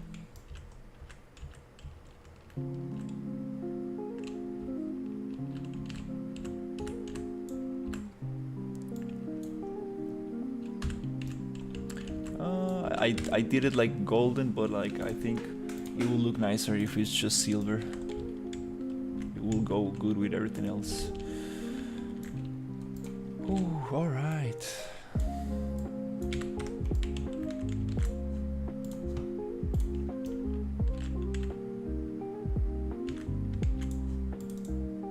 And let's just go bake and bake rotation and scale.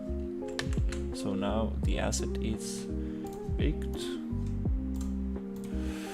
It's funny because I don't see it here. So I would like to actually just go like this. Bake it. So now I see the asset and transform back. Okay.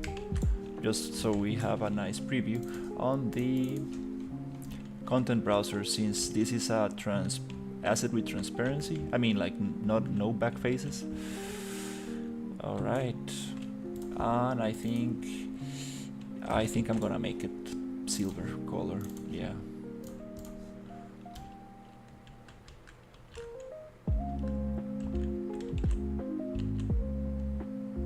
Whoa, so much time for just a little asset that is not even visible. That's funny.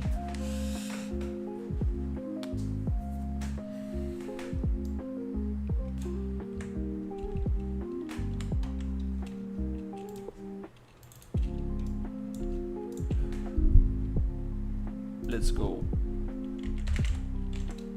Power outlet. Just put everything in there. Bloop. Put it in props. Bloop. Save. And actually, this power outlet, I think it will just look so much nicer with actually this silver metal. Let's see.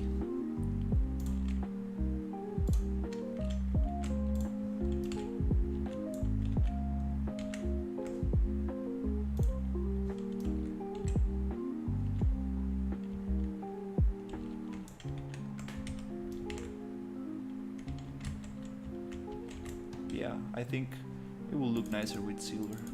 Maybe a yellowish silver, but it's good for now.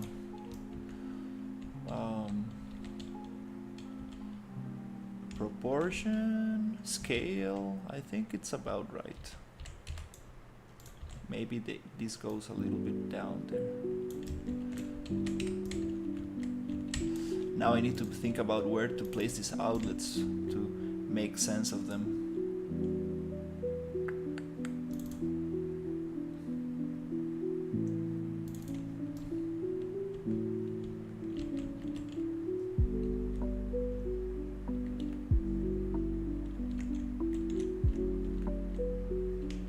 Now I can plug this here. Yeah, I really need to think where to place these things.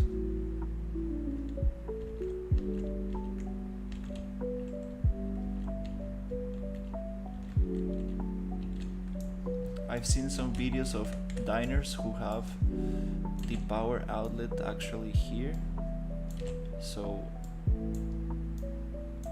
people can connect stuff.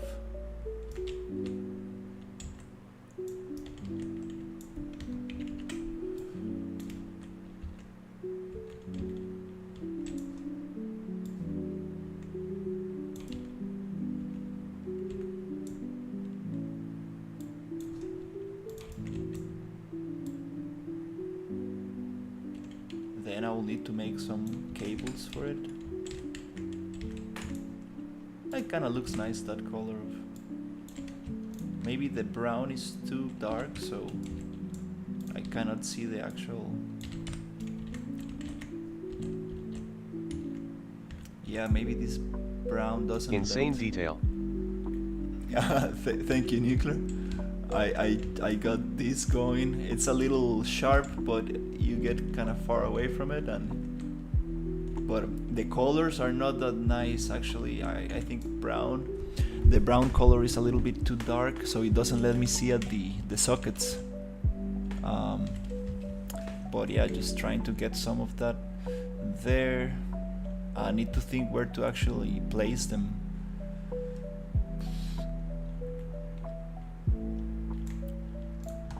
But I think I'm going to have lunch right now, because it's been a nice session for now.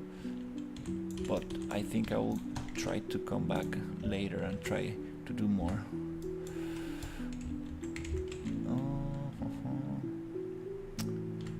Something like that.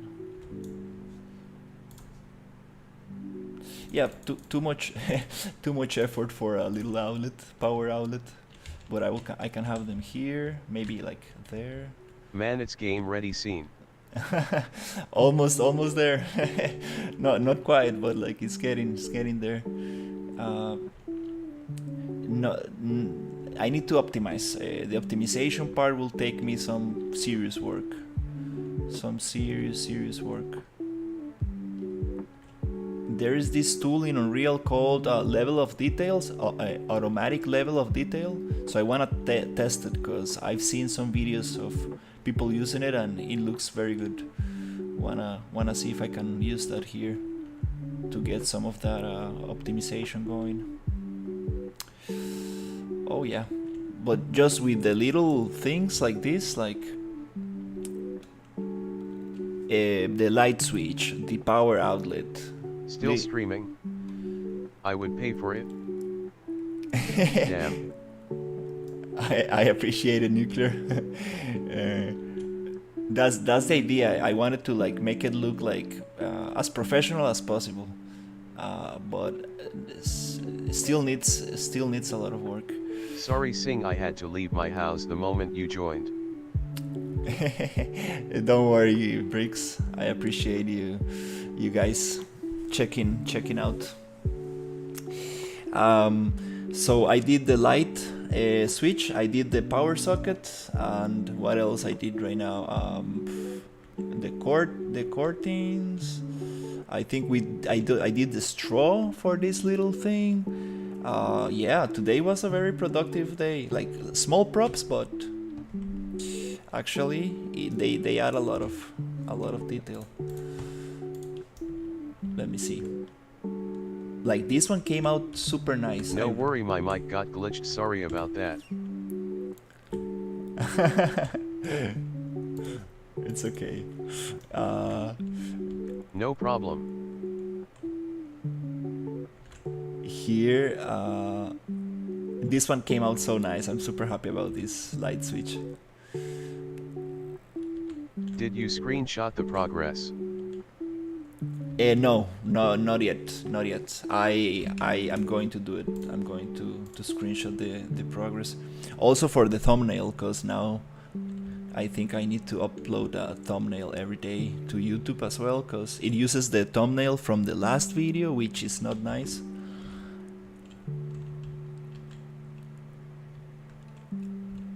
So it's nice to have a little different thumbnail, also to see and recognize which video is what, right?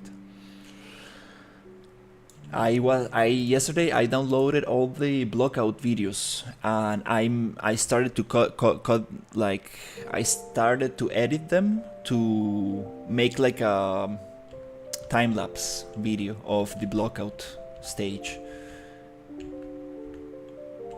which is kind of fun to watch actually. It's like how I built the diner before. But that's the cool thing, like if I get to actually do a time lapse of the whole thing, whoa, that will be crazy. And maybe I can just make like I can put myself talking in the background, like about the project, or maybe just simply like a motivation video. That could be nice content, I think. Or maybe shorts content, I don't know, need to think about it. I kind of want to make shorts as well. But not really sure.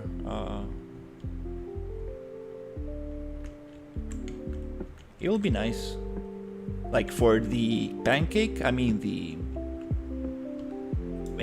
apple pie, it will be very cool to show like the process in a very short, like shorts video. But it requires some editing and nice music and everything to make it like look nice. All right, so that's it.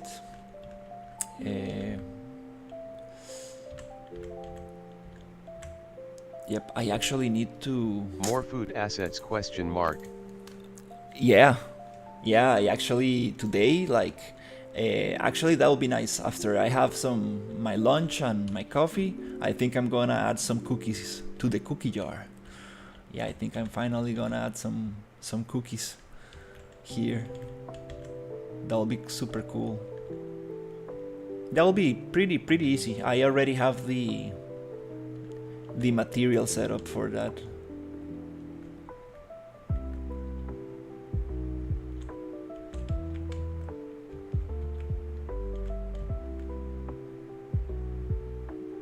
Oops, what is this? Huh, interesting.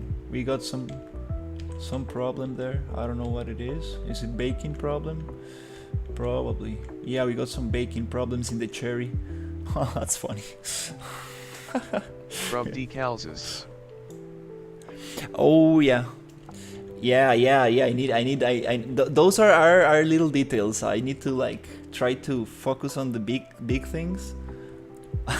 on the big things like this socket, this power outlet. It was funny, like it was like no, this is gonna be quick. 4 hours later.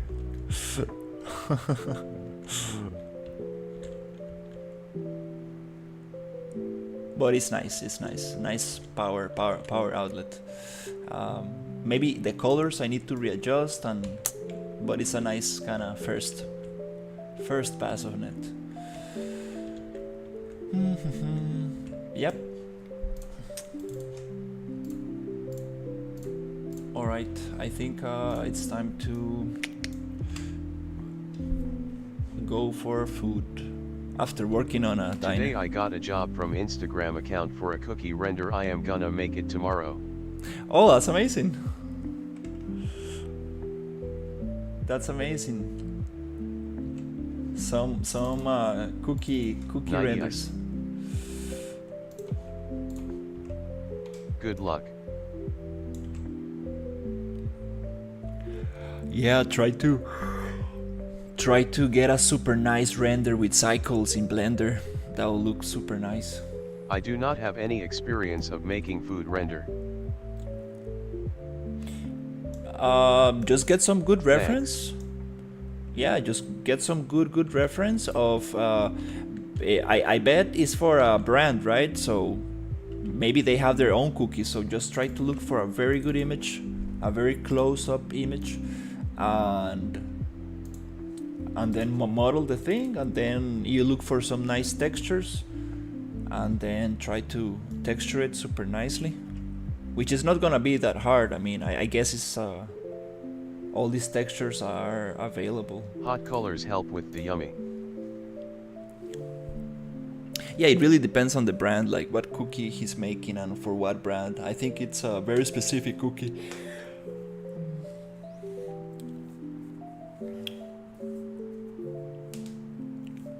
But yeah, that's super nice. Super nice to hear.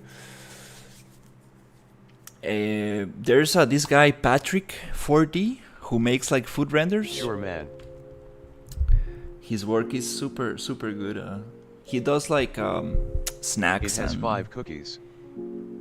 Nice. Yeah, Patrick 4D has this very cool style. Making me hungry, LOL. yeah, it's time for me to get lunch.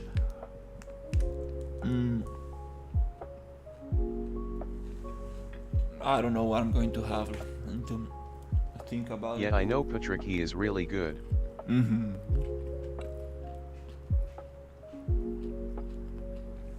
Yeah, I think that's the only thing he does, like just food renders.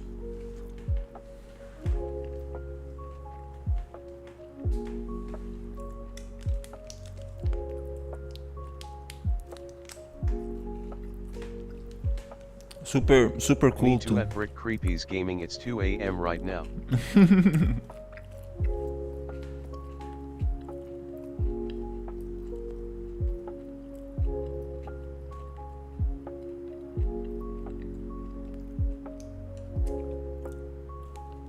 Nice 2 a.m. snack XD. Yeah.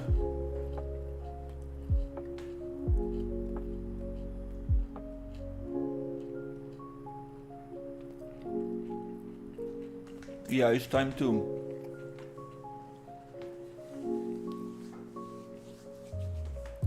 take a break, and I actually need to do some stuff. We never sleep. Sure.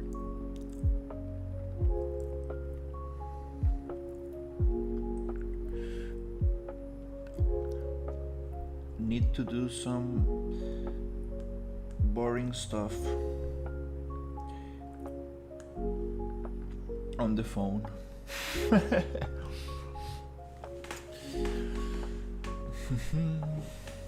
Okay. But yeah.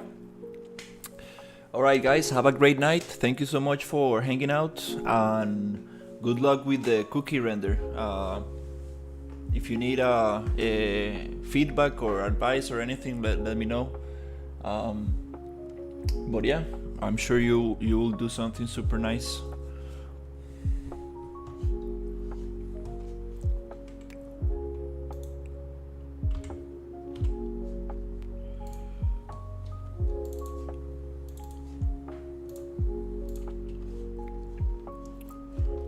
Alright guys, see you later.